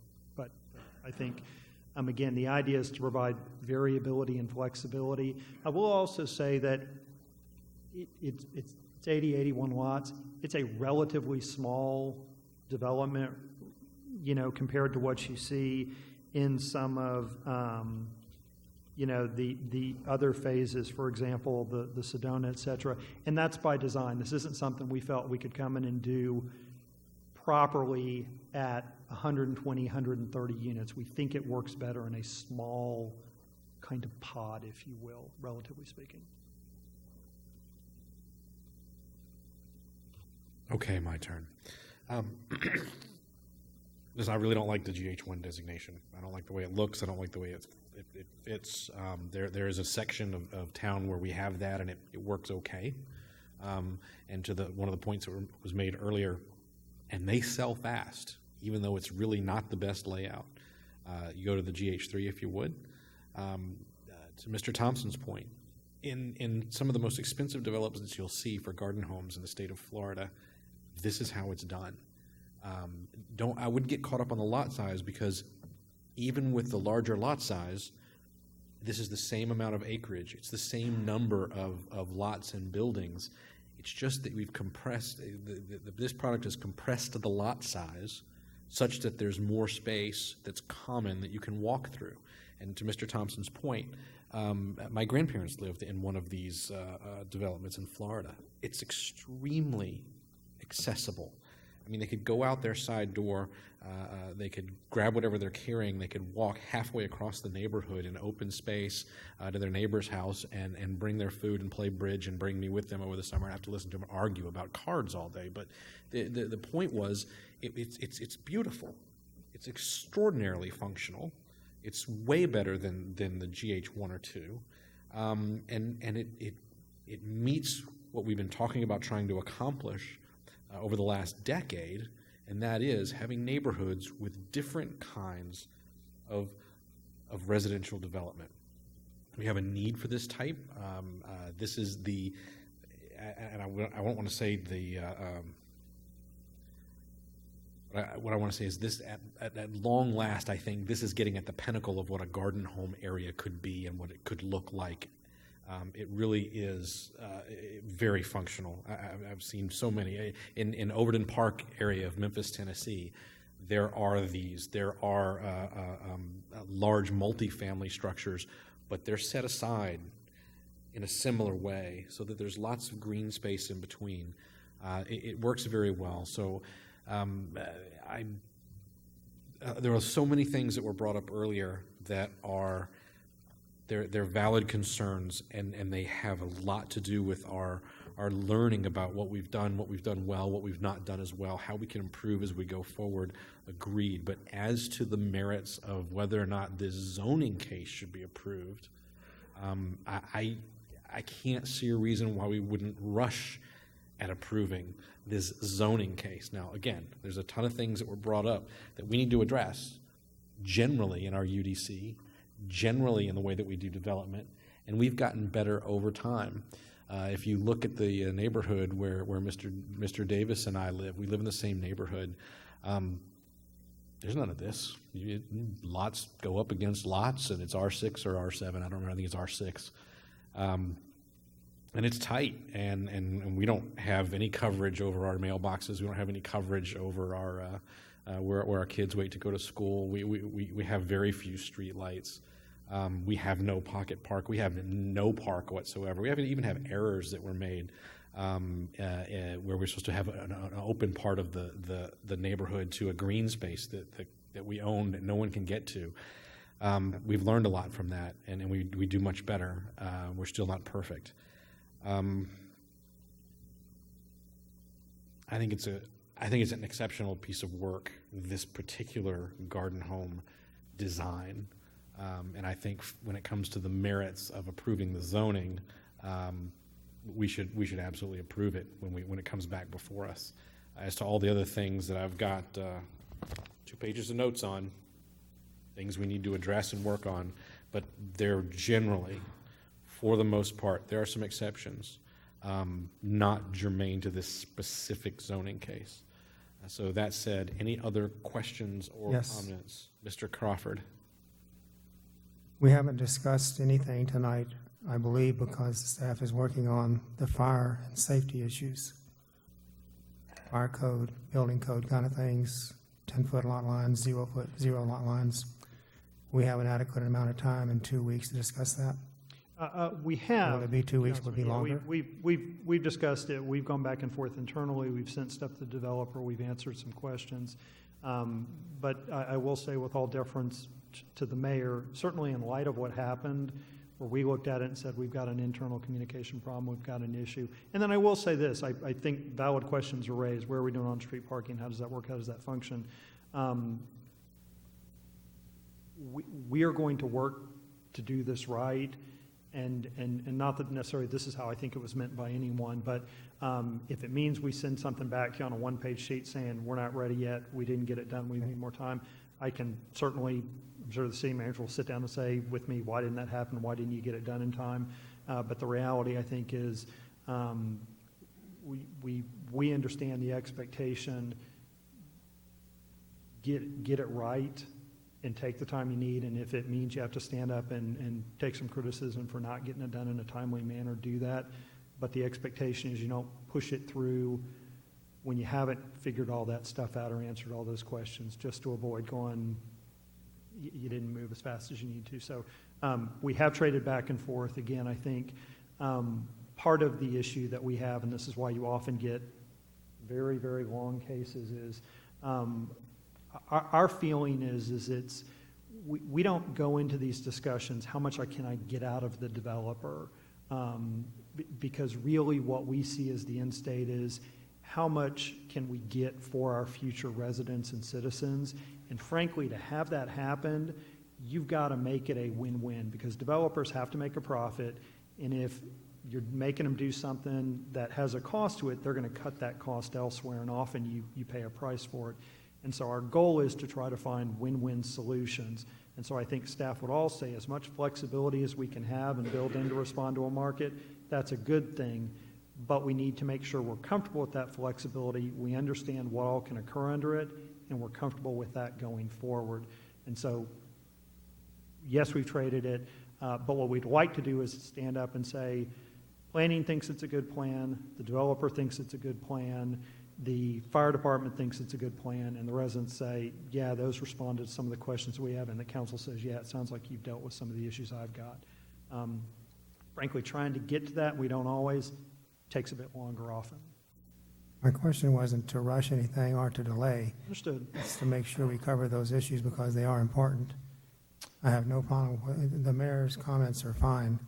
You know, it's something we want to see built here, but we want to make sure that the issues we talked about 2 weeks ago are done right, as you said. Yes, sir. And that's our goal. Thank you. Mr. Mayor. I do have one comment. Ms. Anderson, Ms. Cullum, Ms. Hendricks, and Chris, you guys are all here together.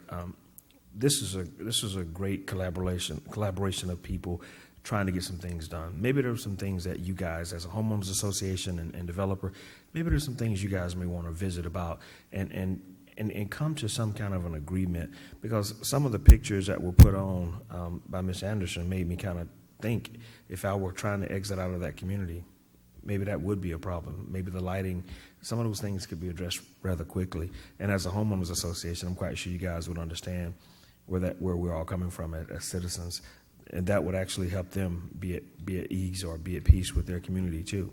So I just think you guys would work together. That would help out tremendously. Just a comment.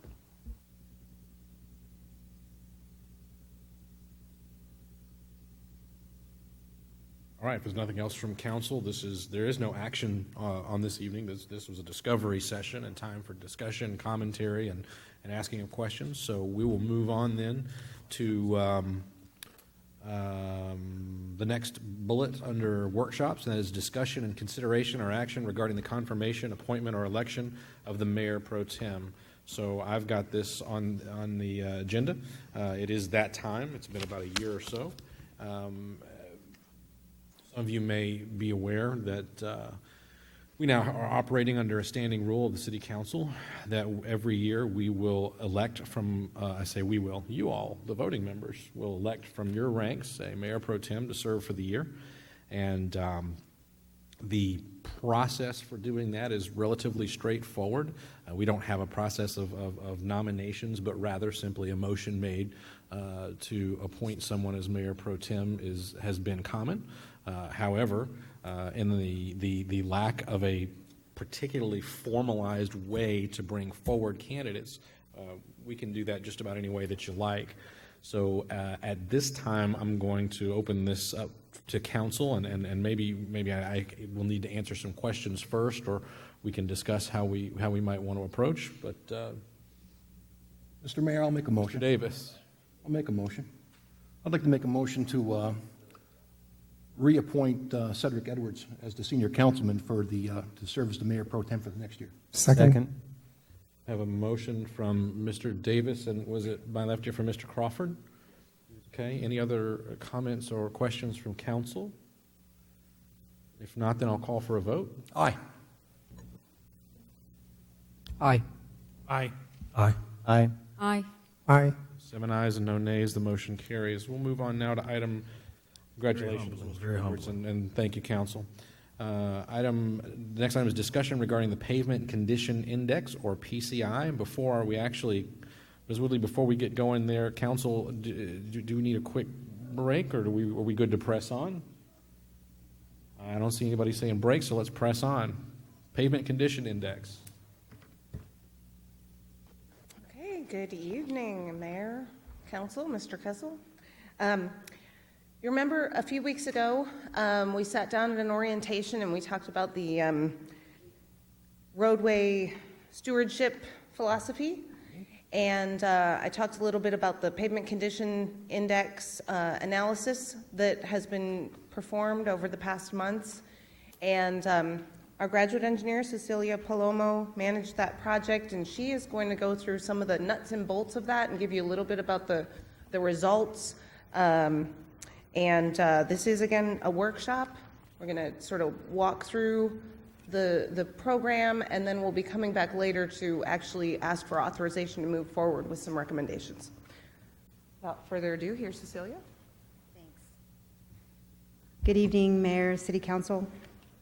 Let me bring up the slides. Can you bring up the slides? It's on the desktop. Yeah. So, thanks. It's right there. Okay, great.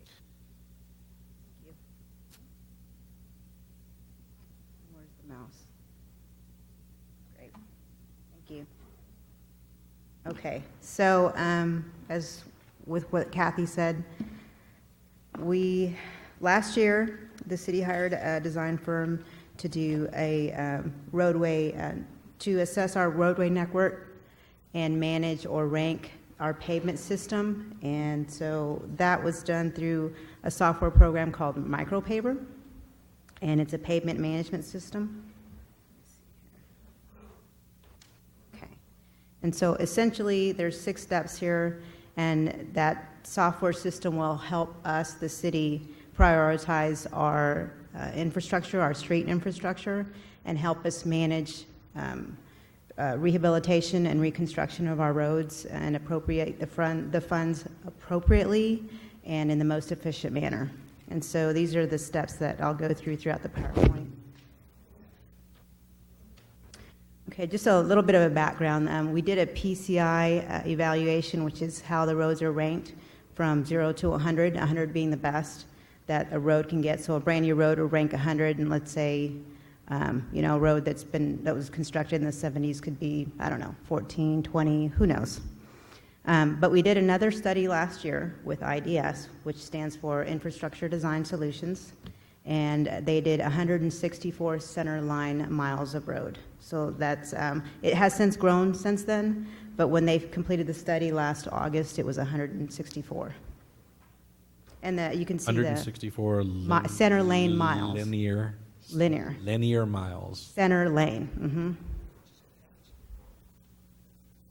I'm not sure. Me and another individual from Public Works in the Streets Department, part of the IDS hiring them was them doing in-house training, so we actually do it in-house now. I'm estimating about an additional 7 or 8 miles. Yeah, with the acceptance of Crossvine, Phase A, and Rhine Valley. Yeah, so 7 or 8 miles I would estimate. Okay, so some of the questions that we wanted to answer, and the reason that we did this analysis with micropaver, as you can see, is because our city is growing really rapidly, quite rapidly, and so it's hard for us to keep up with the maintenance. And so as we grow in size, we need to have a maintenance program. We need to be able to implement CIP projects and rehabilitate some roads like Schertz Parkway, for example. So if we answered some of these questions, which micropaver can help us do and will allow us to do, we can move forward with prioritizing our road network. And if we improve our street infrastructure, well, it's appealing to our economy, to people moving here, and not just that, but it's appealing to the eye. Okay, so, and just kind of a short background about, why roads deteriorate, but as you can read on the slide, our traffic volume is going up because our population is increasing, and so not just, pedestrian vehicular traffic, but heavy truck traffic. And so we also look at weather and the elements deteriorate roads as well. And our preventative maintenance program, I don't think the city has a consistent preventative maintenance program, and the software will help us do that, to prioritize, to have a preventative maintenance program, instead of just kind of seeing what the problems are and going and fixing it. Micropaver will help us say, this is what needs to be done next, this is the next road that needs to be looked at, and look at the cost too, and be efficient with the money that we spend, so that overall we have an efficient budget. Okay, so micropaver, it analyzes 20 different distresses, and what it does is it summates all the distresses for a road, and then it ranks the road from 0 to 100. And so as you can see on the flyer, it doesn't use volume and whatnot, but you go out in the field and you look at sections of the road, and it could be a pothole or a crack or a rut. There's different distresses have been scientifically proven to say this might be the cause. And so the way to fix that is to use this preventative maintenance or rehabilitation. And then the key is to catch it early on to be able to be efficient with the monies that we have. Here's just a picture of, so a new road will rank anywhere from 85 to 100. And I said earlier that we've actually been doing, we were trained to use the program and go out in the field and use a program ourselves. So a lot of the new roads are ranking 98, 99, or 100. Which is what a new road should rank. And as you can see by the picture, that's a new road. So as time passes with the elements, with the traffic, things like water, heavy rain, so the road looks like it's been used. And so at this point, micropaver can recommend like a crack seal or a different type of preventative maintenance to help from the worst effect, which would be a pothole, a severe pothole. So, and then the ranking PCI 41 to 74 would be a mill and overlay. And so the lower the number, the more severe the reconstruction will have to be. And then 0 to 40, well, that's failures. You can look at the picture. That's total reconstruction. So, which is, I guess, comparable to what Schertz Parkway is going to be. It's going to be a total reconstruction. Here is the final PCI map, which identifies in color. Green would be the best quality of roads from 85 on up. And then we have some reds in there. If you see on the lower left over there, it's Ware Seguin Road, and that's a red. But that's, Kathy, is that a gravel asphalt? Scenic Link. Yeah. And so those roads have been around for a while, but as you can see, they're marked in red. So that identifies the road to be total reconstruction. This next slide here, micropaver has identified, if you look on the top right, the black chart, 37% of our roads are actually in the green, meaning that we have a high amount of good quality roads. And then 44% fall in the medium slurry, which slurry is a fairly inexpensive cost. If you look at the chart on the left, slurry is 51 cents a square foot. And then when you go into rehabilitation, you get to almost $10 a square foot. And reconstruction, if you look back on the chart on the right, less than 1% of our roads need to be completely reconstructed. So overall, and I talked to the consultant about this, overall, the city of Schertz actually has a very, we have a great amount of good roads compared to, well, they did a study for Leon Valley. They just finished Leon Valley. And so Leon Valley is landlocked, whereas we have a lot of new development. And so that's why we have a lot of good roads here.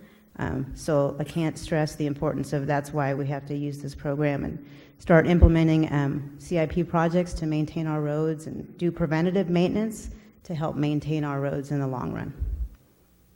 Before we move away from this slide, and I apologize for interrupting. Oh, that's okay. I want to make sure I'm reading the slide correctly. Move away from it, or? No, go back. Oh, okay. Before we move away. So if I look at the sections in the top right, is it fair to say then that 37 and 44, and I went to a state university, so I think that's 81%. 81% of our roads are currently, they're in good shape. They are. Right? Mm-hmm. They might not be perfect, but they're in good and currently sustainable shape. And roughly 19% of our roads we need to be addressing. And if I understand the modeling as the way you've discussed it and what this software does, is it fair to say that it's probable that the 10% in the green is largely where we would do work first, because to remediate takes less money, less work than the 8% and the 1%? So if I can, is that generally the right direction? And that's why I'm asking, because if I'm misunderstanding, I want you to correct me. So let me chime in on something, because I'm not standing there having to do the presentation and think about that. So let me latch on something that you said, Mayor, and then Cecilia can correct me, and I'll let her then go with it. To be clear from this, 100% of our roads we need to be doing work on. And I'm coming from a prioritization bent. And I'll get to that, and maybe this is the point. So while on the one hand you might think, and Cecilia can correct me or probably phrase this better, you would say, oh, let's start on the worst ones first before they get too bad. In fact, what you may want to say is our key priority is keeping those blues from getting into red, because it's real cheap to keep a blue road from going into a red.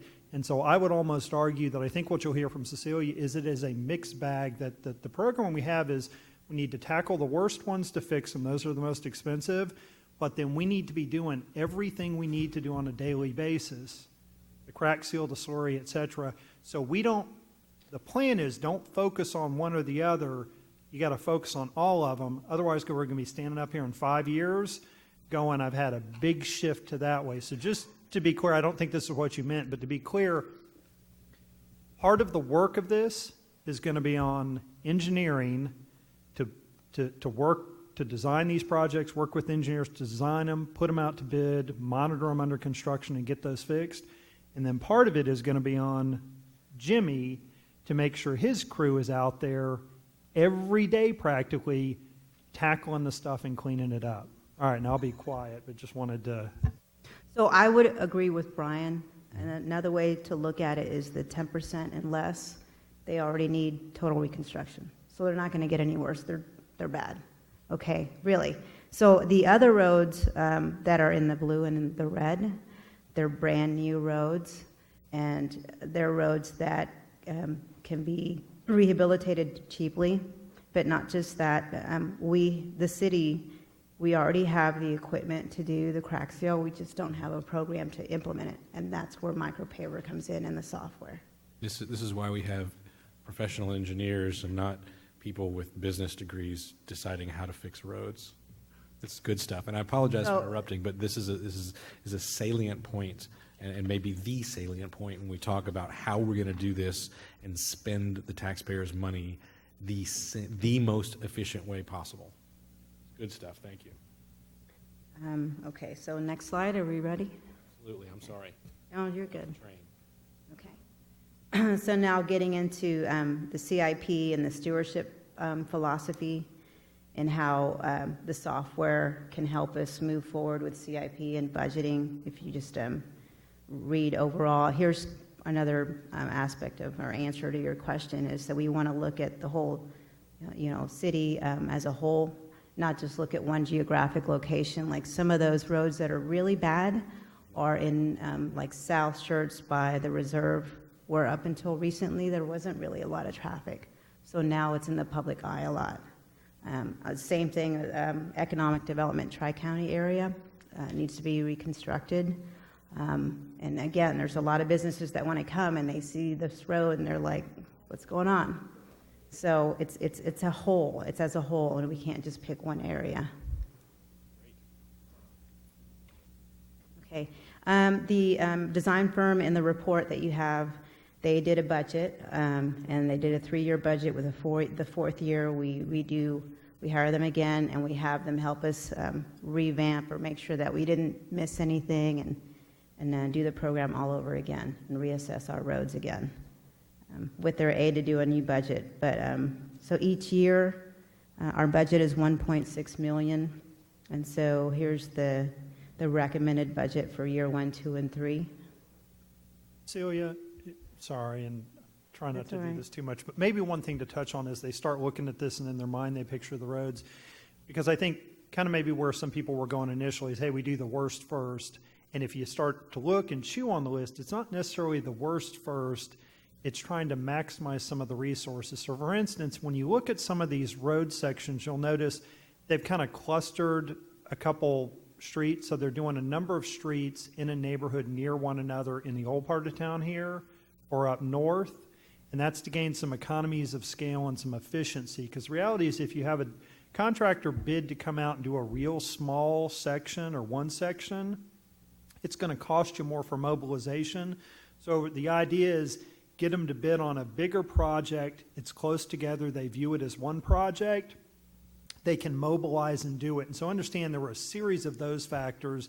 The other is the more heavily traveled streets in the neighborhood, visually the most impact. And so again, we're going to give you the report, and if you read through it, there's a section that talks about that prioritization. Spend some time going over that because I think it explains kind of how this came about. It's not necessarily just a worst first. Part of it is to maximize the dollars to get the most done as quickly as possible, in particular some of the worst stuff first. But you also do some stuff not as bad to keep it from getting bad. Is that accurate, Cecilia? Oh, yeah. It's about applying the right amount of money at the right time in the right area. Okay. Okay, so this is, this slide is in your packet, and then in the next slide, this is also in your packet. It's attachment D, and so it goes into detail in square foot, the cost, each individual PCI number, including contingency. So it outlines it very well. And then the bottom two colors, that beige and then the purple, we asked IDS to do to recommend start recommending roads for a preventative maintenance program for our crack sealing in the city. And so they started it off with this, and then we went over it in detail, and they helped us start the maintenance program, which Public Works has started in late November, early December. They're doing it 1 week a month. And so this slide here outlines how we've been utilizing micropaver by already including the new subdivision roads that we've been accepting and ranking the road and doing visual inspections. We also keep track of the contractors that are out there doing the work, which helps us identify which contractors are doing better work than others. And then Public Works, well, they began their crack seal program. We already had the equipment, we just didn't have a program in place, and so now we're moving forward with that. There's a cost estimate there at the bottom.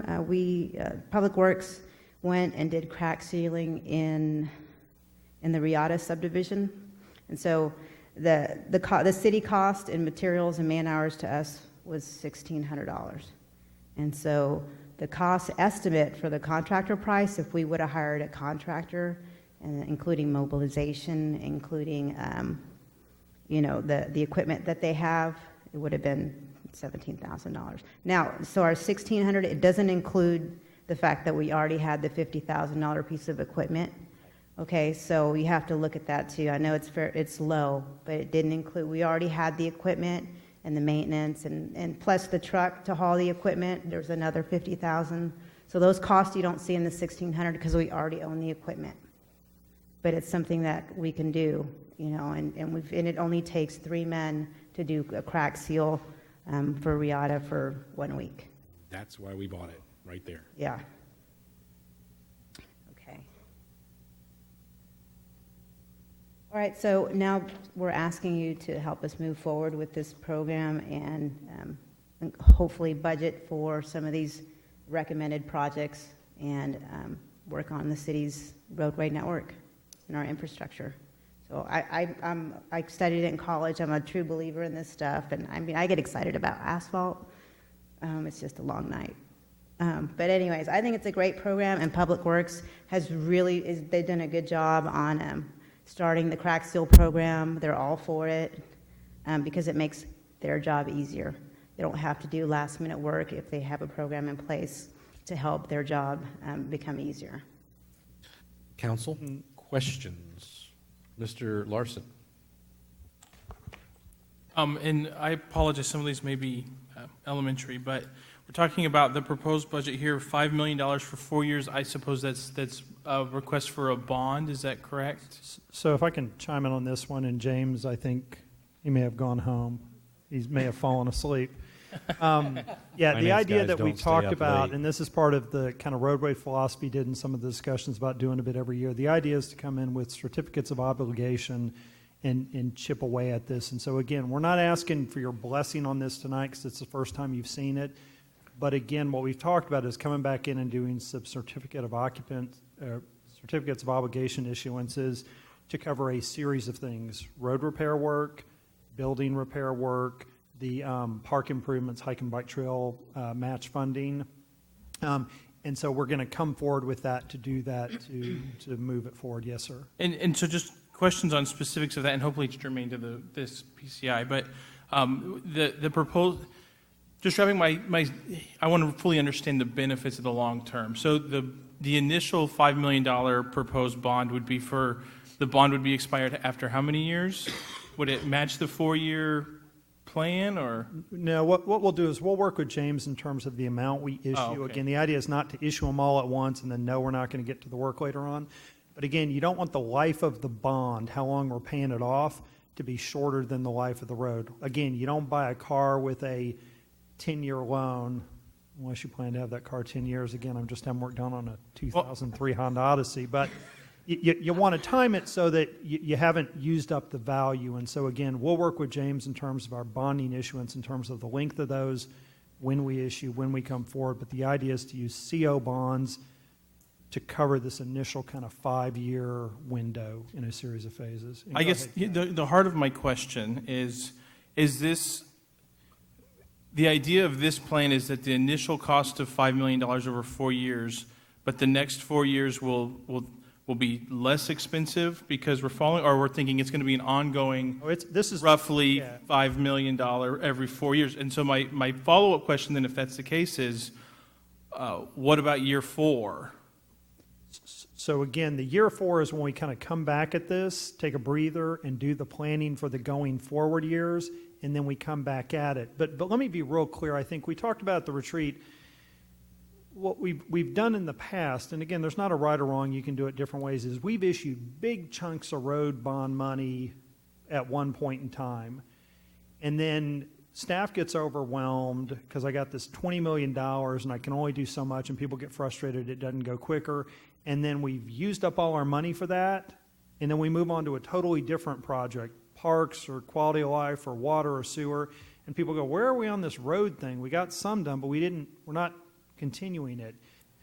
And the more sustainable way that we feel is we chip away at it every year. So literally every year there should be money in the budget for road repair, but there also ought to be money in the budget for sidewalk replacement, older park refurbishment, so that we're not putting all our eggs in one basket. So yeah, you will plan to see this forever, every budget, every year going, how much money we got on road repair, making sure we're doing enough, because if you don't one year, all you've done is you've kicked the can down the road and you've made a bigger problem for the next council and the next set of staff, if that answers your question.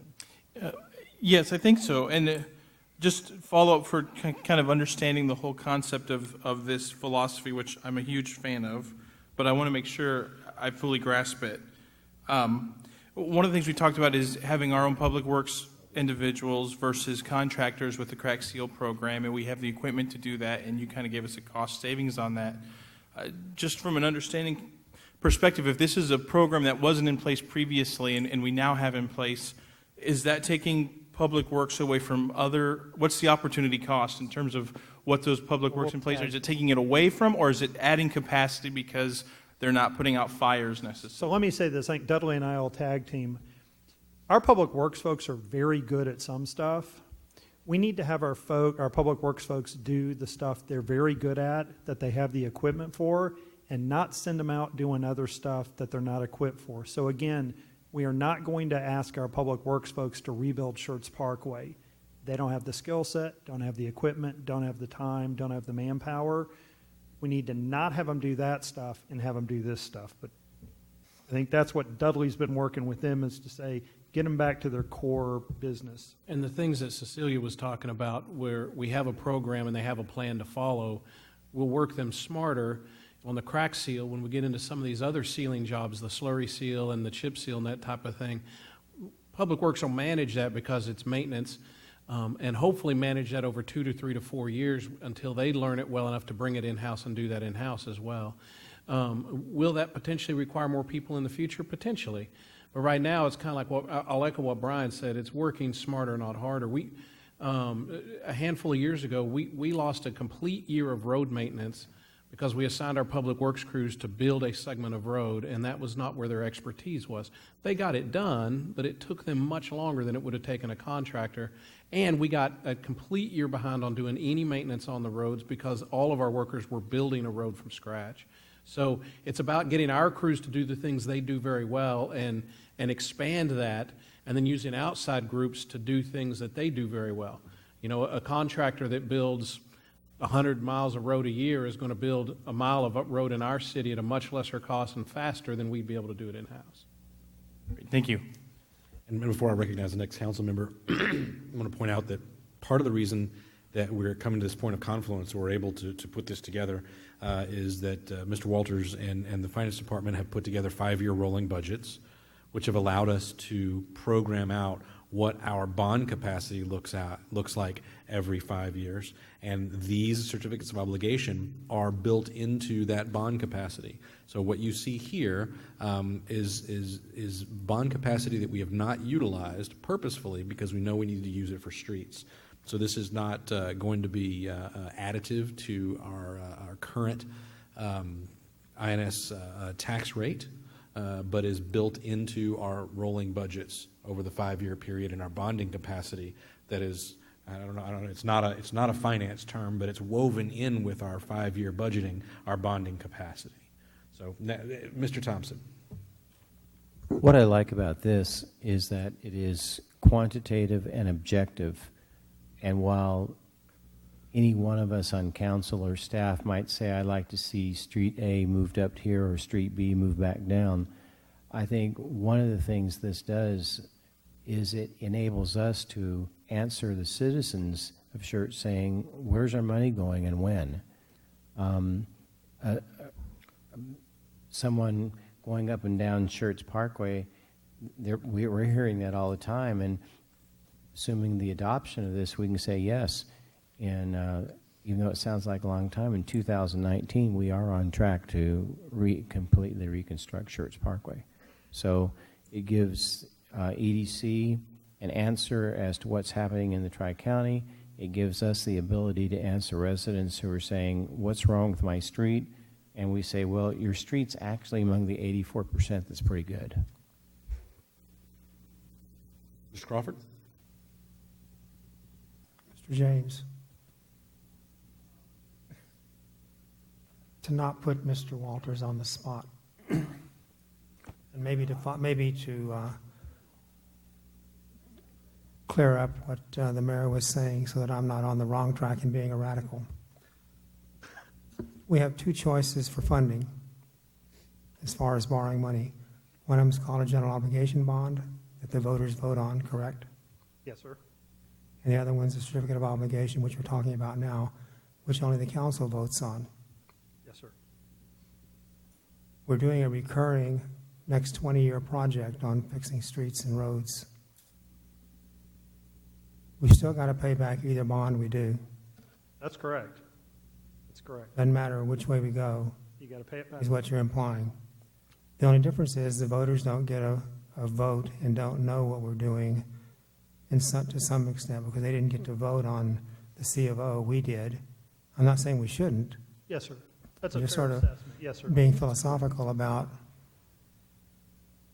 keeping track. Well, I know we keep track of how much we borrow. Mr. Kessel gave me those numbers. Yeah.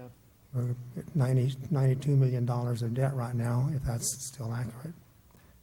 And it's going to go up another 8 million point something if we vote on the C of Os that y'all want to do, or the staff is proposing to council.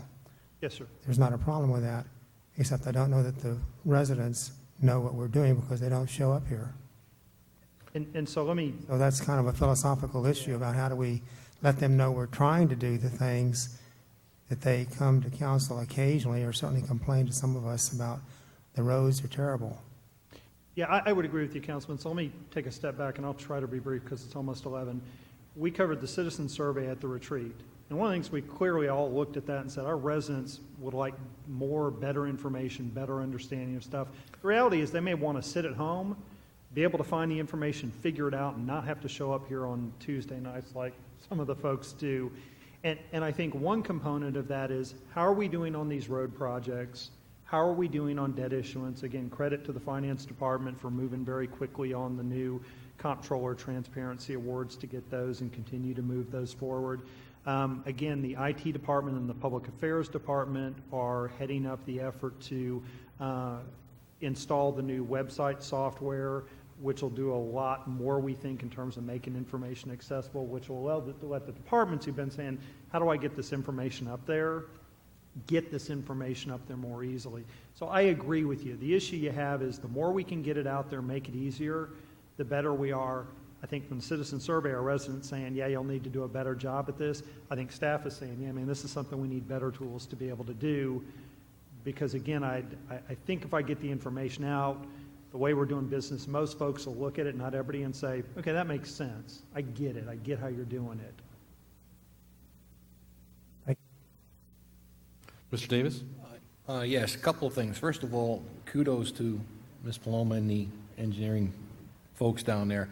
I had the pleasure of seeing some of the initial data on this when I was on TSAC, and she's right. I've never seen anybody so passionate about asphalt and paving in my life. During my day job, I have the pleasure of working in a cube farm with a lot of engineers from the Air Force Civil Engineering Center, and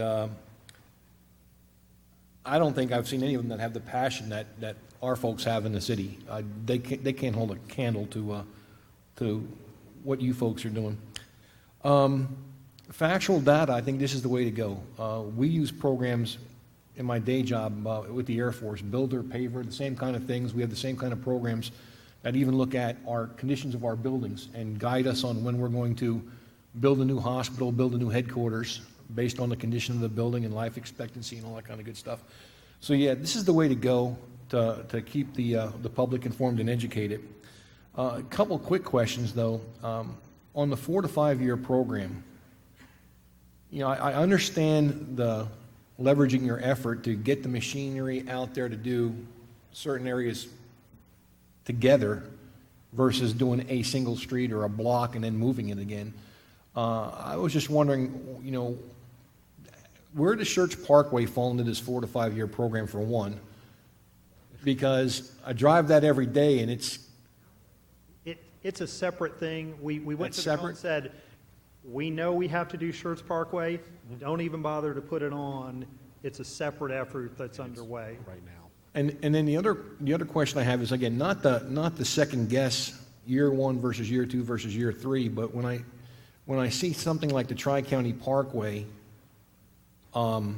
going to year 3 out, when if I remember correctly, we've had some serious problems with the roadway up there, and I'm more concerned because of the amount of volume with larger trucks and heavier traffic.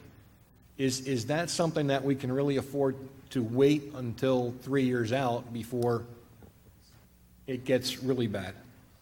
So we'll chime in on the logic. Let me kind of do this because some of this gets a little bit policy-oriented. I think one of the issues with Tri-County that you heard, and Cecilia even said, Tri-County is really bad in a lot of sections. It is an expensive road to fix.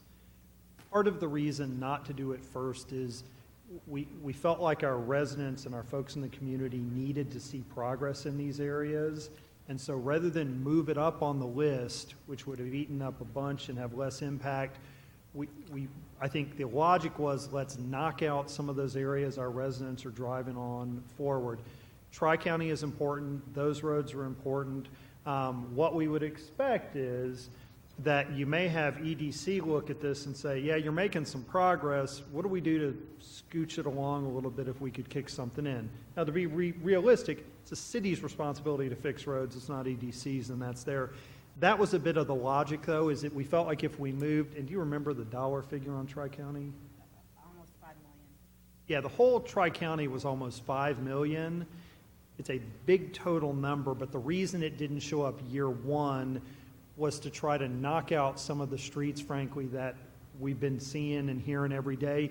Because even with this, we're making a dent in Tri-County. You'll notice it's, how long is that section, Cecilia, do you remember, with the Tri-County? I think it's close to 400 feet. Yeah, so what you see up there is a 400-foot section of Tri-County, to be clear. It's the frontage road to Corridor Parkway. It's not a big, long section because it's $5 million. So, again, one can say, yeah, this could have moved up, this road could have been on there. That was a bit of the logic, was to kind of have an impact in a bigger variety of areas first, and then kind of do that expensive section, rightly or wrongly so. Another question. In my travels around, I noticed that when we did the study, we purposely or inadvertently included gated communities and had the road index done in those communities as well. Do we have a plan to share this data with them, since they are ultimately responsible for their own roads? If we have that data, number one, the next time we do if it was inadvertent, the next time we do one of these studies, do we plan on doing the gated communities as well again? And do we have a plan to share this data with them so that the HOAs that manage a gated community can understand the conditions of their roads and what they should be doing to maintain their problem. Yeah, it was inadvertent, as you heard Kathy say. I think after it got done, we said there's probably some value, so it needs to be shared. But frankly, we have not had this here. But if HOAs are not putting the money into that, then often what they do is they show up before city council one day and say, They cry uncle. our roads Can you have pay for fallen this? apart. We need to turn them back over to you. We need you to fix them, and that's problematic. So, yeah, we will work with them to make sure they understand and know how to use it. But then the other is we're going to keep an eye, and if we start having a problem, then we're going to have a big sit down and say, you guys need to do this. You're not dealing with what you need to. Yeah, I'm just, getting the impression that what we're doing makes sense.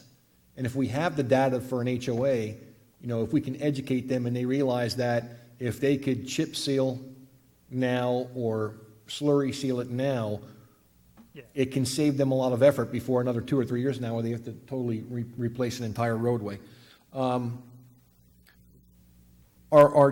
crack seal equipment, what is the typical life expectancy of that? To be honest with you, I'm not sure.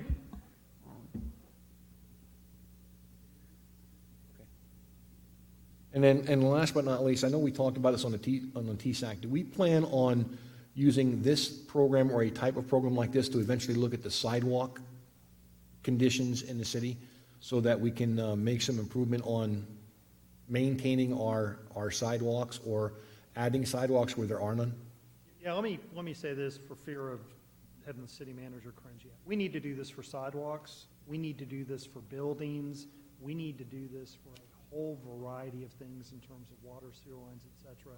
The reality is, as we've grown and gotten bigger, you heard tonight we had people with how many years and decades of experiences.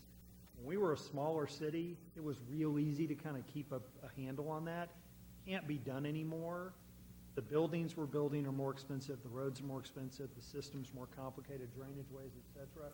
We have to have plans to understand and to map. So literally, you guys should be seeing something on every 6 months. What are we taking this model and doing next with it? That really ought to be it till we go through everything. Again, buildings, lighting, drainage ways, sidewalks, et cetera. Again, if we can only find someone with the enthusiasm for sidewalks that we have for roads. And so seriously, credit to Cecilia. Most of us, I think our eyes sort of roll back in our heads when we went through it. And Cecilia's like, this is so great. So yeah, it was a help to get it here. Thank you. That's it. Very good. Anyone else? Mr. Thompson? And going to what Mr. James just said, even though I've only been on council a few years now, there has been a tremendous shift in the way the city approaches things as compared to a decade ago to now. And so many of the things that you're asking for, we're on the verge, I believe, of doing those. But 5 years ago, they would never, I don't think the questions would ever have been asked. So the city has come a long way. To have something like this as a foundational level to move into what you're talking about is a great possibility. Was the technology out there 5 years ago to do it? Well, micropaper was. It was invented by the Army Corps in the 60s, I think. Been around a long time. Interesting. It's fairly inexpensive. I think we paid $1,500 for it. It's just a matter of learning how to use it and implementing it. And having the resources. All right. My last comment on slide 14 is on year 3 there. Objectively, looking at the data, we definitely would work on Wiederstein Road. However, I would argue probably that there are very few Schertz residents that travel on Wiederstein Road unless they're going to the deer crossing to get a beer. Probably subjectively not a big deal, and we probably would spend that money somewhere else. But again, fantastic stuff. I'm not an engineer. I probably shouldn't even open my mouth when we're going through this. Great stuff. So I think that your question earlier, though, was, hey, are you telling us to move forward with this? Are you? I think I hear from the council without question, please, full force, tell us what you need. All right? All right, if there's nothing else from council, we'll move on to the next item. Thank you both very much. All right, next item that we have on the agenda this evening, we have a discussion regarding crime issues and statistics.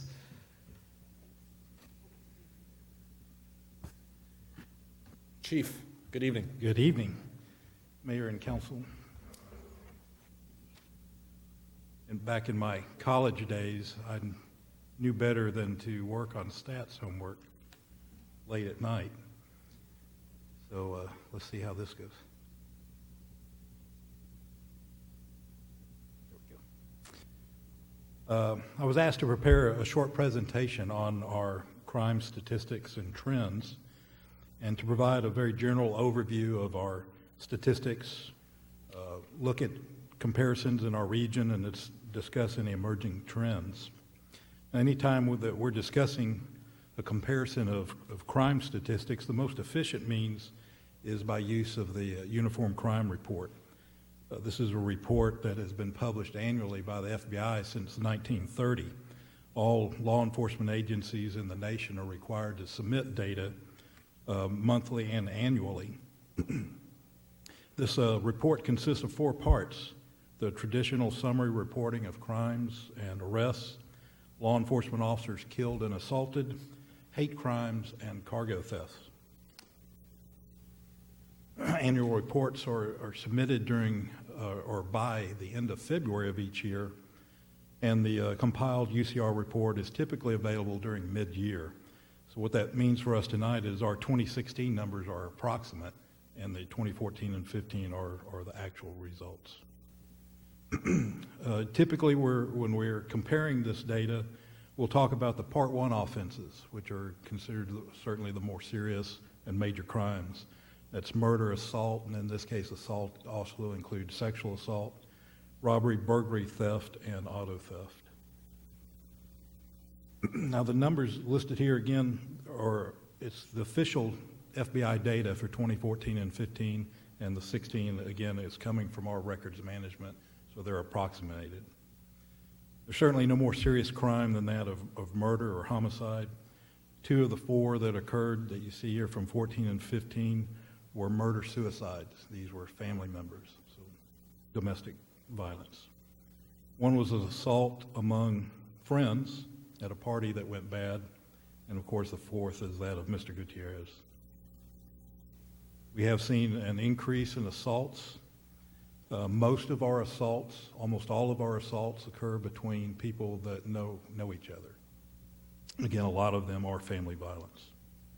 Unfortunately, this is following a national trend that you may have seen reported on the news last week. We experienced a sharp reduction in robbery, and considering the fact that we've had 2 this month, we're certainly not celebrating this fact right now. In fact, there was another one today in New Braunfels that may have been related to the one that we had Friday. The burglary and theft statistics are slightly misrepresented, and that's due to a change in the way that we report these offenses. Prior to 2016, if you had multiple offenses that occurred at the same location at the same time, they would be considered one offense. So for example, we have 4 families visiting Schertz. They stay at one of the local hotels. They don't know each other, they're not related in any way, but their 4 vehicles are burglarized. The officer would make the call the next day, again, same location, same time, probably the same suspect. It would be considered as one offense. Well, this is incorrect. It's been changed in 2016. That's actually 4 offenses. So you can see how that would make a slight difference in the numbers of reported offenses. And auto theft. Auto theft reports are on the rise. Now, I'll say that the majority of these are found within a day or so. It is someone that borrowed a vehicle and didn't return it in a timely manner. Some of these are repossessions. In fact, 35 were instances other than true auto thefts out of these. The Uniform Crime Report will list the crimes in various forms for comparison purposes, such as crimes per population. And although I didn't list certainly all the departments in our area, I did do a lot of them. This is a list of crimes per 1,000 population, and they're in order by the 2015 numbers. So you would want to be as low as possible on this list. And you'll see that we actually rated fairly well on this. And in fact, using our 2016 numbers, we would be one step higher at 20.9. And again, that could be simply the way that we've changed the calculation of burglaries and thefts. UCR also tracks clearance rates. In this particular list, you'd want to be as close to the top as possible. And using the same sample cities, Schertz rates very well again in our clearance rate.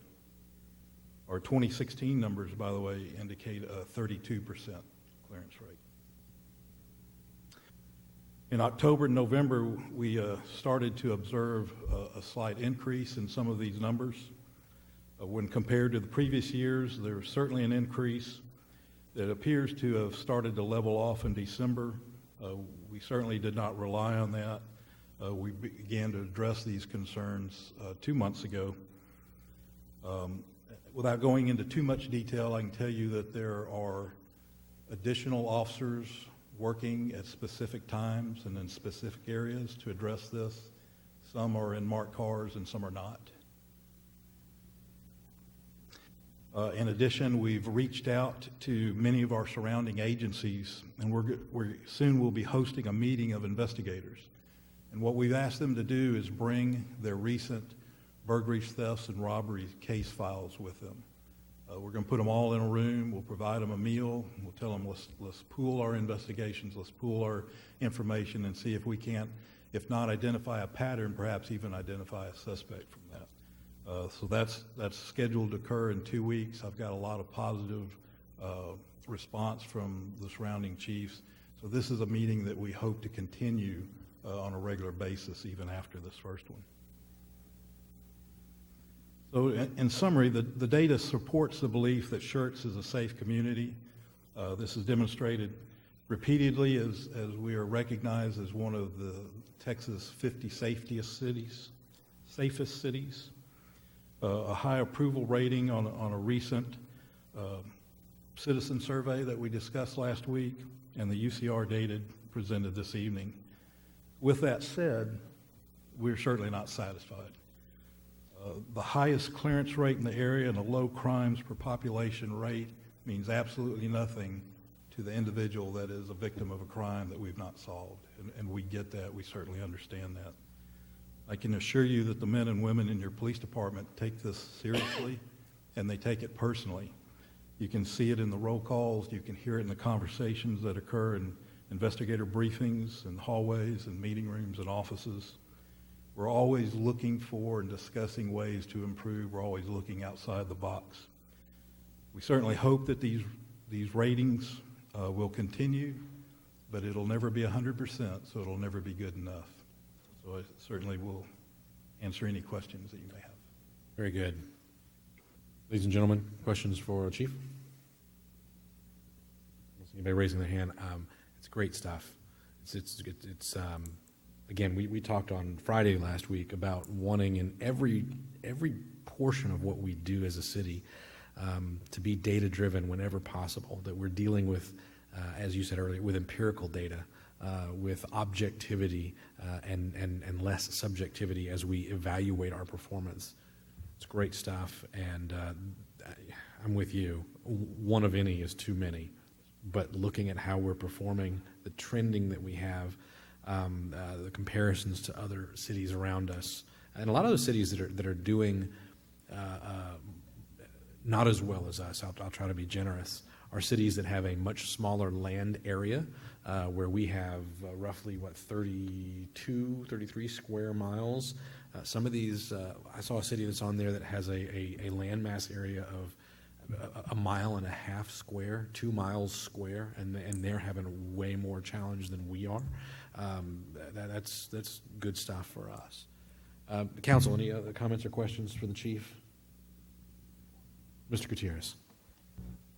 Chief, just one comment. I love your last statement. You're not satisfied, and I I do think that, you're right, citizens that are violated, they're never going to be satisfied, but kudos to doing your best, sir. Kudos. Mr. Davis? And Chief, all good data, good numbers. But I think one of the concerns is from the public is these type of questions, crime numbers and what's being done about it. Is there anything we can do to help educate the public? I know you guys have had a very active Facebook presence now with the department that has not existed before. Yes, sir. I'm not necessarily a fan of them, but I know a lot of towns have crime mapping links on their websites where they show what's going on out there. I'm not necessarily convinced I'm a big fan of that, because that may just lure in more undesirable elements to say, look, there's nothing going on here, so let's move into that area. But is there anything that the department's looking for to help with, sort of like we saw with the paver program for, or the PCI program for the roads?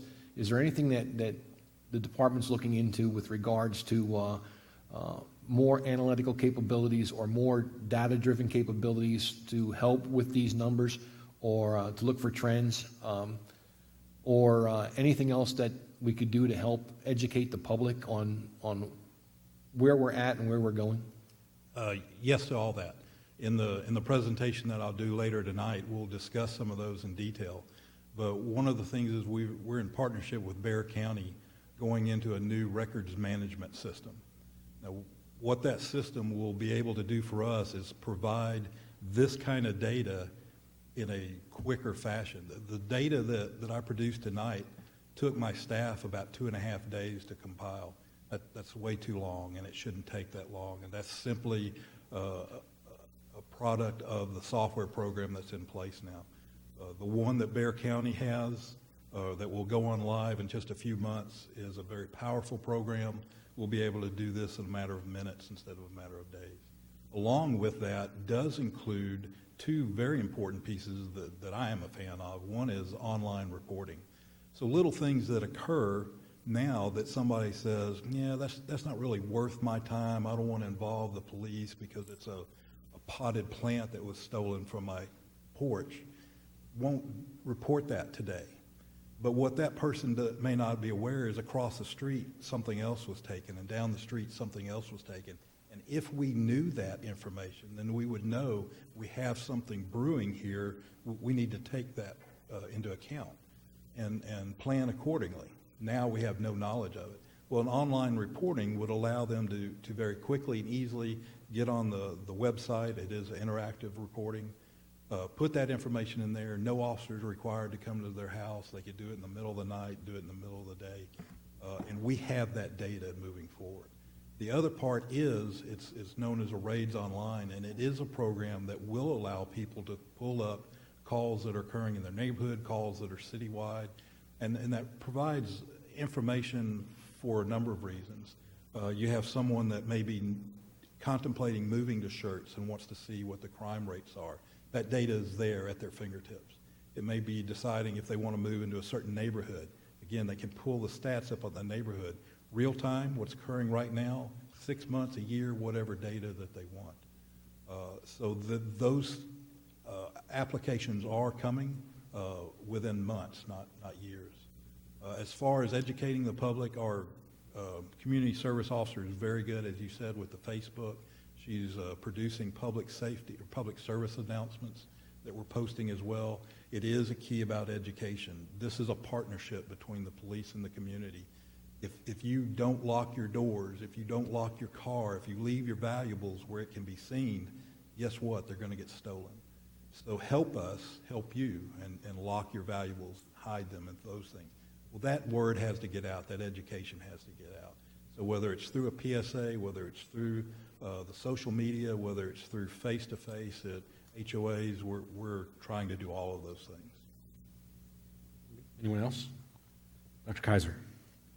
Just real quick, I appreciate the numbers, and I think they look good, especially in comparison to the other cities. Do you have the information as to, for those cases, how many were solved? how many were closed and solved, closed and solved, so that we could see, it's great to have those numbers, but I think it's important to know how many, you were able to close and solve and actually, arrest somebody. We have an overall clearance rate of 31% in 2015, 32% in 2016. If you want per individual crimes, I could get that data for you. It will take us a little time. Yeah, that's fine. Thank you. Mr. Crawford? Chief Hanson. Go ahead, write that down. Got it. When I first got on my HOA board, we had several occasions where the representative from the police office would send us emails saying what was happening in our subdivision. I haven't seen much of that in the last 2 years. I'd like to think that means that everything is fine, but I'm just sort of asking the question, trying to be polite. I know you can't send out things about anybody under 18, but I would be interested if there's anything going on that we should know about. Okay. And not just for my HOA, but in HOAs in general, anything we can do to remind them to lock their cars and those kinds of things. Be nice if we got reminded about that, so to speak. Sure, absolutely. And I'd like to think we could help y'all. I'll be checking into that. That is certainly a valuable resource for us. And Thanks. make sure that we're continuing that. All right. Thank you, Chief, very much. Appreciate it. Appreciate you staying here late with us. All right, we've got a lot of business left on the agenda. The next item that we have is the consent agenda items. Item number 1 are minutes. Consideration or action regarding the approval of the minutes of the regular meeting of January 10, 2017. Item number 2, Ordinance 17S02. An ordinance by the City Council of the City of Schertz, Texas, amending the official zoning map by rezoning approximately 434 acres of land from Planned Development District to Planned Development District. Item number 3, Ordinance 17S03, an ordinance by the City Council of the City of Schertz, Texas, amending the official zoning map by rezoning approximately 3 acres of land from single-family residential R1 to Neighborhood Services District, NS. Item number 4, Ordinance 17S04, an ordinance by the City Council of the City of Schertz, Texas, amending the official zoning map by rezoning approximately 90 acres of land from Planned Development District to Planned Development District. Ladies and gentlemen, any one of these that we need to pull and consider individually, or are we good to make a motion to approve the items on consent? So moved, Mr. Mayor. Second. I have a motion from Mr. Edwards, a second from Mr. Thompson. Comments or questions from council on this item? Not, then I'll call for a vote. Aye. Aye. Aye. Aye. Wait a minute. Aye. Aye. Aye. In the end, I have 7 ayes and no nays. The motion passes, or carries, rather.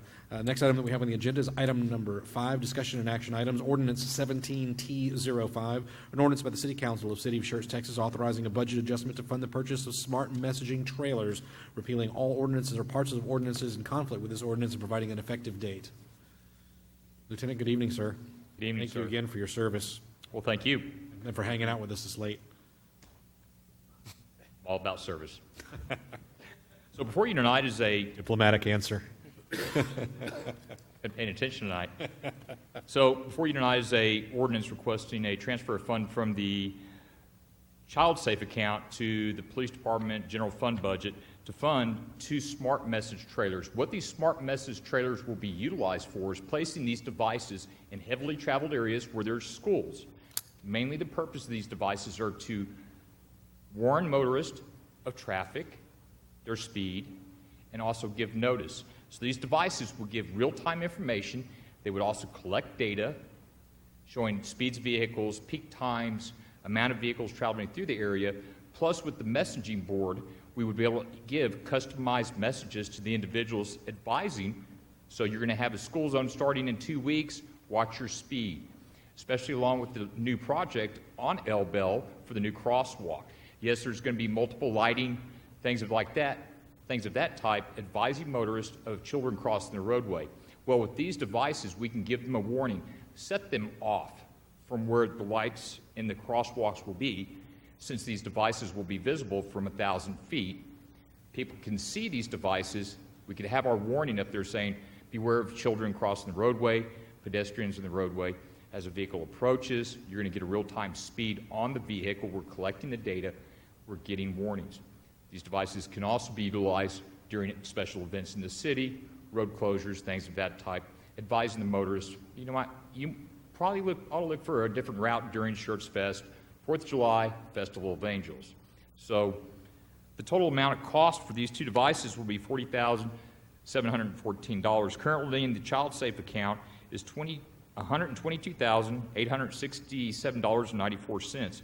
After the expenditure of these $40,714, we estimate that the remaining amount in the child safe accounts will be $82,153.94. Very good. Questions for the Lieutenant? Is there a motion to approve the ordinance? Motion to approve ordinance 17T05. A second. Motion for Mr. Davis, seconded by Mr. Edwards. Any other comments or questions from council? A question. Yes, Mr. Crawford. Yes, sir. Can you tell me, Brian told me that the money came from court fees or something like that, that feeds this fund? Actually, it's through the Code of Criminal Procedure. Mr. James? Mike asked me to step in and answer any questions that may come up over the fee itself. We collect the fee in two aspects. The first one is from the Transportation Code. It allows counties to add on an extra fee when you do vehicle registration. And then the other one is a fine, a municipal fine that you can get for traffic violations within the school zone. Both are revenue sources for the fund, and we collect about $60,000 to $70,000 per year. The first use of the fee is to fund the crossing guard program, but anything collected above that can go towards child safety or nutrition or education, and then after that, then just general public safety. Thank you. Anyone else? I do have a motion and a second before me. I'll call for a vote. Aye. Aye. Aye. Aye. Aye. Aye. Aye. 7 ayes, no nays. The motion carries. Thank you, Lieutenant. Good stuff. Thank you, sir. Next item we have on the agenda is a roll call vote confirmation.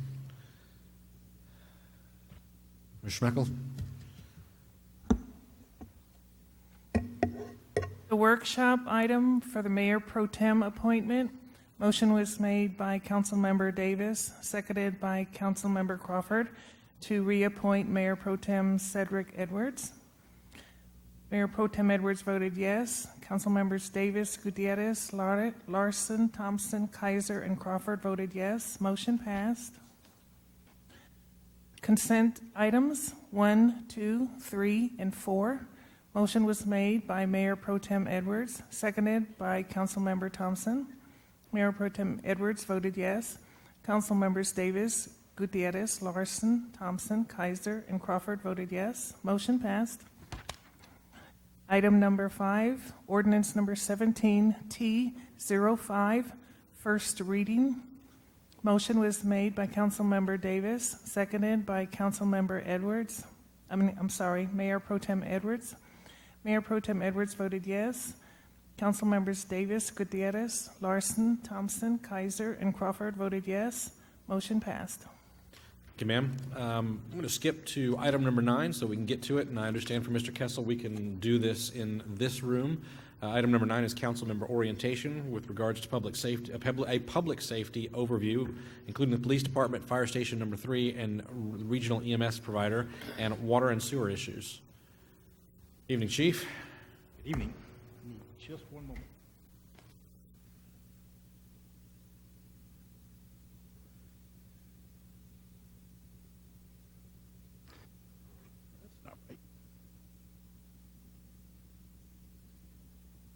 There it was. Questions, comments? I'm a little ahead of myself. Sorry. It's just a little late. I know. It's only 11:20. We've only just begun. There's a song like that. That's right. It is 5 o'clock somewhere. It's early.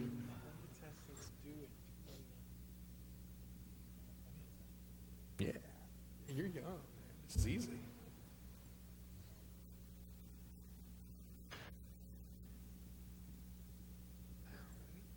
Just that quick.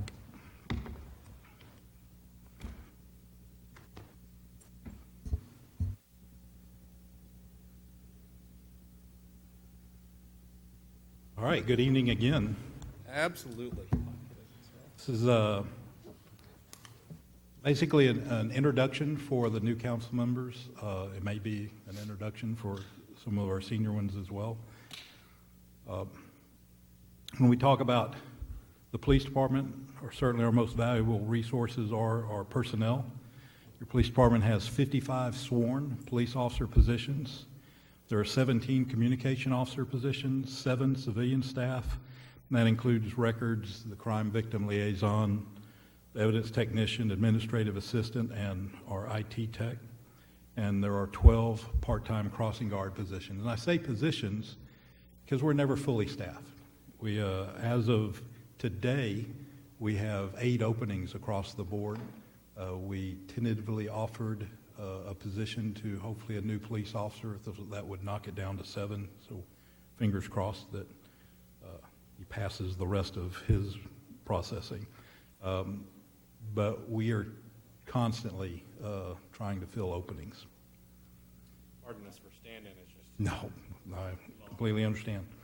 Our organizational chart starts with a command staff, which is the chief's position, assistant chief, and the 3 lieutenants. Lieutenants are division commanders, and within the divisions you'll see sections and units. I'll go in a little more detail about that in a moment. The chief's position is appointed by the city manager and reports to executive director. My position as the chief is the direction of the police department based on the input from the community, and that input comes from you, the elected officials, comes from committees such as TSAC, city administrator, of course, and our executive staff.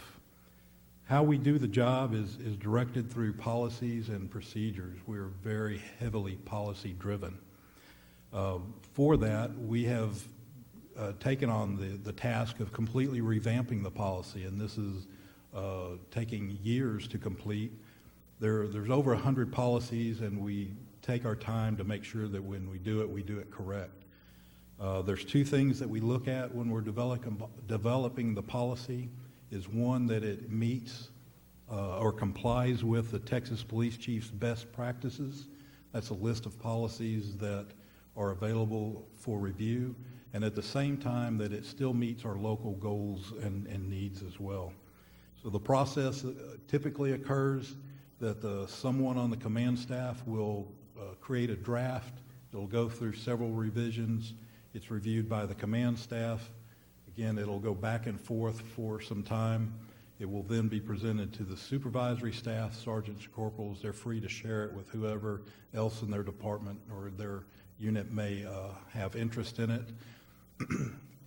And we're adding another step to that for some of the more possibly controversial policies, such as use of force, pursuit driving, things like that, and that's a civilian review process. So that's actually going to be starting hopefully before the end of this month or before the end of February. The other thing that is under my area is preparing for build out. Whether that build out is 75,000 or 100,000 population or whatever it turns out to be, we need to make sure that we're preparing for that last year and moving forward. It could be something as easy as one of the things that we're working on most recently is the creation of small reporting beats. So right now the city is divided into 5 districts, but when we're having to pull some of the stats that we talked about recently, if we need to do, say, a neighborhood, each individual street has to be searched. So that is very time consuming. So as we move into the new records management system that I spoke of, we're creating recording beats or reporting beats. So a neighborhood would be a single reporting beat.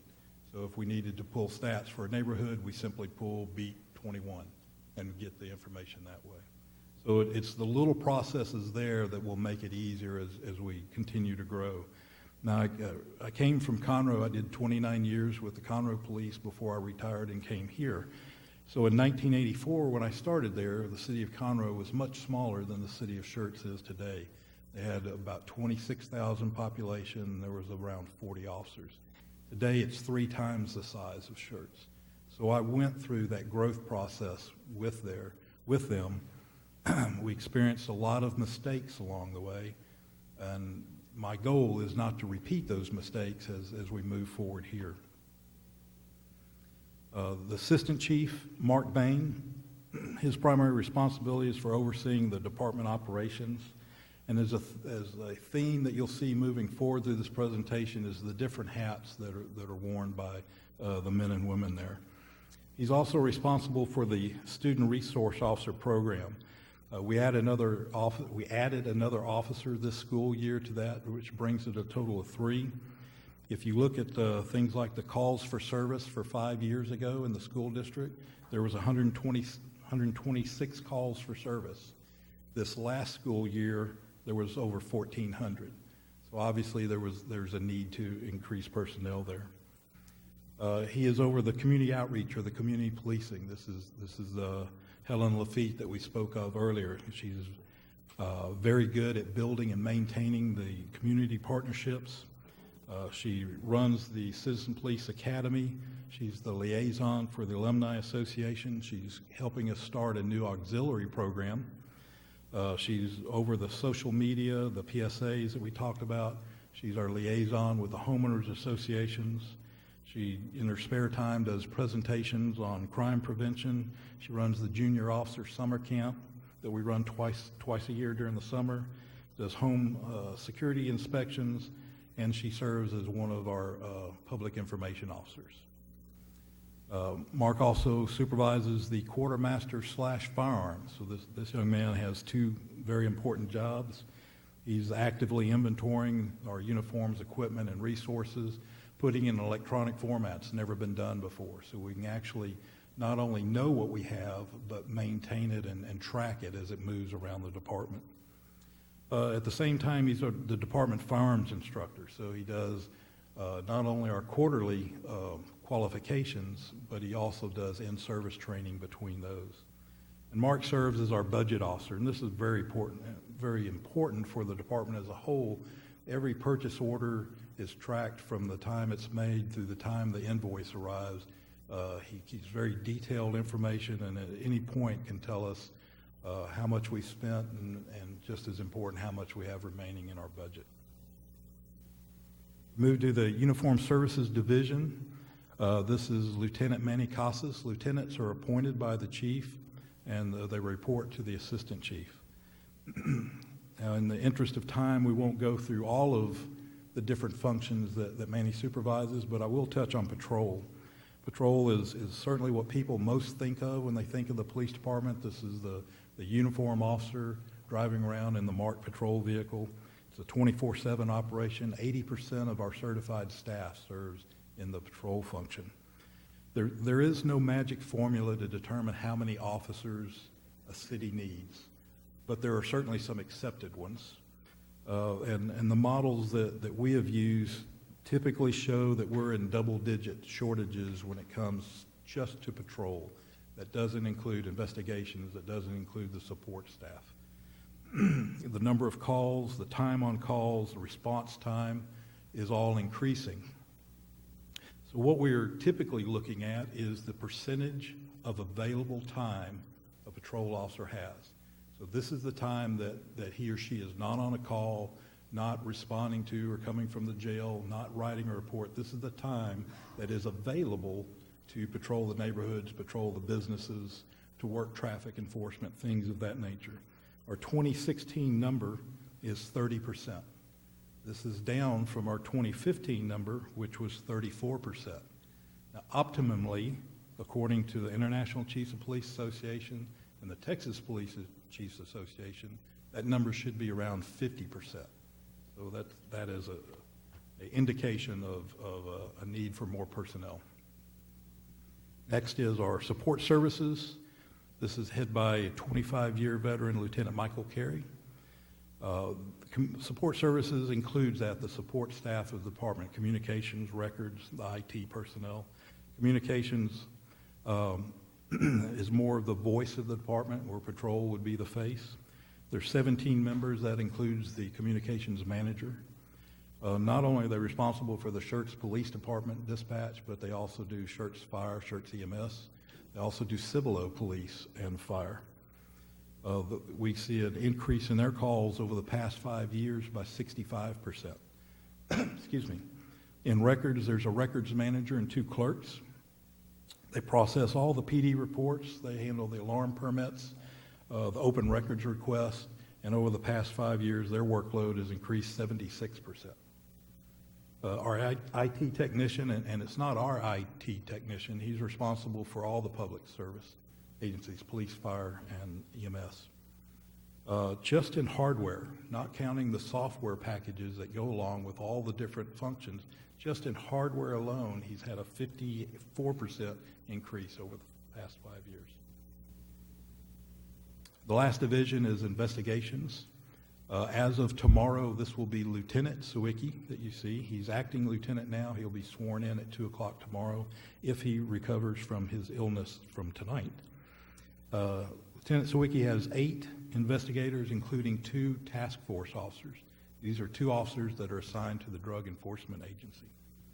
All investigations are done through this division. That's crime, internal investigations, and background investigations. And for a department that's never fully staffed, there are always background investigations to be done. There's been a 76% increase over the last 5 years in their workload. And again, talking about dual hats, Lieutenant Sawicki is also over the SWAT team. He does our grants and the department training. We move into the facilities.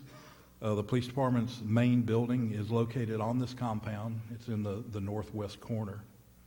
And in that main facility is the dispatch center, the public safety, IT, the infamous server closet that you'll see here, the administration offices, records, evidence, property storage, jail, and much, much more.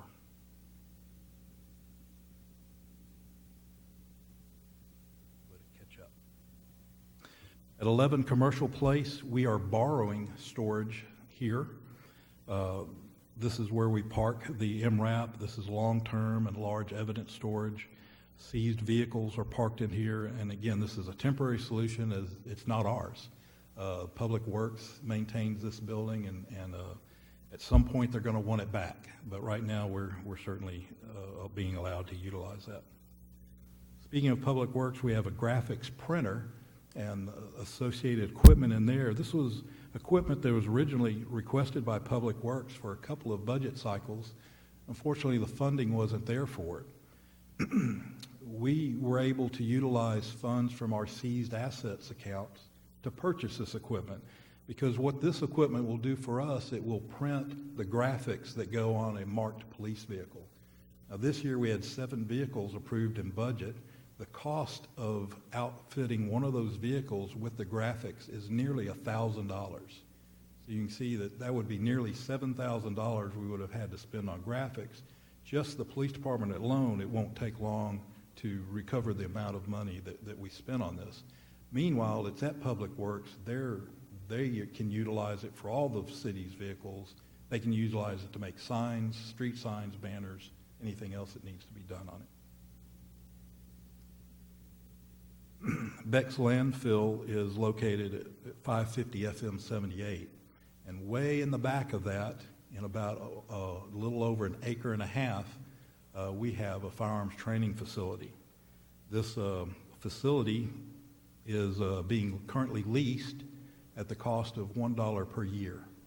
So it's certainly cost effective for us to be there. What this does is saves us the half-hour trip each way to Seguin, utilizing their range, which we had to do for a number of years. So we have a facility that is available to us at any time, depending on weather. And at the same time, we're no longer dependent on Seguin's schedule and the drive time back and forth. So where we were lucky if we could get just quarterly qualifications done, now we can do that plus regularly scheduled in-service training. Our student resource officers have offices at Clemens and at Corbett Junior High. In addition to our personnel, our greatest expense would be in transportation. patrol vehicles to include the aging Crown Vics, utility vehicles, the SWAT van. Incidentally, this is a picture of the SWAT van that was recently condemned by Fleet Services. They said no more. I was about to We say, worked that's on this not vehicle. a new truck. So it is gone, and we're working on trying to replace this vehicle. Transport vans, assorted trailers, motorcycles, and the emergency response vehicle. This vehicle, the MRAP, was acquired from the Department of Defense before they cut off those vehicles. We were very fortunate in this. There was no initial cost to it, so we have not paid for this. We didn't buy this. Technically, it's on loan. It's ours as long as we want it, as long as we utilize it. If there ever comes a time that we want to give it up, we simply give it back to the DOD. It is on loan to us. We were fortunate with this particular one. Excuse me. Everything under the cab was brand new when we got it. So it's very mechanically sound, and at the same time, the engine on this was built at the Seguin plant. I have a very good friend that works at the Seguin plant, and he's offered, if there's ever a mechanical issue with it, to get with him, and they will probably be able to repair it at little or no cost to the city.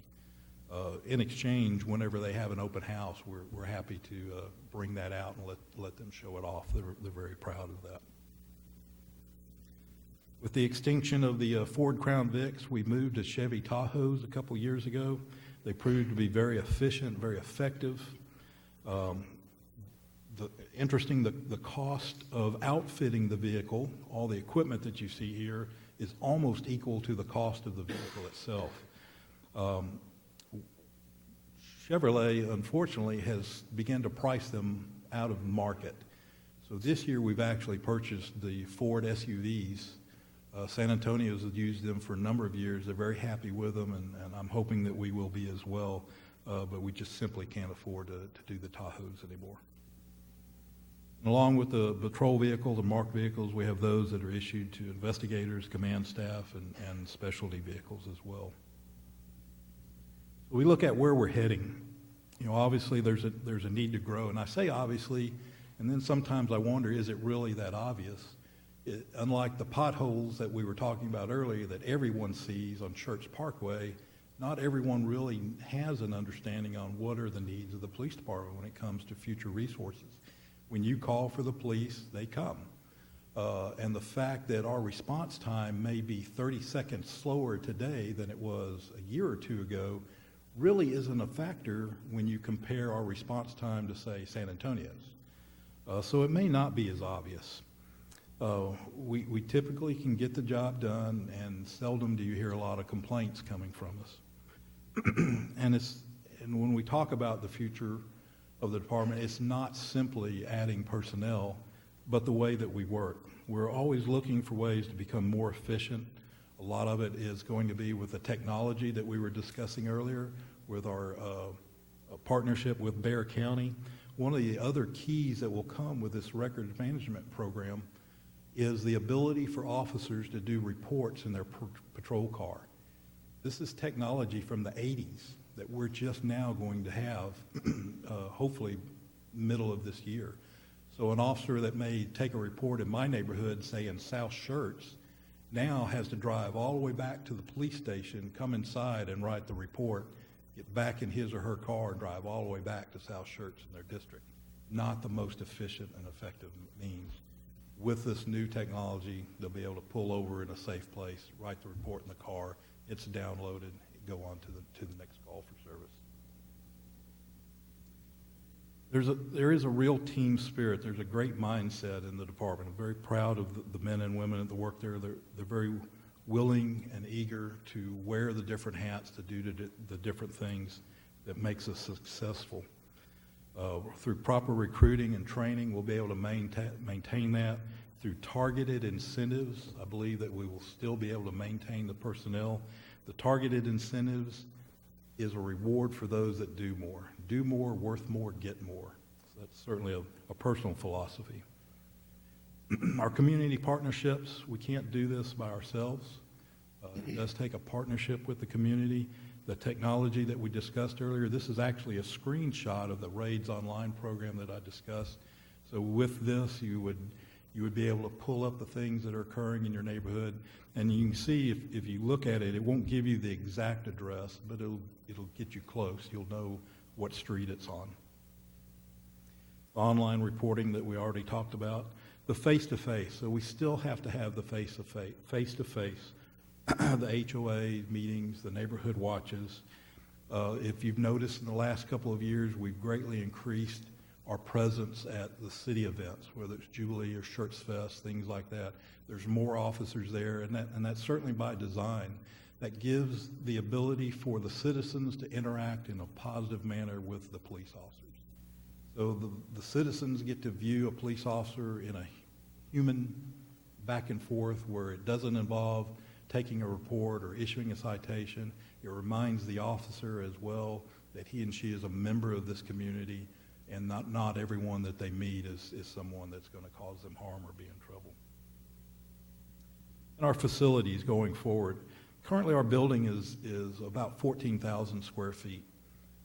Right before I left Conroe, I was the lead on the new police station. So I was in the process of building a new police station for Conroe. We had just gotten past the part where we had chosen an architect, and I was just starting to schedule the meetings between the staff and the architects.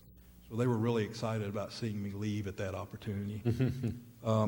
But I made a phone call when I got here, and I gave him some of our basic statistics, how many we have, how many officers, how many staff we have, the different things that we're involved in. And they all typically use a similar software program to plug that in. And in 2013, they came up with our need at that point was 28,000 square feet, so double what we have, and with a build out of somewhere in the 40,000 range. Now, the city has recently done a much more comprehensive facility study that came up with a recommendation for an 82,000 square foot police station. And I'll be the first one to tell you that that is way too big. We would never fill that. We would never need that much room. But somewhere between that 40 and that 80 is that magic number. In this day and age, a multi-use building is certainly going to be required if and when we ever get to that point. Standalone buildings for a police department are things of the past. We certainly understand that. We support that. I'm from an area that had multi-use buildings, so that is certainly not an issue, again, if and when we get to that point. Storage needs, we certainly have those storage needs today. We're using borrowed space. There's empty space behind the police station, so one of the things that we did not long ago was start to look at the possibility of building behind there, because not only does the police need storage, but so does fire and EMS. Well, because of the weight of the vehicles, the building of a slab in that particular area was cost prohibitive. In fact, one of the prices was $4 million. So we've looked at leasing spaces and sites that would be large enough, again, for our needs, police and fire at the same time. We're starting at $100,000 a year range. So it's certainly, it's a talking point. We don't have an answer for that currently. And training, how we train is how we work. There's a desire to increase or enhance our training facilities as we move forward. We're already including a legal review process and a civilian review process in our training and policies. And something that's interesting, at least to me, is currently we are prohibited by the state of doing our own training certification. We can provide training, but we're not allowed to sign off on it and have it recognized by the state. So even though we have very good instructors that are used by training providers, if we do a training in-house, we have to go somewhere else and have them sign off that's saying that they have reviewed our procedures, reviewed the material, they approve it, and we can get credit for it. We are 3 positions short from qualifying to be able to do that ourselves. It's one of those state rules. We have no control over it, but as soon as we get 3 more certified positions, we'll be able to qualify for that and do our own in-house training. This is a sign that's posted, not only is there one posted here, but this is posted in the main hallway of the police department. It's our core values. It's a guide on how we do business. I spoke earlier about mindset. Mindset is the way that the men and women in the department approach the service to the community. I was in a unique position in Conroe. I went to work in Conroe before civil service, and I've spent many years there after civil service was brought in.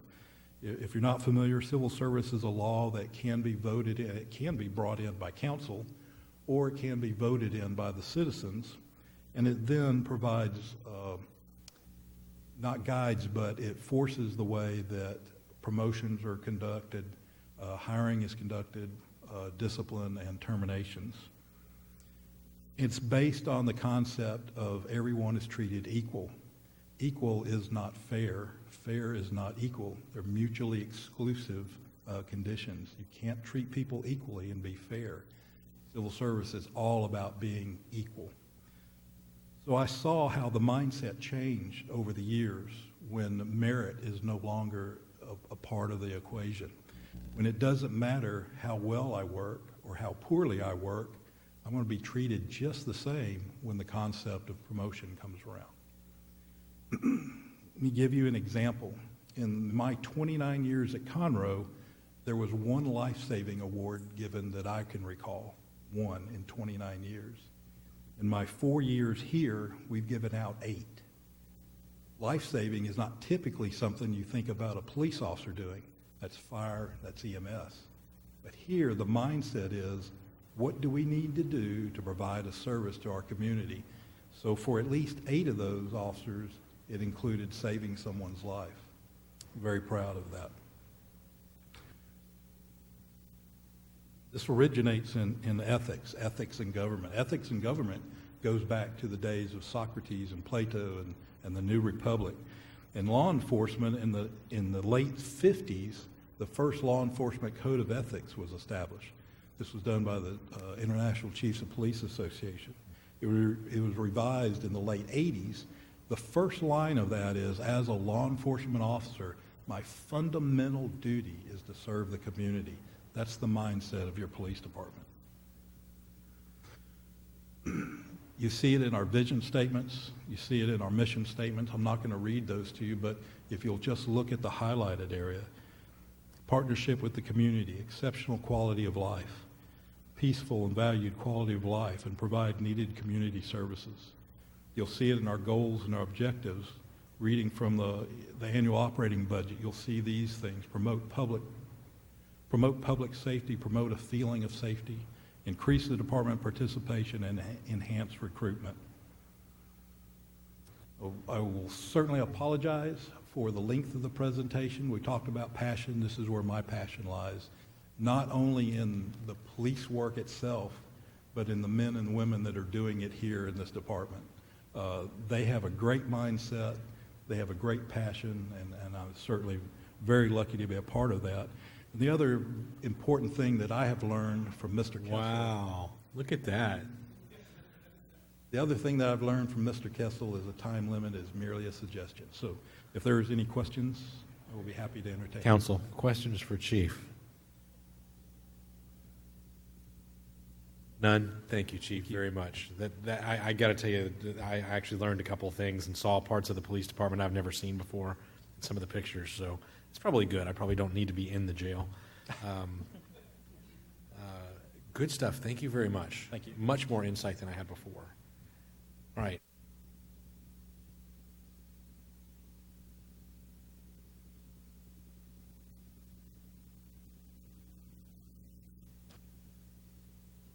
All right, consensus is press on. Let's go.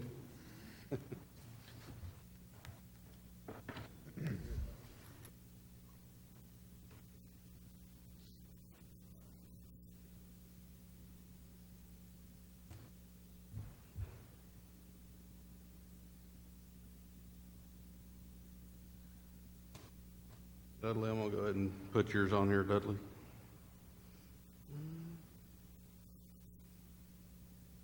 So, Chief, what do you say we let our water folks go next, since they get to drive home to like Seguin, right? Is that Would that be maybe acceptable? Absolutely. Let's do that if we may, and because we're about to hit tomorrow, and our water team has been kind and patient with us now for damn near 6 hours. So please, if you would, let's get you up here. Let's roll, and let's get you on the road back home. You probably have further to go than any of us. Okay, that's the one you have. Brought it over here for you.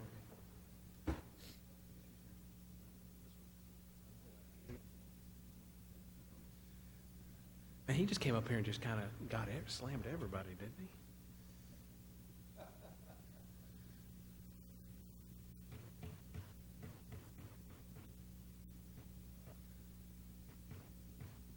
All righty. I didn't know you were going to change the order, Mayor. I was looking forward to coming up and saying good morning, because we don't get to say that to council very often.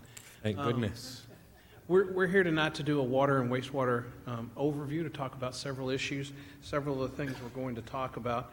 But Jimmy and I kind of summed it up like this. You turn the faucet on, the water comes out. You flush the toilet, it goes away. That's pretty much it. Any questions? Okay. Almost good, but some of the story is too important not to go through. Absolutely. So we're going to start off. We have Alan Cockrell. We have our manager and assistant manager of our SSLGC and CVLGC operations here. We're going to cover them first. That'll allow them to get on the road, and then Jimmy and I will tag team on some water and wastewater rate plan topics, the CCN, which you'll know more about that than you care to, although it's vitally important to how we provide service to our citizens, and then a brief overview of the water and wastewater systems and where we are today with that. So I'll let Alan and Amber go. Forward, backwards. Okay, let's see how this works. Okay, I'm Alan Cockrell. I'm the general manager of the, Schertz Local Government Corporation. This is Amber Briggs, the assistant manager. We also administer the Cibolo Valley Local Government Corporation. So what we're going to go through tonight and this morning is first I'm going to touch on Schertz Local Government Corporation. That's the one that's operating now. And then for a future supply, we have the Cibolo Valley Local Government Corporation. I'm going to go through this stuff, and if y'all have questions, please feel free to stop me, or we can address them at the end. First off, project history. Just real brief, we were formed under the Transportation Code in 1998.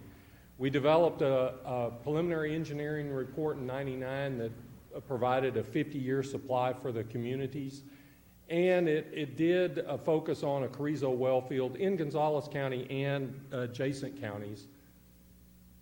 Our projects have been included in the regional and state water plans since the current planning process, the bottoms-up process, began with Senate Bill 1 in 1997.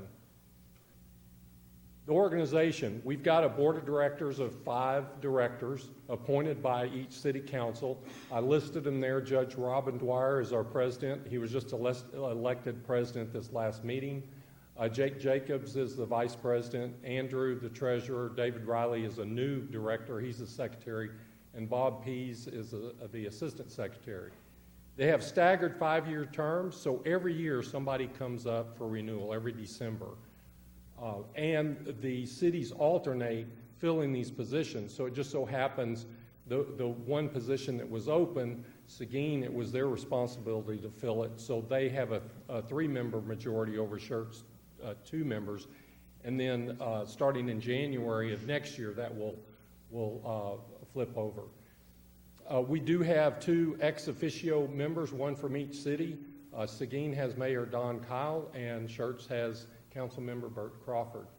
We also have a management services agreement that was developed between the corporation and the 2 cities, and we review that annually. We might tweak it and make some changes, but that just spells out how we operate as a separate entity. Here's the personnel for the Schertz Local Government Corporation. As I said, I'm the general manager. Amber's the assistant general manager. We have a new office administrator we just hired. Our previous one took another position. Sean Shimmick is the superintendent. He's been with the corporation as an operator when it first started. So he has a lot of experience, working knowledge of our system. Ruben is our chief operator. He's also been with the corporation for many years, so we have some good experience there. We have a staff of 9 operators, a surface worker, and an admin tech. We run a 3-shift operation 5 days a week, and then operators on call over the weekend. And we can operate the plant remotely if necessary. I also wanted to list the consultants that we use, just so you're maybe familiar with those. Some of these people you may be familiar with. Armstrong, Vaughn and Associates is our auditor. The next 3 individuals, Patrick Linder, our attorney, Crockett Camp, our project manager, and Bill Klemp, our geologist, all were with the project when it started. So they have a lot of institutional knowledge, and they helped develop the project in the early stages. Then John Winkler with Walker Partners does our engineering. Sam Coe is our financial advisors. Dan Jackson, which y'all, I think, do some work, or he does some work for y'all as our rate consultant. And the newest one is Stateside Right-of-Way Services, right-of-way agents. We just signed a contract with them recently, and Amber will kind of go over here in a few minutes our expansion project. So this is a map, a basic map of our system. We have, let's see if I have a mouse here. Okay, we have a well field down here in Gonzales County. Then our pipeline comes across. This is the corner of Guadalupe County, Wilson County, and Gonzales County. And this is where our new Guadalupe project is laid out. The pipeline then goes up. We have a surge tank here on top of a hill. Right at this juncture, the 42-inch ends, and it turns into a 30-inch up into Seguin, and a 36-inch that goes over to the booster pump station, and at that pump station, then the water is pumped over to Schertz. And this is just a listing of what I just described, the different facilities. Our pipeline adds up to about 43 miles. That's of our large pipeline. We have a multitude collection lines in our well field and those type things, but our major pipeline is about 43 miles. And our water rights, we have them secured by both owned property and leased property. Back when the corporation was formed, Crockett was the individual that did it. He went out and started talking to landowners in Gonzales County, said, hey, you're interested in leasing your water rights? And some of them said, well, we'll just sell the property to you. So we ended up buying about 4,300 acres at an average price of less than $1,000 an acre. I mean, some of the stuff we bought at $800 an acre. I'd say they did. I wasn't involved in it. Now, with the Eagle Ford, even with the downturn in the Eagle Ford shale in that area has just driven up. I mean, you can't hardly touch property under $3,500, $4,000, $5,000 an acre. And so, hindsight, we should have bought 8,000 acres. But that's here and there, you know. So we have about the 4,300 water rights, acre feet of water rights with owned property. The rest is all leased property with water leases. Wholesale customers. So we began in September of 2002 delivering to Seguin, and then February of 2003 to Schertz. Here is just a table of the wholesale water supply contracts that we have with other entities. In 2003, the corporation signed contracts with Selma, Universal City, and Springs Hill Water Supply. Springs Hill basically surrounds the city of Seguin. And off to the right, you see the acre feet per year. Then in 2015, we signed an additional contract with Selma for some additional water. And then we have the SAWS contract. There's 2 portions of that. The T2 is excess water. And so I have on this chart, for 2011, they have committed to purchasing 2,500 acre feet of water from us in this calendar year. 2011 is when that contract was signed. In 2017, our current calendar year, is when we're providing 2,500 acre feet. We do have a contract that we've negotiated with them for the next 3 years for them to buy 500 acre feet. That's not a whole lot, but every bit we can sell helps keep our costs down. And then we provide treatment and transport for the SAWS Tier 1 water, which is their water. They have a well field east of our location. They bring their water to our location. We treat it, transport it through the pipeline, and deliver it in Schertz, just around the corner. So, Alan, some of our new members may not know, I did not know in the beginning what an acre foot is. How much water is that? It's awful late. Let's see. Not the number, but Well, the how number. would you describe it? Well, the best way to describe it is a football field, 1 foot of water. There you go. That's an acre foot. 352, 851 There you go. gallons. I'm sorry, it just, That's perfect. that number sometimes pops in and out of my head. Okay, sales. What I wanted to show you, a couple of things. One thing you'll see is Converse is listed on here because we did have a 5-year supply contract with Converse, but I left it off the chart because we do not, that contract ended and we don't supply water to Converse anymore. The other thing you see on this, 24 and 2015, you see over 13,000 acre feet, and then 2016, you only see 9,200 acre feet that we sold. The difference is, in 2016, SAWS did not buy any excess water, and that's the big difference. And so selling excess water to SAWS does help us, especially financially, in keeping our rates down. Okay, debt. I have a report here from Mark and Dwayne with Samco, all these charts, and I wanted to condense it down to one slide to show you guys, to give you an idea of the debt that the corporation has. So I listed the different issuance. We've had some other, as you see in the purpose, we refunded some of the earlier issuances, and it saved us some money. But bottom line, the Schertz Local Government Corporation has issued outstanding about $143 million of debt. A big portion of that was here just this last year. We borrowed $66.5 million from the Water Development Board, the SWIFT funding, and it was 2 different programs. One was a low-interest loan. The other was a board participation. So the board participation is arranged where this is for the parallel pipeline. They are actually helping us pay for that pipeline, then we buy it back as we grow into it, because we're going to put it in bigger than what we need right now, because we need some future growth. The other thing, SAWS, their expansion that's listed in 2012, that $24 million, that is a responsibility of SAWS all on their own. So of that $143 million, initially all the debt was divided 50-50 between the 2 cities, except for some of the SWIFT funding, because the Guadalupe project is needed for future growth in Schertz and not future growth in Seguin. There was, both cities agreed that Schertz would carry the debt for the Guadalupe project, and it's estimated at a little over $34 million.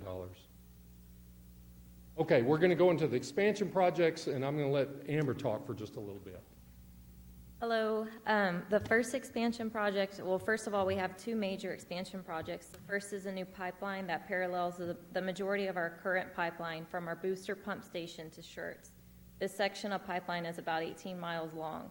Currently, we're in the process of acquiring new easements for the project, which is why we're using stateside right-of-way services. The second major expansion project is the Guadalupe project, which Alan talked about a little bit.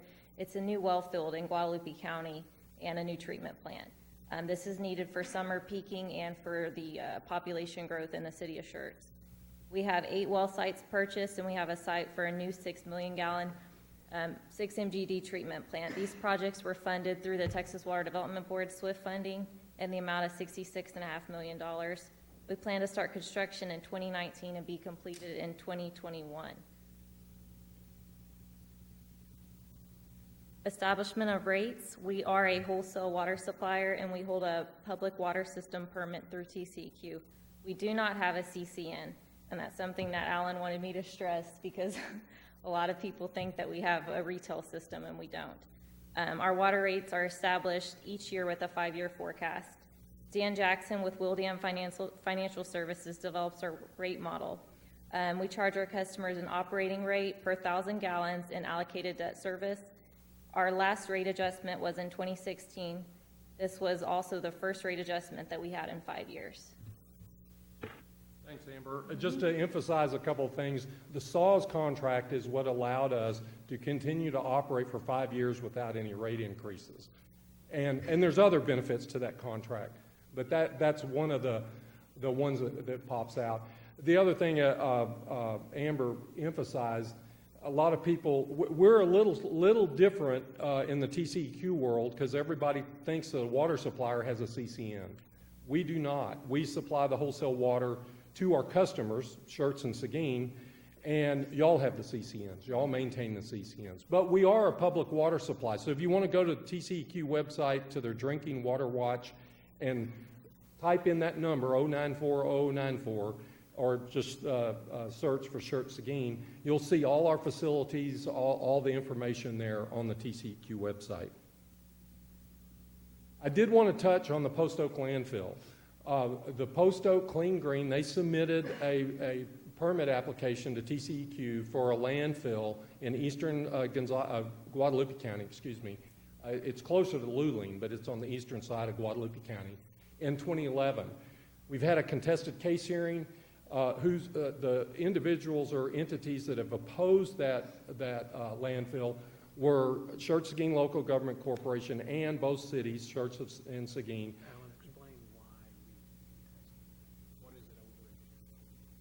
Okay, that landfill, the location is over the Carrizo-Wilcox recharge zone, and it's actually in the Wilcox aquifer itself. It would be in the aquifer.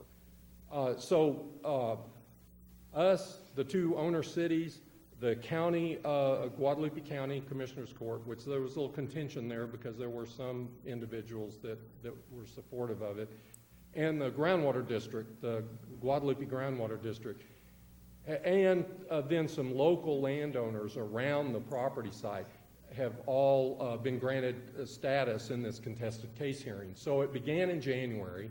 As you can see, the dates it went through.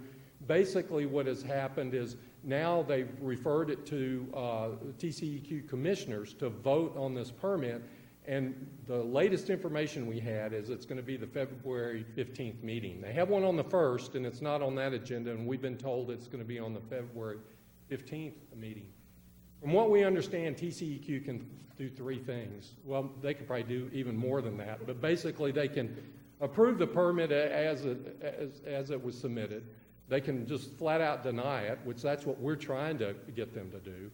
Or they could approve the permit application with modifications, and these modifications were suggested by the administrative law judges of several issues that, a long laundry list of issues that they saw with this permit application. So we are actively working on this. There's some issues with the Air Force and potential bird strikes, but then there's also some other dealings between the applicant and the Air Force, and we're not sure how all that is shaking out, but we're continuing to monitor this. And on the 15th, from what we understand, taking bus loads of people up to TCEQ really isn't going to have any effect, because their procedures, they will allow, at least they will allow state elected officials to make a comment. So we're working with our local, our senators and representatives on that. We're hoping that they'll let the mayors of both cities make a comment, but we're not sure whether the applicant may object to that, and it's just all a legal procedure. But we're continuing the fight. If TCEQ does approve the permit, then our next step is the groundwater district had taken the applicant to court saying it violated their rules. Well, that went to the appellate process and came back saying, well, it's not right. They don't have the permit yet, so we'll pursue that avenue if we have to. Okay, let's switch gears real quick. Cibolo Valley Local Government Corporation. It was formed in 2011 under the Transportation Code. It was kind of a mirror organization of the Schertz Seguin Local Government Corporation. There were 5 entities, cities that were involved initially. Seguin, Selma, and Converse withdrew, so it got down to 2. I'm going to speak candidly with you guys. A local government corporation with more than 2 people is like herding cats. It really was confusing, and it was hard for that organization to get a direction. Now that it's Schertz and Cibolo, 2 entities that have similar future water needs, I think it's going to work much better. So in 2014, we worked as far as selecting the most feasible project. We developed a business plan. We started agreements, option agreements with landowners in Wilson County, and got a real favorable response. So now in 2015 until the present, we're signing water leases. And the other big thing, we kept it in the regional plan. There was a move by some individuals in Wilson County to remove it from the regional plan. And luckily, we were successful in keeping it in the plan as just a proposed project. We still have to go through the groundwater district to get all the permitting, but it's a proposed project in the regional and the state plan. Once again, it's the two cities. There's our board of directors. We have 4 directors, Justin Murray, Garth Corson, Leslie Peedy, and Steve White. Then we have 2 ex officios, which Councilman Edwards is and Councilmember Hogue from Cibolo. The little difference there is we have the ex officios in our bylaws. They are an alternate. So if one of the directors is missing, then they can become a voting member for that meeting. They utilize the Schertz staff for administration, and we have a management services agreement that does that. If you look at the consultants that we use, it's a duplicate list except for the water rights agents. We're using HRM Land Acquisition Solutions for that. Here is a map that is associated with that project. It basically parallels the Schertz project. The concept is in that area where the green line goes down into Wilson County, develop a well field. That's where we're developing our leases. We will develop a well field there. We will bring the water back to the Guadalupe project to be treated and then transported over to Schertz in Cibolo. All right, why are we doing all this? This is my ending slide to try to get, reconcile the math. If you look at the lower bars, that's the Gonzales County project. That is about half the water, the amount of water that belongs to the city of Schertz. Then you have the Guadalupe project is the next stack of bars, and then you have the Wilson County project is the top stack. So if you look at the red line, the demands, the projected demands, we need to keep up with those demands. Right now it looks like, well, maybe the Wilson County project's coming on a little early. We may not need it in the 2030 decade, but we're planning for it now. We're moving forward. We know it's going to be a lengthy process to obtain permits. It took us our last 4 wells in Gonzales County, because it was a contested case hearing, took about 4 to 5 years to get those permits. And so we think it's going to be the same thing in Wilson County. We are also working with other entities about additional water. You always have that potential, and so that's the timeline that we're looking at developing our projects. Okay, questions? All right, questions for Mr. Cockrell. I don't think you'll have any questions at this hour.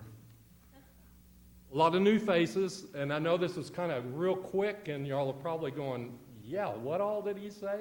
It's okay. One thing we're going to try to do in the next couple of months is schedule a tour of our facilities. Yep. Whenever that is appropriate and convenient for council. We'd like to do it all as one group, but if we have to split it up at different, we were thinking maybe a Saturday. That might work better for most of you people that work during the day. We could have it at midnight at night. I know y'all are available. We could do that, have flashlights. If we do a few of these, that's right. Right. So we'll be working with Dudley and staff to schedule that and see what we can get scheduled, so that I think this will make a lot more sense when you see our facilities and see what we do. Thank you very much. Thank you all. And I would just add, as Alan and Amber are wrapping up, this demand curve is for us, and it's the water that's allocated to us out of the 3 different projects. And Councilmember Larson, you spoke Friday at our retreat about voting in things because of decisions made in the past. And this is one of those things. But you can look out across this timeline and see that, potentially for the next 50 years, we are projected to have enough water already on the books. Process is already moving forward. There's going to be some new debt that we're going to have to do and things like that. But because of decisions made by council members in the late 90s, we are controlling our own destiny now. We're not at the whim of anybody else when it comes to water supply. And this is very, very critical for us as a community. Our residents will pay for the water. There's going to be some rate increases. We'll talk a little bit about that in a couple of minutes. But as we move forward, we know we have a supply that we've got locked in for at least the next half of a century. So. Very good. Thank you all. Once again, please drive us home safely. One quick question. Yes, Mr. Davis. Looking at this last slide here, what contingency plans do we have for the projected 2025 timeframe there, where our demand seems to be exceeding our supplies by about 2,000 acre feet? Number one, the data is very conservative. And conservative in that the red line might be over-projected, what your needs are. And then the supplies, the one contingency that Schertz has is Seguin is not using half of their water. They're not projected in a number of years of using that amount. So that amount is available to sell to Schertz. And so there's some leeway there. Also, the Guadalupe project, we show it in 2025. It's actually 2022. It 2022, because these are 5-year increments. So, we're thinking that's going to come online a little sooner. So, just looking at this chart, you go, between 2020 and 2025, it doesn't look very good. But we think we're in good shape. Yeah, and as the city of Schertz, just independently, we have several thousand acre feet of Edwards water that we can pump if we need to, and other sources we could go to. It's just that as we get outside of what we've done here, the cost goes up not marginally, but very quickly. The excess water, the T2 water that we're pressuring saws to buy as much of it as they can. You may have heard of this little project that they've got going. What's the name of that little thing? Vista Ridge. The Vista Ridge pipeline from somewhere up near College Station all the way down here. That's slated 2019, 2020, something like that? I think 2021 is when they say that it's going to be delivering water. When they turn that pipeline on, they're no longer, no matter how hard we pressure them, going to buy excess water from us. So that frees up that 2,500 to 3,500 acre feet a year that Seguin's not using that we'll be able to use until we get the Guadalupe project online. So even though this 5-year increment thing looks a little bad, part of that is to make sure that everybody understands that what we started in 2003 needs to constantly be upgraded and moved forward and continue to look for new projects to make sure that we're set into the future, because it's not easy short-term stuff we're doing. It's really long-term stuff. If I could add to that a little bit, there's some information that's probably embedded in all of this that council would want to dig into at some point, which has to do with the summer peaking and how much water we can pump on a particular day or in a particular month in the summer when we have those high demands versus what our average is, and also what we might experience with changes in the different groundwater districts that are different county by county or district by district, and those evolving items. So there's some risk or unknowns looking out as well. So it behooves us to be very conservative and to say we need to really get ahead of this, not just in the short term, but in the long term as well. Very good. All right, thank you all. Thank you. Please drive safely, like I said. We're going to talk real quickly because one level of comprehension of this tonight won't be that good, and I do not do near the entertaining job of this that Dan Jackson, the rate consultant, does. But we're going to talk a little bit about water and wastewater rates. And we also, like the corporation does and like the city of Cibolo and CCMA and the city of Seguin, we use Dan Jackson with Willdan Financial. He's an internationally known water and wastewater rate consultant. Really 1,000-pound brain person. And he comes in every year, just like with SSLGC, and delivers to the city a 5-year rate plan that we bring in and update annually, much like SSLGC does, to say, okay, we're still on course with where we were last year, or hey, there's been new developments, we may need to tweak something here or there. It's built to pay the rates based upon the charges from both SSLGC and CCMA, and then to also build up and have a fully functioning water and wastewater utility here in the city. So it allows us to build reserves, to build capacity to pay for debt, and to actually have debt issuances in those two enterprise funds to build, rebuild, and enhance those systems.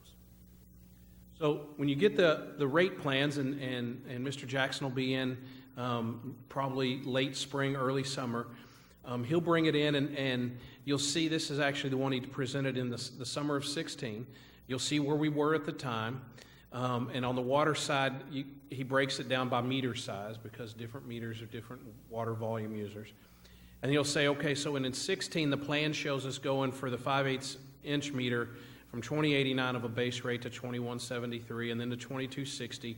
And by October 19, we'll be at 2351. And there's all these assumptions that are based upon this. One of the big ones, and what I'll show you in a minute, is that this was based upon SAWS buying excess water from SSLGC because of the effect of the rates. And then it comes down here into the cost per thousands of gallons based upon the different cost structures for the amount of water people use.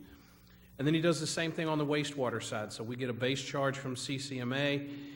We have a line maintenance fee which goes to them, or pardon me, that comes to us, and then the line maintenance fee goes to CCMA. Anyway, this is combined into a fee that we charge out based upon their sewer averaging that we ask our residents to do. So in the October to March, we ask folks to not water their lawns and do that kind of thing because we're measuring how much water everybody uses, and then we average the 3 lowest months, and that is what your sewer rate is based upon for the next year. And so that is multiplied. So for October 15, that was multiplied. Let's say you used 3,500 gallons was your average across your 3 best months. So then 3.5 is multiplied by 351 to get your usage charge plus the base rate of 922. So that's how that math is done. So up here it's based upon actual amount of water you use plus the base charge of that. And then he'll come back and say. He'll show you the difference in how the typical bill based upon for like the 5/8 meter of standard residence, using 5,000 gallons in a month. Prior to October 15, they would have paid 5504 and then 6056. So this gives council, it's easy to see the base rate and all that, but you don't really know how that adds up. So he's going to do the math for you and help you understand. And this is doing things such as planning for bond issuances by the enterprise funds, taking care of our current systems, the wear and tear, and building a reserve fund so that if we have something we're not planning for, so calendar year 16, Alan didn't mention this, SAWS bought no excess water in calendar year 16. Now, SSLGC was able to make up for the most significant portion of that hit through some reserve funds they had.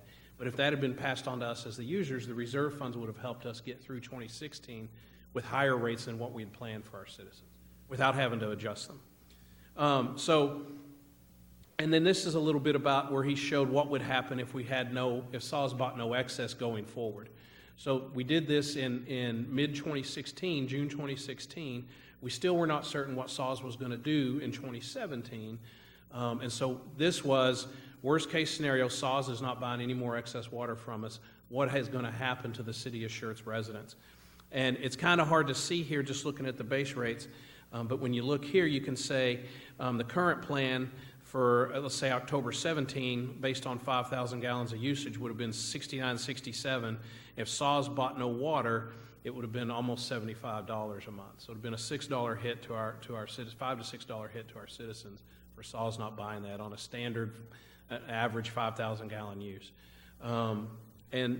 And so part of the reason that we want to give you a tour of the SSLGC facility, and Councilmember Crawford can talk to this because he went with the new board member a couple weeks ago, is that it's a little bit of ways away, so we get some windshield time to really delve into all the issues that make SSLGC work and all the threats that we have as a city-owned corporation. And then you really get to see the true aspect and the breadth of what it is that this water corporation is doing for us. It'll take the majority of a day, but it's going to be one of the better days you spend, in my opinion, as a council member, because you're going to understand one of the most critical things we have to provide for our citizens, how well that is currently being planned, yet how closely we need to guard that to make sure that these 50 and 60-year plans come to fruition. Yes, sir. Dudley, Can you go back one slide? In 2019, that is a reality, that number, 8268, because that's when Vista Ridge will kick in for SAWS. Vista Ridge actually probably be out here. Okay, but those are pretty accurate numbers there. If they had not bought any more, yes. They're going to buy some water. They've signed a take or pay. They've signed a contract committing them to 500 acre-feet a year of excess water. That may be more. They could buy 2,500 acre-feet for the next 4 years. Okay. They're just committed to 500. We wanted a commitment. Prior to this commitment we're getting ready to sign with them, every year they would say, we're going to buy some or we're not. And it was SAWS, right? And SAWS never has enough water, and they're always talking about that. And coming through the drought, they were buying every drop of water we could squeeze through the pipeline to them. And then all of a sudden, 2015, it rained a whole bunch, and SAWS had a little bit of a financial hiccup, and their finance guy said, whoa, we can't be buying all this excess water. And they came out in July of 15 and said, we're not buying anything next year. Right. Nobody at SSLGC ever expected that. So we've learned early that good times do come to an end. We only had to suffer through 1 year right now, but we know 2020, 2021, the heyday of SAWS buying everything we can pull out of the ground and get to them is going to come to a close. We've got 5 years to absorb that and be smart about how that's going to affect our citizens in 2020. And that figure, Dudley, for 2015, what was that figure that we basically did not receive from SAWS? A couple of million? As far as what would it have done? Probably would have taken us, you see in October 16 we went to 65, that was part of our plan. Likely we would have been at the $67, $68 mark if we'd have known that they were. So SSLGC absorbed that due to some reserves and some things that they had set aside, but we likely could have had to come out and do a rate increase in the middle of a fiscal year that could have taken us to $65 early.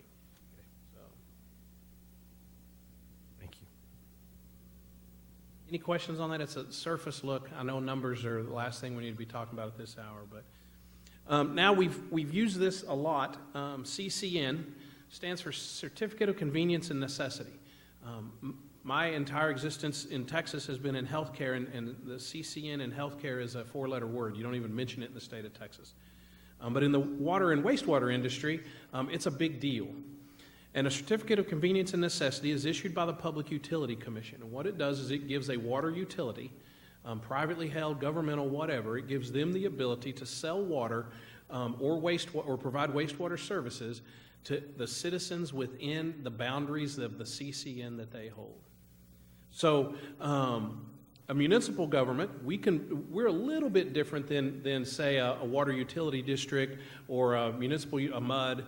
As a municipality, we have the ability through state law to provide water and wastewater services to anybody within our corporate limits, as long as they're either in our CCN or not in anybody else's CCN. So we have a couple of areas in town, I'll show you on a map in a second, where we have citizens in another agency's CCN, and we cannot, without obtaining a CCN for that same area, sell those citizens of our city our water or provide them our wastewater services if they're in our wastewater CCN. So now, one of the things we can do, and we're in the process of this on the wastewater side, is that we can petition the Public Utility Commission and say, we're a municipality, this is our corporate limits, these people are within that, and we have the capacity to serve them, so we want them taken out of that other agency's CCN and brought into ours. You get into the state administrative hearings on that and the state administrative law judges, but that is a way for a municipality to take that over. To protect whatever utility district we might be doing that to, though, however, is that, and this is where it gets hung up in the administrative hearings, is that we then have to provide compensation for any infrastructure or potential future infrastructure that they may have or have had in that area that we're now taking. So we can't damage the other organization, but we can say, you're in our city limits, we're going to serve our citizens, not you. And we'll talk a little bit more about that when I show you the map. And then agencies can move forward together, and we've done this with New Braunfels Utilities, two municipal utility agencies working together to have dual CCNs. So New Braunfels CCN for water extends down into our city limits, and we talked to them and they agreed, and our CCN in that part of town overlaps theirs. So we can sell to our citizens, or theoretically NBU could sell to our citizens. NBU is selling to some of our citizens because they were selling them water prior to us annexing them. But once we came in and annexed them into our city limits, we then put our CCN over the top. So as subdivisions come into those areas, we'll serve those subdivisions with our water supply instead of NBU. So this is the wastewater or the sewer CCN for this part of the state. The green is our CCN. Down here, where it's green with the purple hatches over it, the purple, that is where we are dual certified for sewer with Sarah. So that's in the Laurel Heights area and those type of places down there where when they go on sewer system, we're going to collect it, and then we're cooperating with Sarah. We're going to send Sarah the wastewater, and Sarah's going to process it for us. And so we're dual certified there in CCN so that we can provide the collection service. Sarah will process it. We'll pay Sarah off the rates that we collect from our citizens. You'll notice over here on this side of 1518, in what we affectionately call the wedge, which is this little angled area from the end of Lower Seguin Road at the Cibolo Creek down to 1518 and I-10 over to the Cibolo Creek, is brown. And that's the one place in our city limits where our largest neighbor utility district, Green Valley Special Utility District, has a wastewater CCN within our city limits.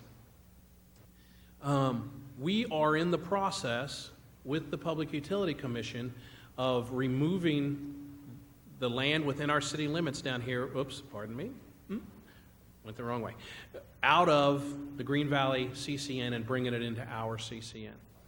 We've been in process of doing this for about 12 to 15 months. It is currently before the state administrative law judge in a contested case hearing. We hope to have that wrapped up here hopefully in the next year or so, and be able to say everybody who's in this area that's currently in our city limits will be in our CCN for providing wastewater. We're doing that, these two dark areas down here, that's the two parcels of land that CCMA bought, that's where the new permanent sewer plant's going. Not only do we want to be able to provide sewer services to them, but everybody else down here, as these lands develop, we want to be able to provide that service. Only one hink in this law that says we can go in there and take this and make it part of ours is it says we can do it for land that's in our corporate limits.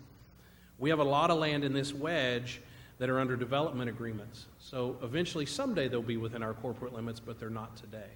So there's just a few parcels of land we're bringing in, but we're hoping to set the precedent and get a compensation number figured out with PUC, so that when the next when the development agreement expires, or somebody's going to sell their land to develop it, and we bring it in as a portion of ours, then we can pay the money to Green Valley and immediately swap to CCN and not have to go through the court proceedings to make that happen. That's what we're hoping is going to happen out of that. Then you can see our neighboring cities around us. New Braunfels wastewater CCN is well up here. And they don't come down next to us, and so we can serve these areas here you see in the dark blue around our northern city limits because nobody else has that in their CCN. So if somebody out there wanted sewer CCN or sewer services from us, we could sell it to them. This is the water CCN. You see that down south we've got just about all of our city within our own water CCN, and up the interstate. That same wedge is still the same issue. And we've not pursued this on the water side of the CCN battle yet because on the wastewater side it was a little less expensive. Green Valley doesn't have any wastewater infrastructure. They don't own a treatment plant. Matter of fact, we've been working with them forever to get them to come on to our regional plant that we're building with CCMA. But they do have water infrastructure, and they do have federal water loans, which make it a harder battle on the water side to have to fight.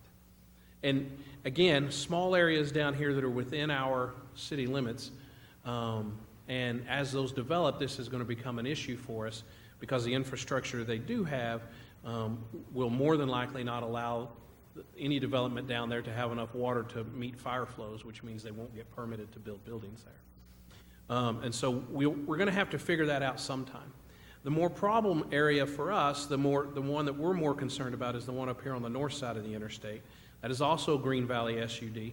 They have a significant sized portion of CCN up on the north side of the interstate. It also has very limited water infrastructure, but it has some water infrastructure, and they're serving a lot of farmhouses up there and a lot of small little 1 and 2 homes up there on some property. They do that with a 250,000-gallon storage tank that's right next to the entrance to the Hanson Quarry. And it comes down 2252 and then turns and heads down 482. Again, up here, we know they don't have the water supply to be able to allow development. Our concern with this part of their CCN is that this is where a lot of our future industrial and commercial growth is going to happen. And so either each time a piece of land develops, they're going to have to put in an elevated storage tank and do a whole bunch of work to be able to be supplied by Green Valley, or we're going to have to fight a battle with Green Valley to get that. We're in the middle of an issue with them up there, because this is where Comal County is building their new middle school at 482 and Hubertus. School districts don't have to pay impact fees. So Green Valley actually came to us and asked us to supply to the school. So we're working to do that for the school. But looking at what has happened with our neighbors in Green Valley and some issues we've had with Green Valley in the past, we're not working with the school until we get an agreement that has been approved by the Green Valley Board and you guys as our city council that agrees that we're swapping that land into our CCN. Once both elected boards have signed off on that, then from an infrastructure standpoint, we'll let the school district move forward on connecting to the water supply. But our neighbors to the east have had some issues with a subdivision where they had a verbal agreement that never panned out into a written agreement, and the city made some infrastructure costs that they can't recoup now. So we're not gonna repeat their mistakes. So, but we will, as our council, we will be working on this area up here more and more moving forward, either as a parcel of land wants to develop, or as we continue to work with Green Valley to find a way to either dual CCN on top of them or to swap some CCN with them, so that when we get the development in here, and somebody's coming in trying to do a deal with economic development, we're not scrambling to try to do a deal to make sure that they'll have water service that meets their needs. Water is power. Water is power. It absolutely is. In this state. So, and in this area it is. So, a little bit about our sewer system. This is just an outline of our city again. All the little yellow triangles are lift stations where we take wastewater and pump it uphill. And then the red dots you see are the sewer treatment facilities. So this is the one down here on the bottom is the Woman Holler Treatment Plant we talked about earlier tonight. This is CCMA's primary plant off Schaefer Road. This is the Guadalupe Blanco River Authority batch plant that's at the Northcliff Golf Course, hiding right behind the golf carts store. It is also, like we mentioned earlier, at max capacity, and we're working with GBRA to actually take that offline, GBRA and CCMA, to take that offline and eventually send everything that's going to that out of Northcliff and Scenic Hills to CCMA. And then, of course, the new proposed sewer treatment plant, wastewater treatment plant down here off I-10 in Trainer Hale. And then the water CCN and our water system, all the red dots are either elevated tanks or towers or ground storage tanks. You can see we've got a ground storage tank and a tower up in the Scenic Hills Northcliff. We've got one off I-35 near the fire station, opposite side of the interstate from the fire station. The Nacogdoches Tower, this is where our Edwards wells are. We do have, how many acre feet of Edwards? 1,764 acre feet of water out of the Edwards. That's an emergency water supply for us. We also use that as a revenue generator, so we lease a portion of that 1,764 to other entities that need Edwards rights. And so, because we have to pay that every year, so we're actually making a little revenue off of that. But what we lease out will continue to decrease as we get closer to where that red line passes above what we can get out of our share of SSLGC, just so we have that. Ground storage tank in Deer Haven. The Live Oak Tower and tanks over here at Live Oak in 3009. That's our, do you call it the water plant? Yeah, that's the water plant. That's where the pipe from SSLGC comes in, and from there is where we distribute the water to all the other elevated tanks and ground storage tanks around the city.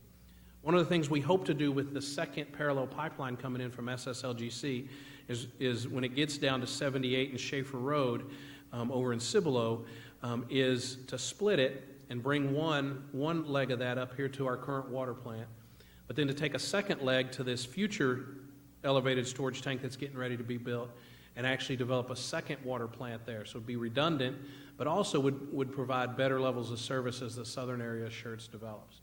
And so we've got some capital improvement funds from SSLGC that we'll be able to use for that second connection that should enable us to do that. And then the ground storage tank down at Ware Seguin Road near the Cantu Ranch. And I think that's it from the water and wastewater system. Anything, questions, anything? I have one question and one question only. Okay. Are there any objections to us adjourning and finishing this up at our next meeting? I hear none. We're adjourned. Awesome. They're all right with it. They're all right with it.